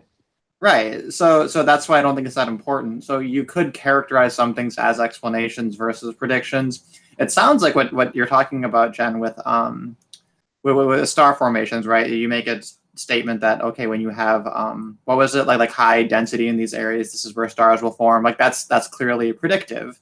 And then I don't know, right? Oh yeah, take it, con ops. All Take right, it. but Bite that okay, pillow, if it's con ops. no, Bite if that it's- pillow. Okay, if it's clearly predictive, which I think that with the star formation that is actually true, but it becomes a problem. So you have to be precise enough. You can give me the conditions. You can tell me exactly where these fucking stars are, and where they're not going to be. Well, I think you're just shifting the goalpost at that point. I mean, but I mean, if you can find where else, How if you, well, because it has she stated that this is within the scope of her hypothesis and that it's something that she should be able to do if the things she's saying are correct. Okay, and like frankly, like I don't know because I'm very very weak in the hard sciences, so I just try to keep an open mind. Oh, okay, but okay. Look, if Einstein said something like, "All right, so I would predict that." I don't know. Like, I would predict that my theory would, I don't know, like have more solar systems, right? That would be sort of a senseless thing to do, right? Right, like the more specific your prediction is, like the stronger the evidence is. But it also, of course, is going to be more open to being disproved. So it's a balancing act, and I wouldn't know where to begin about saying in this context where the appropriate line for that is. God, you disappoint me, philosopher. He doesn't want to look like a fool, and that's actually probably a good tack. That's why No. He's being a pussy.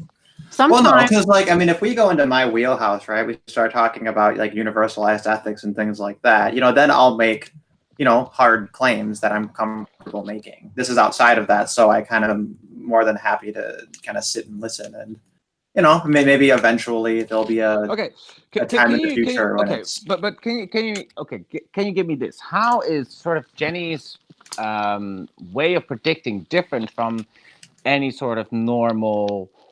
How would you say? Creationist point of view, like sort of like vague creationism. How would you call it? Intelligent design. So like how would you say that her ideas are more sort of predictive and more sound than some system like that? The issue, because religions have epistemologies that are based on faith. You have faith-based axiom, and those are actually in direct contradiction to the evidence.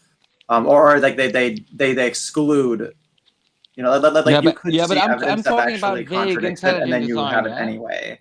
Okay, so I'm talking about because hers is open to being disproven, right? Because she's basing it in science.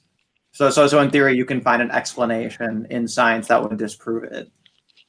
Yeah, but with explanations, you can try to sort of disprove an explanation, but you can always worm your way through it, right? You can say, no, that's not entirely true. The conditions weren't set up right.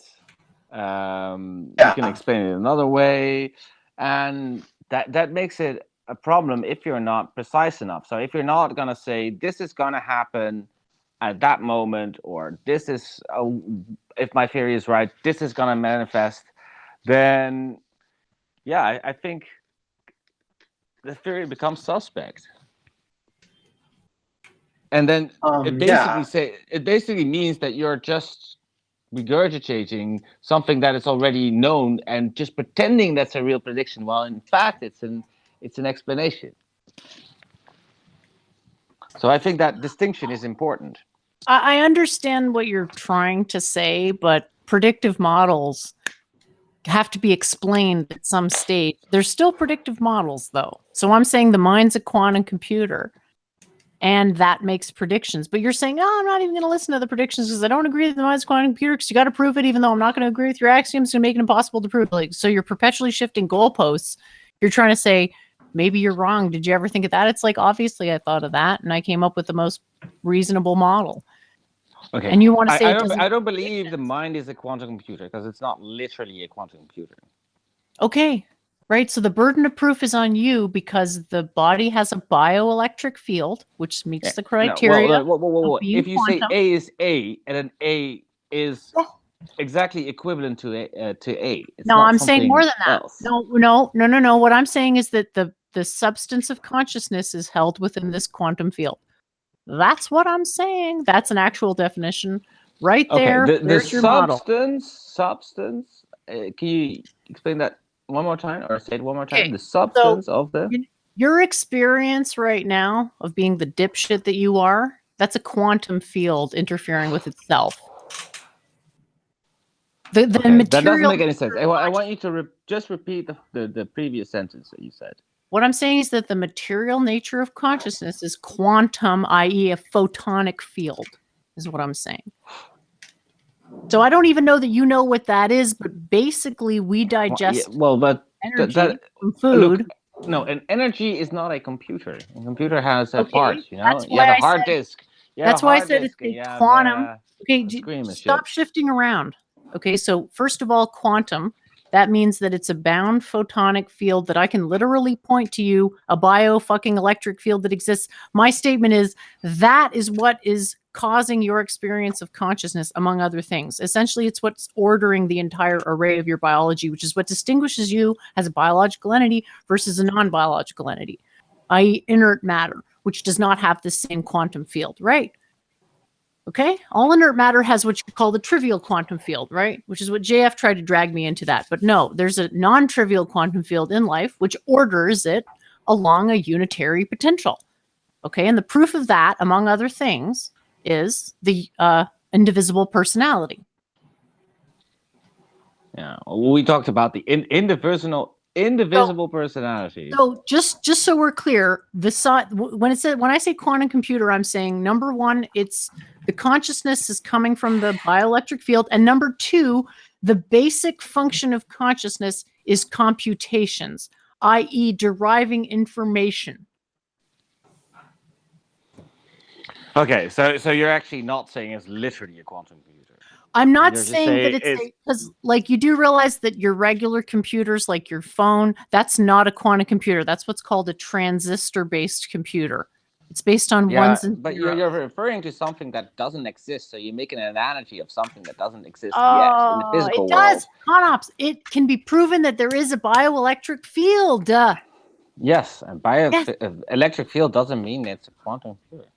Yeah, but you do realize electromagnetism is quantum physics, right?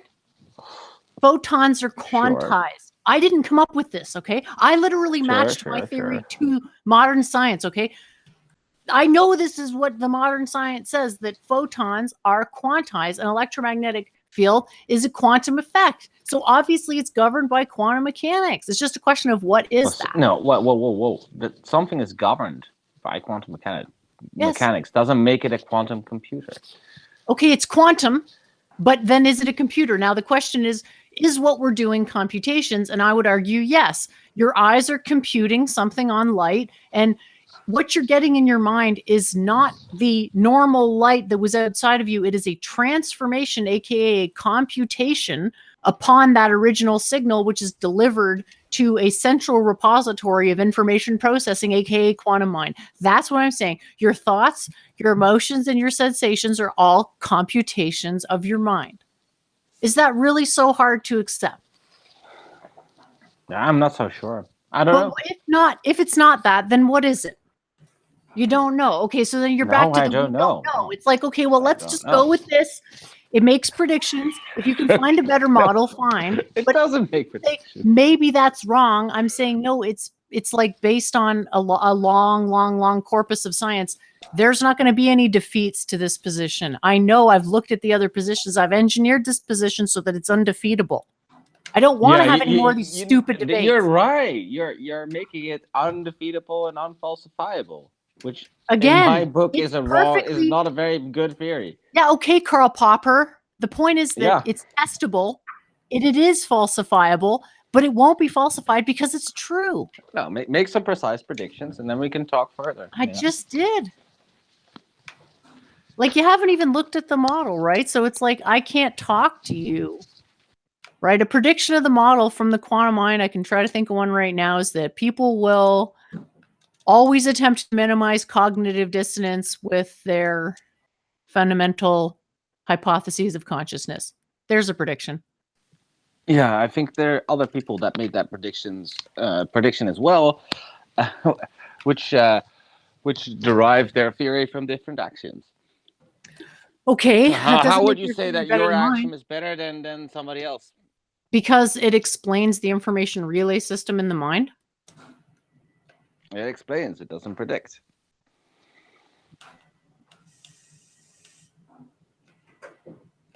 It predicts dreams, etc. So it's like, again, if you don't like the way it's structured, I don't care, because it's basically gives me everything I need. What more do I need? I can diagnose psychic disorders. I can explain enlightenment. Can you do it better than me? Well, obviously you think pretty wacky things.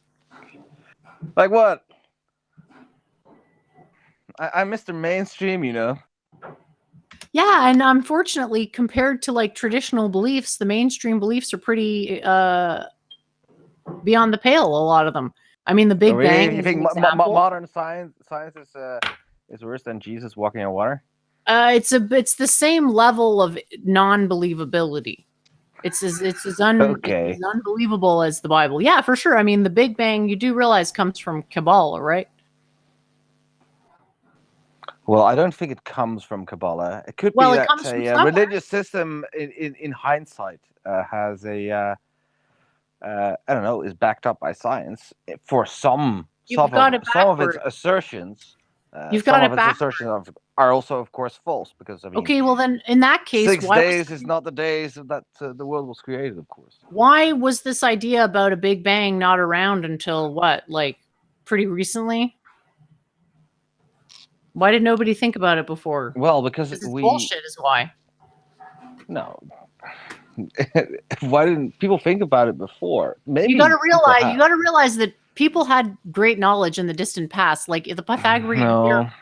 I can prove to you that the Pythagorean theorem comes from the Shulba Sutra, which is ancient, right? Okay, yeah. Can you prove that? Yeah. Okay. When was the Shulba Sutra written, by the way? The point is that it comes from the Shulba Sutra. That's not even debatable. You can look it up.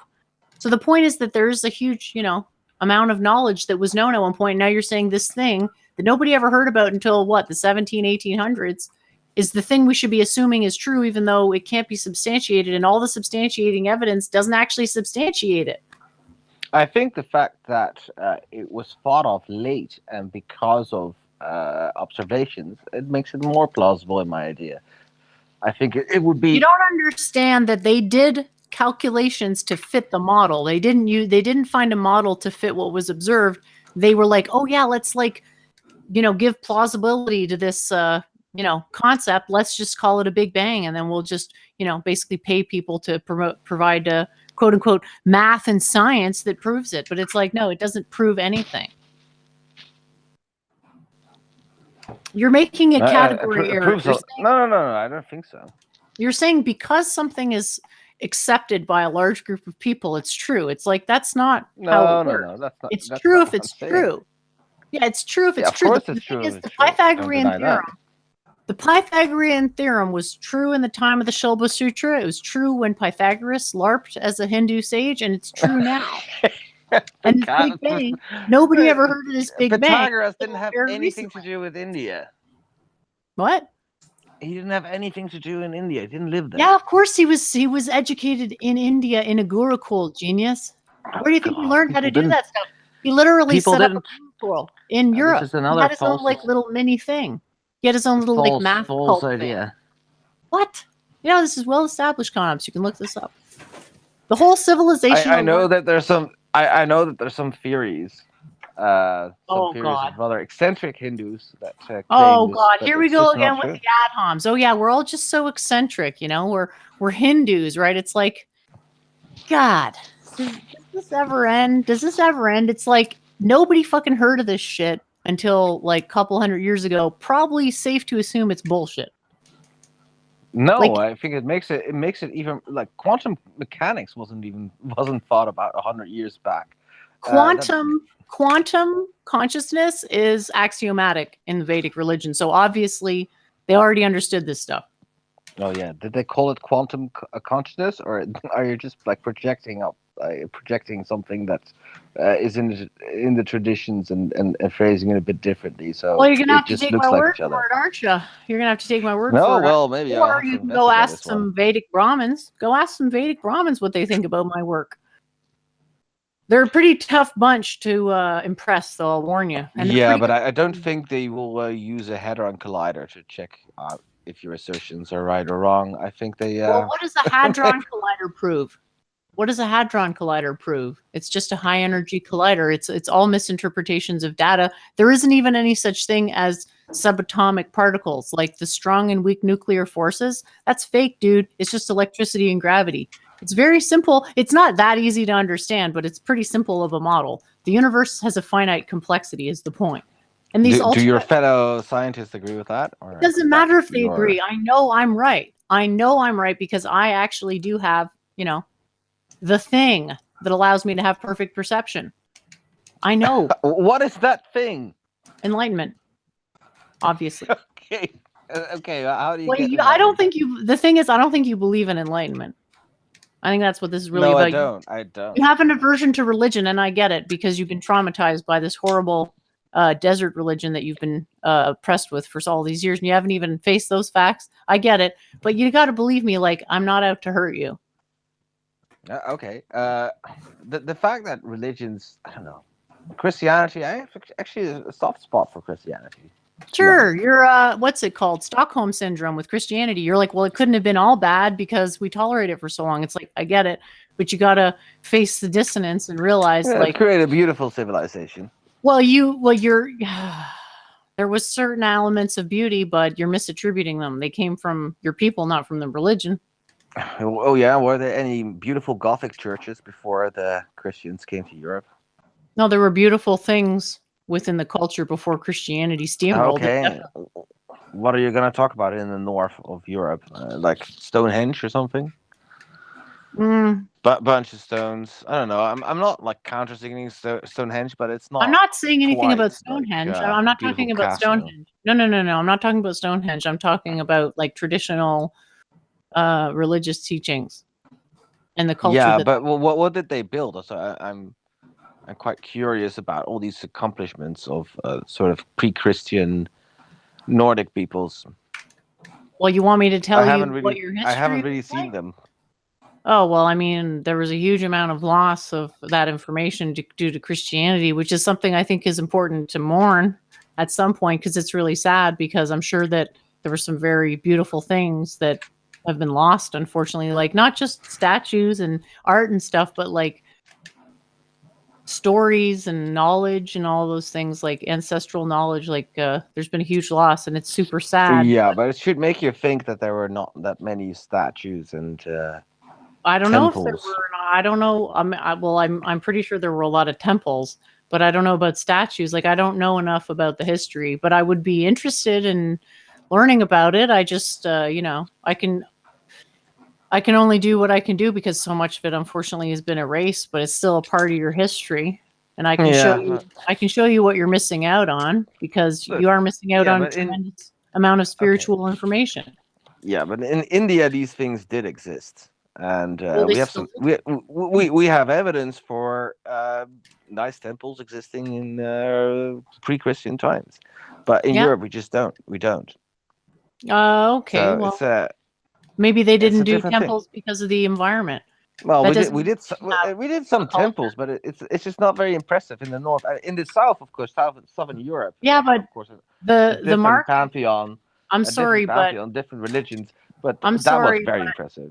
I'm sorry, but a building is just, there's no such, to me, there's like no building that would be that impressive. To me, what's impressive is knowledge. A building is like, okay, cool, like whatever. There's huge underground castles in India carved out of a single brick of rock. Cool, but it's not as cool as the knowledge by a long shot. So I wouldn't care so much about the temples as I would care about the precious knowledge. Well, it does tell you something about the civilization, given. Well, you're saying we can equate civilization to these giant fucking, ghastly. Yeah, well, in some ways, yeah, we can definitely. Yeah, but I don't see it that way. I see it as an intrusion and spiritual oppression. It's like I remember going to church, and it was a nice church, but I felt spiritually terrorized because it's like, okay, there's this like bleeding guy on the wall and some like sad looking woman, and it's like this is spiritual terrorism. But don't you think it's spiritual terrorism when the Dalits are mistreated, raped, and murdered, and everything? Another straw man. Stop. You know full well how I feel about this. Okay. You know full well what my position is on this. Yeah, and but you're attributing everything to the whole Christianity. We're talking about knowledge, and knowledge isn't necessarily represented in some huge temple. Sometimes it's like it's kind of try hard. It's like it's like a guy who has like a really small dick but a really big car. It's like the certain try hard. I can assure you I have a very big dick. Okay, I'm sure you do, but it's just like the point is that there's a certain try-hardishness. It's like, yeah, maybe they had some big edifices, but what was their basis of knowledge? It's like not much. And so the fact that the basis of knowledge is so poor, it's just like, okay, well, these huge edifices are just virtue signaling to compensate for a lack of knowledge, which to me makes them ugly. I'm sorry, but it's a fact. That doesn't mean Europeans didn't have talent in art, because they did, but I find the overall ethos of it is depressing. That's just how I feel about it. And I think if most people took time to think about the history of it, they would feel the same way. It's sad. Yeah, we totally think different, especially I would say after the scientific revolution. I mean, what we accomplished in the West. I mean, the Indians didn't even come close. They couldn't even touch the feet of the Westerners. Like, Right. So could you really say like Isaac Newton, Galileo Galilei, Tycho Brahe, Christian Huygens, Laplace? Do you have any sort of Hindu equivalents for these people? For sure. Much, much greater. Well, who are they? You want me to give you a list of Hindu sages? Like, the point is... not a sage, a scientist. Well, there's no distinction in the tradition. Like, the sages and scientists are the same people, right? Like, the for example... Who? I said the Shulba Sutra is all about math. It's like there's no distinction between yogi, philosopher, mathematician, scientist. It's all the same thing, right? So obviously, because it's a subjectively derived basis of knowledge, the axioms are going to be different, okay? But the question is, what scope of knowledge does it encompass, okay? And I'm not saying that what the Europeans did wasn't impressive, but it's not as much as the scope of the Vedic knowledge by a long shot. Sorry. But you're basically wrong on everything. You got a couple things right, but you're basically wrong on pretty much everything. Okay, so if we're looking at sort of scientific discoveries, right? So, for example, Christian Huygens, he found out that Saturn had a ring. Is that something that the Hindus knew already? Okay, the point is that if it was or wasn't, doesn't matter. We're talking about a body of knowledge, right? Like, how good is your knowledge versus somebody else's, right? So obviously, if I can go through all these different branches of Western science and correct egregious errors in all of them, what's that say about my knowledge? That says it's in excess of the entirety of the scientific corpus, right? That's what that says. Oh, he's gone now. Conops has dropped off. I wonder if maybe his connection went out. Wow, he must really be bored because, like, oh, there it goes, he's back. I was going to say, like, he hasn't gotten this catty with me in a really long time. It's good, though. It's good because I feel like we're getting to the heart of Conops's emotional problem here. His, what's it called? Stop. I was gonna ask you about the disproof of the Big Bang based in cosmic radiation. You said because it's even, and according to isotropic. It's not the thing is it's not directional, right? Like if the Big Bang was one point, then we would expect that if there was still residual radiation coming from it, it would be directional. Do you know what I mean? Like it would have an actual, like, it would be coming from somewhere and going somewhere else. Right, like if everything started at a point and then expanded outward, you would see the radiation, like it would move in the direction, like exactly that everything's expanding outward from, and it doesn't. So if you if you were to go to talk to a bunch of particle physicists about this, like what is their like counter explanation for this? Just that like so much time has gone by that it wouldn't still have that property, or they can't. There is no counter argument because it proves their argument wrong. So their option is they have to let go of this fake position, or they have to double down on it. And most of them just, unfortunately, they don't break from the mind control because they have so much vested into it, right? Like this Big Bang thing has so much vested interests in sort of invested in it being right. If it's wrong, well, what's that saying about the credibility of science? It means we've been hanging on to this incorrect theory for hundreds of years. Why? To prop up some weird book? It's ridiculous. But that's what it is, unfortunately. Yeah, but scientists do like come out on top when, you know, when they're vindicated, right? And when they are contrary to so many other people. I could kind of see how there is an incentive for them to correct the others. But I guess maybe a lot of them, they're just kind of like clout seeking, and maybe they don't want to they don't want to rustle too many jimmies or whatever. I don't know, like that whole mindset of like the proper like professional academic, like in those circles, writing your little papers and doing all that kind of stuff. It's like so alien to me. Do you know how the peer review process works, though? I know that there's a lot of like nepotism in it, basically. Not that's not the right word, but it's like in theory, right? You have established academics and you have like organizations that do this, and then they, you have your paper for your PhD or whatever, and you send it off to other people, and then they, co-sign on it that they think it's a good idea, and then you're peer reviewed, something like that. I don't know. Well, there's an additional thing where I can't remember what it's called, if it's an impact factor, but basically there's a ranking amongst professors as to how many times your particular research gets cited, which is like a clout thing. So oh yeah, I've heard of this. Yeah, there's an incentive to sort of toe the line as regards to like what people are even talking about in their research in the first place, right? Which is very easy to control the outcome of if you're funding various branches of research, right? Right. So it's like, yeah, just because something is mainstream doesn't make it true. In fact, if something is mainstream, that's actually evidence against it being true. Because we have such a degenerate society that we can't possibly be believing the right things. Because if we were, society wouldn't be so fucked up. This same type of thing happened before the Crusades. There was a popular ideology, which is that cause was equal to effect. So this is just like the type of malarkey that can run around. And when people are allowed to philosophize with no boundaries, it just turns into absurdity, and then nothing makes any more sense, right? Like, and you have to come up with these increasingly absurd conspiracy theories to try to explain what you're seeing because your basic foundational precepts are not correct. Yeah, like if it's not done well from the beginning, then you just have to do like infinite patches to make it try to conform to reality, and then eventually it does kind of make you question, like, shouldn't we just start over? All from right, scratch? all right, guys. I need to go and sleep because I have to get up in like 2 hours. Oh shit, fuck me.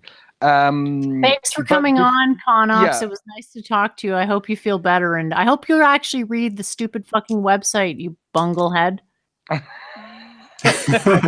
Conops, there's no cult. I'm not trying to get you to join a cult. I just want to show you some science. Psst. You want to see? All right, all right. Before I join your cult, can I ask where Gandalf is? There is no cult. God damn it. What'd you do with them? Where is Gandalf? Where is he?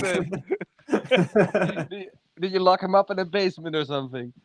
Holy shit. I think it's this the coronavirus thing. I think he's got to deal with some stuff involving his family, probably. It's my guess. Oh, that Probably answer's no fun. Well, I mean, I haven't. What a downer.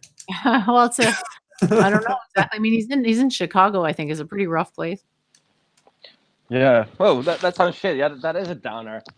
I thought it was more spicy, like some kind of BDSM dungeon or something. But yeah, you can't. No, that's can always Claire's be good cult. gossip. Claire's yeah, cult you was the gotta BDSM join one. Claire's cult to get that. Yeah, you and Claire and the BDSM thing is getting kind of weird. All right, guys. I'm going. All right. All right, have a good one. See you later. Yeah, we've been going for a while. I'll probably wrap it up. Did you want to give us some final words, Spaceman? Thanks again for joining. It was great to talk to you. Yeah, it was fun to catch up. I actually, the one thing I did want to ask, you might have expanded on it before on a different stream, so forgive me if it's redundant. But you mentioned that Big Bang comes from Kabbalah. Yeah. I don't know if like maybe that's like a whole topic. You don't want to like open that can of worms and go into it now. But I was just curious about that, like just the theory itself, and then also I don't know like how do you think that came about?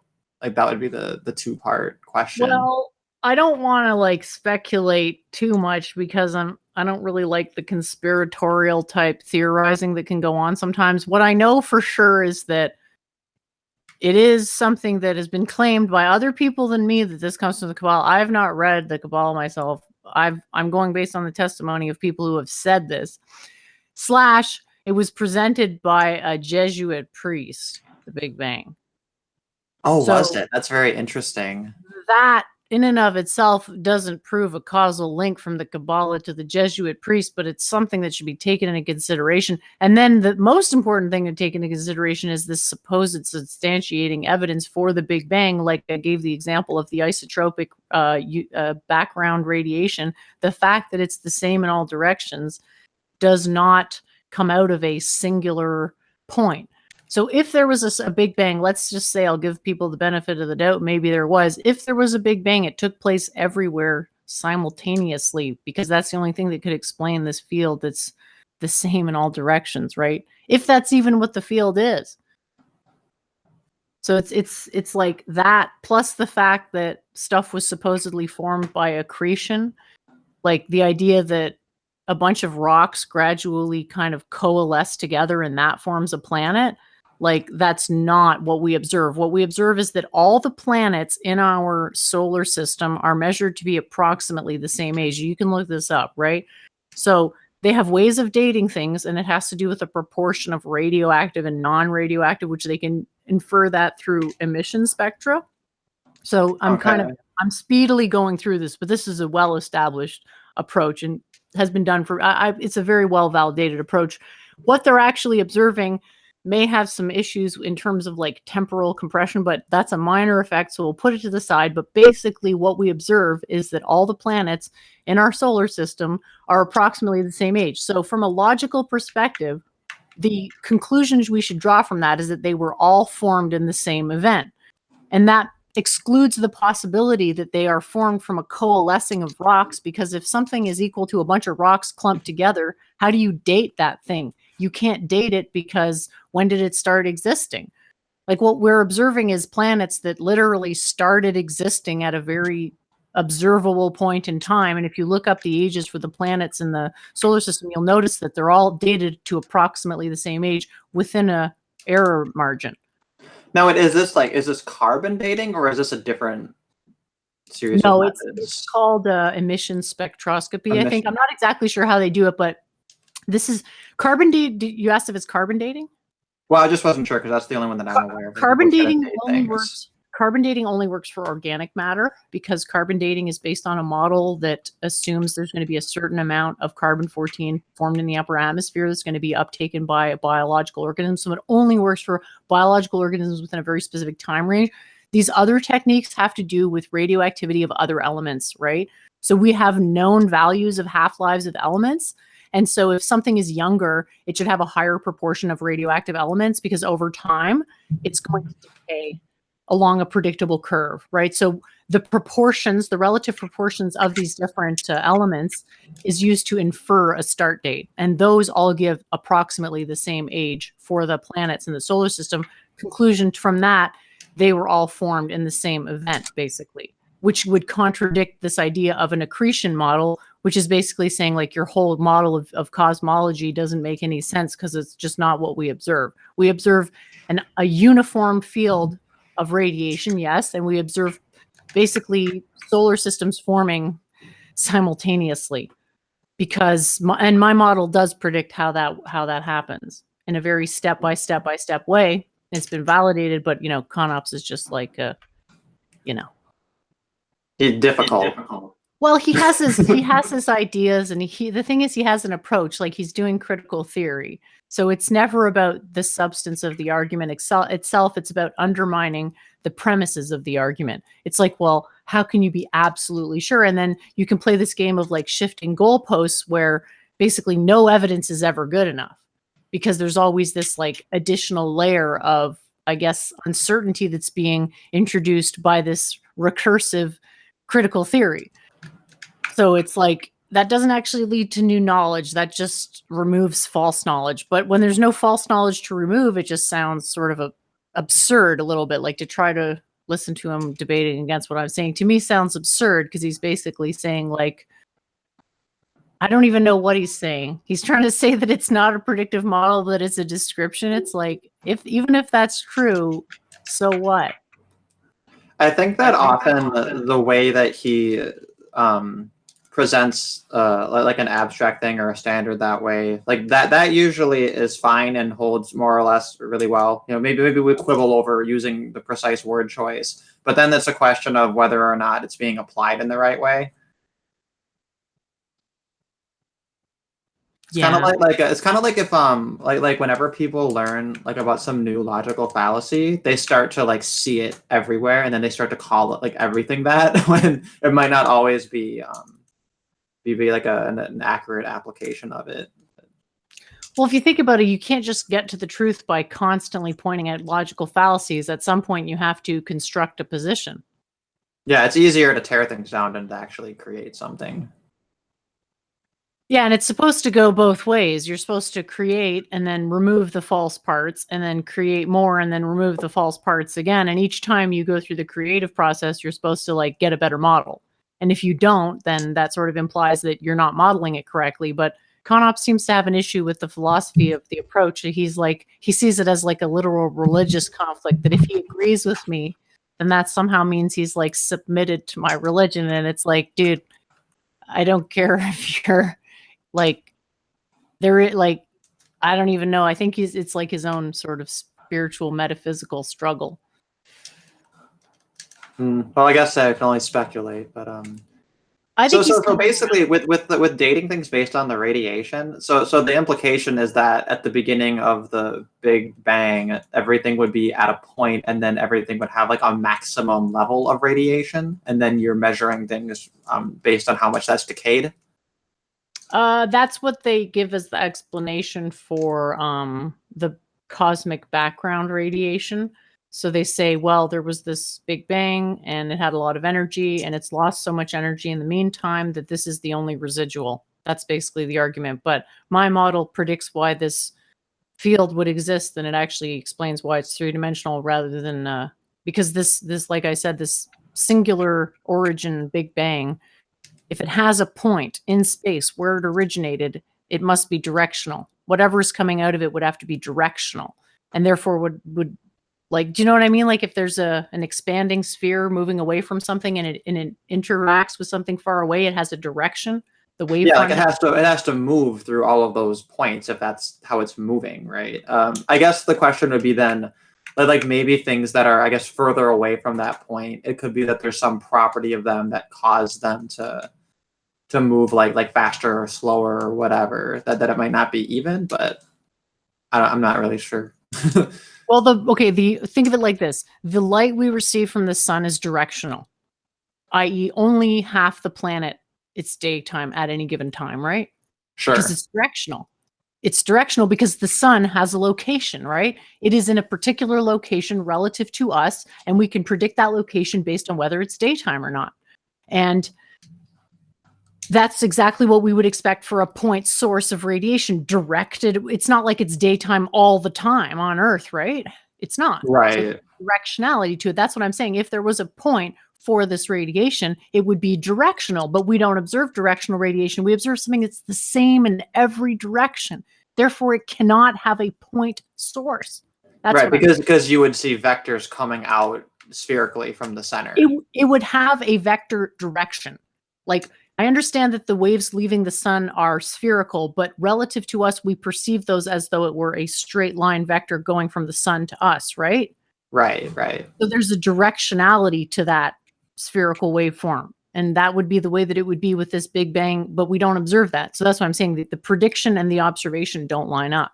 So even these supposed, anecdotal evidences for the Big Bang don't even establish a Big Bang. So then I have to go back and say, well, actually the Big Bang happened everywhere simultaneously. I've heard this argument as well. They're saying, well, it happened everywhere at the same time, and that's when space was created. And then you have to contend with the fact that different parts of the universe register different ages. Like they found other parts of the universe that they measure to be 13 billion years old when we're only 4 billion approximately years old, right? How do you explain that difference?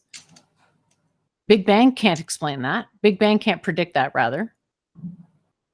Well, and if it did, then it would be, wouldn't it be that the older things, I guess, have more of the decay and then are further away from the origin point? Except, but then you said they're not even holding to that, which seems a little bit, I don't know, seems suspicious. It's just really hard to understand cosmology because you're basically like, you have to have a really good imagination. Like you have to be able to imagine a super dense region in your head and what that might look like, and then like be able to move it around. And a lot of people can't visualize things in their head. So to understand the logic would be almost impossible because there's an actual geometry to how it unfolds. Like the planets were formed all at the same time.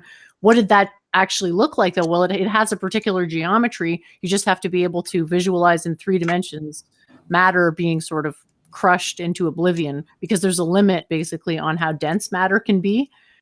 But the gravity well continues to, like, gravity is basically self-assembling. Anything with mass is attracted to anything else with mass. So gravity will just keep growing and growing and growing.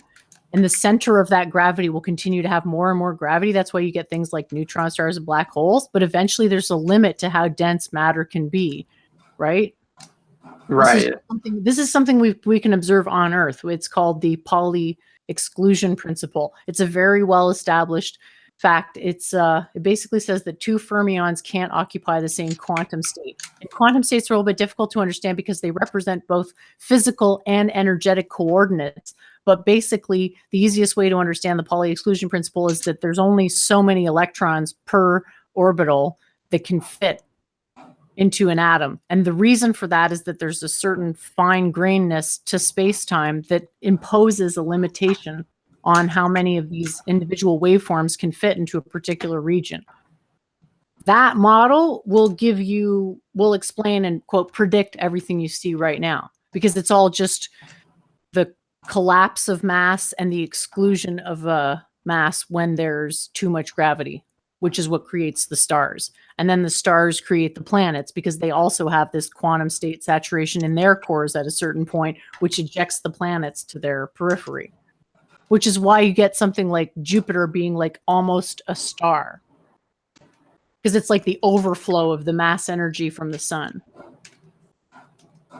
Interesting. So yeah, I really like it because it's like, it's a cyclic universe model. It's really intuitive and there's no singularities. So you can follow the train of logic all the way through. But if you try to follow the chain of logic to the Big Bang, it always ends at the Big Bang, because you can never go before the Big Bang, right? Some people have tried to, but because the Big Bang is defined as a literal singularity, there's no way to go beyond it, or before it rather, because it's a point where all the laws of physics break down. So how could we ever know what happened before it? We don't even know if it was the same laws of physics that were operating before the Big Bang. If the Big Bang represents a point where if laws of physics don't operate, well, who's to say there wasn't other regions where the laws of physics didn't operate in the past of that? It's like, do you understand how it's completely speculative to introduce these sort of ideas that it's even possible to violate the laws of physics in the first place? Well, yeah, because it sounds like if that's the starting point, then you can have literally anything precede it. And, Yeah, and then, exactly. of course, since that would be, I wanted to say the same timeline, but I guess technically it'd be before time.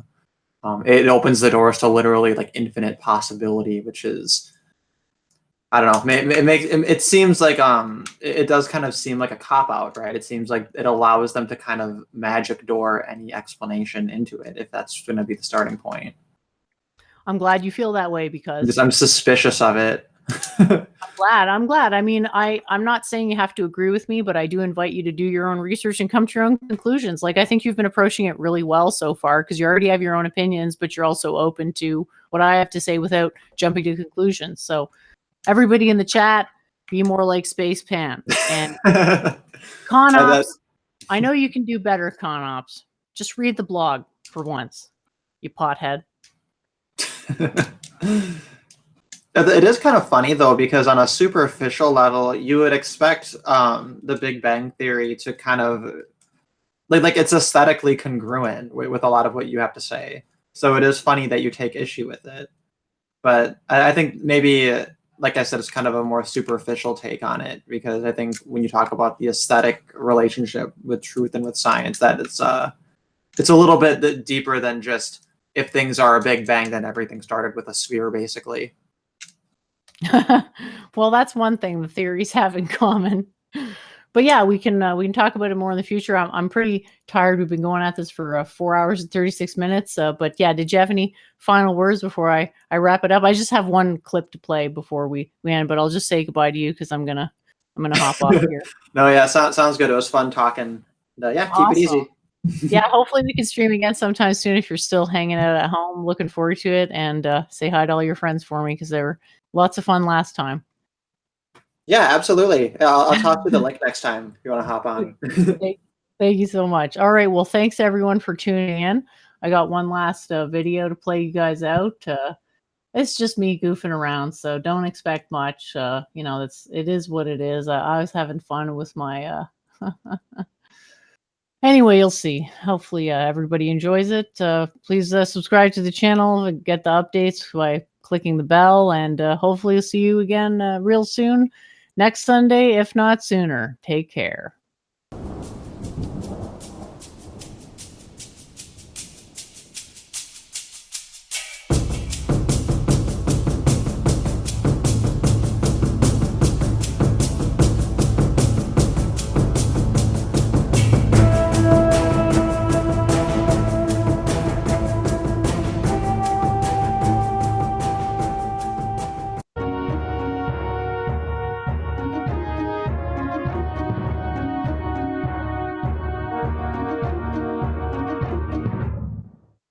G'day mate, Luke Ford here. So pretty much since the age of 12, 13, 14, I've had a great deal of interest in politics, and I've often gotten upset about politics, and now through my 12-step work, I am starting to ask, like, how does it serve me to get angry about politics, or how does it serve me to get angry about all sorts of things that I can't control?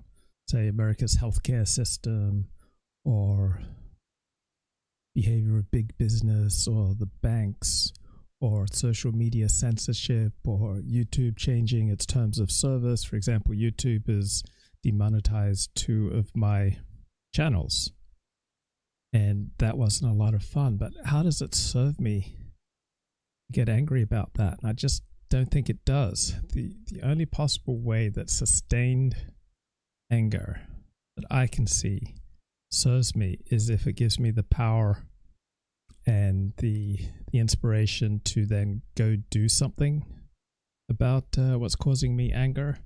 So yeah, I do see that possibility, but then I also see that if you're angry and you're motivated by anger and you're coming out of a place of rage and resentment, I think you're going to make a lot of poor decisions.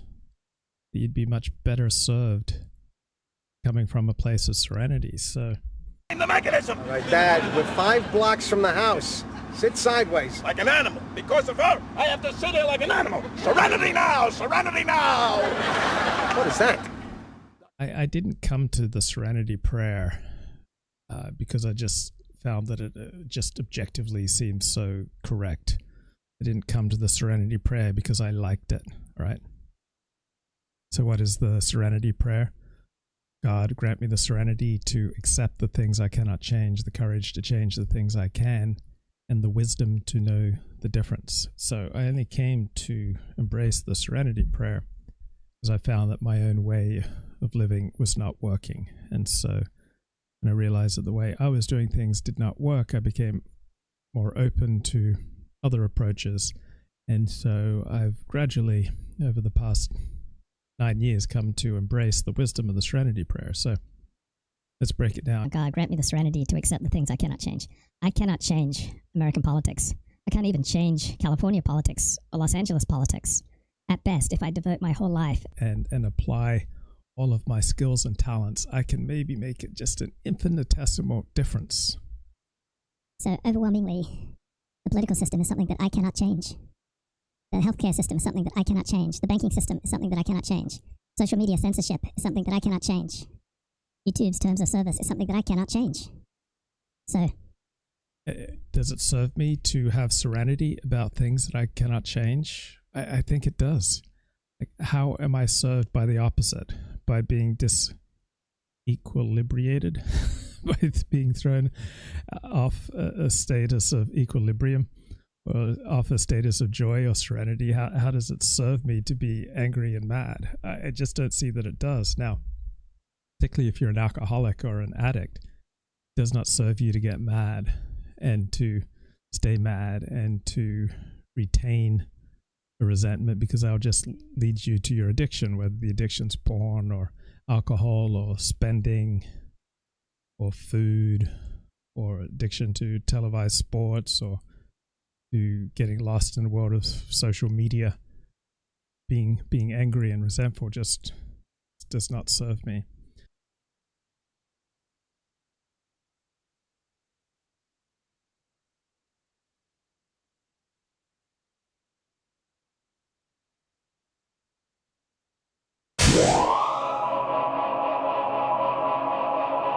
Very rigorous to make sure that we were studying the data, collecting data. A lot of things in this country were happening very quickly, and we wanted to make sure that we were trying to keep updating our models and making sure that we were making informed decisions and informed recommendations to him based on the data that we were able to collect and put together.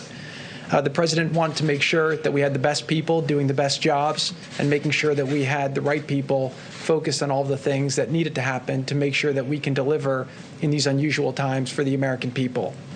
The president also instructed me to make sure that I break down every barrier needed to make sure that the teams can succeed. This is an effort where the government is doing things that the government doesn't normally do. We're stretching, we're acting very quickly, and the president wants to make sure that the White House is fully behind the different people running the different lines of effort to make sure that we get everything done in a speed that the president demands.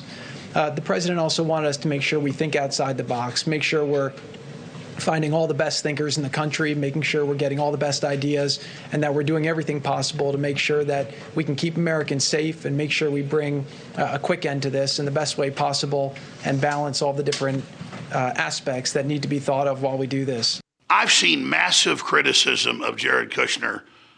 We keep asking, why does he never speak in public? Well, we found out today. He could barely talk, and per minute, more than 15, 16, 17 times, he would say, make sure.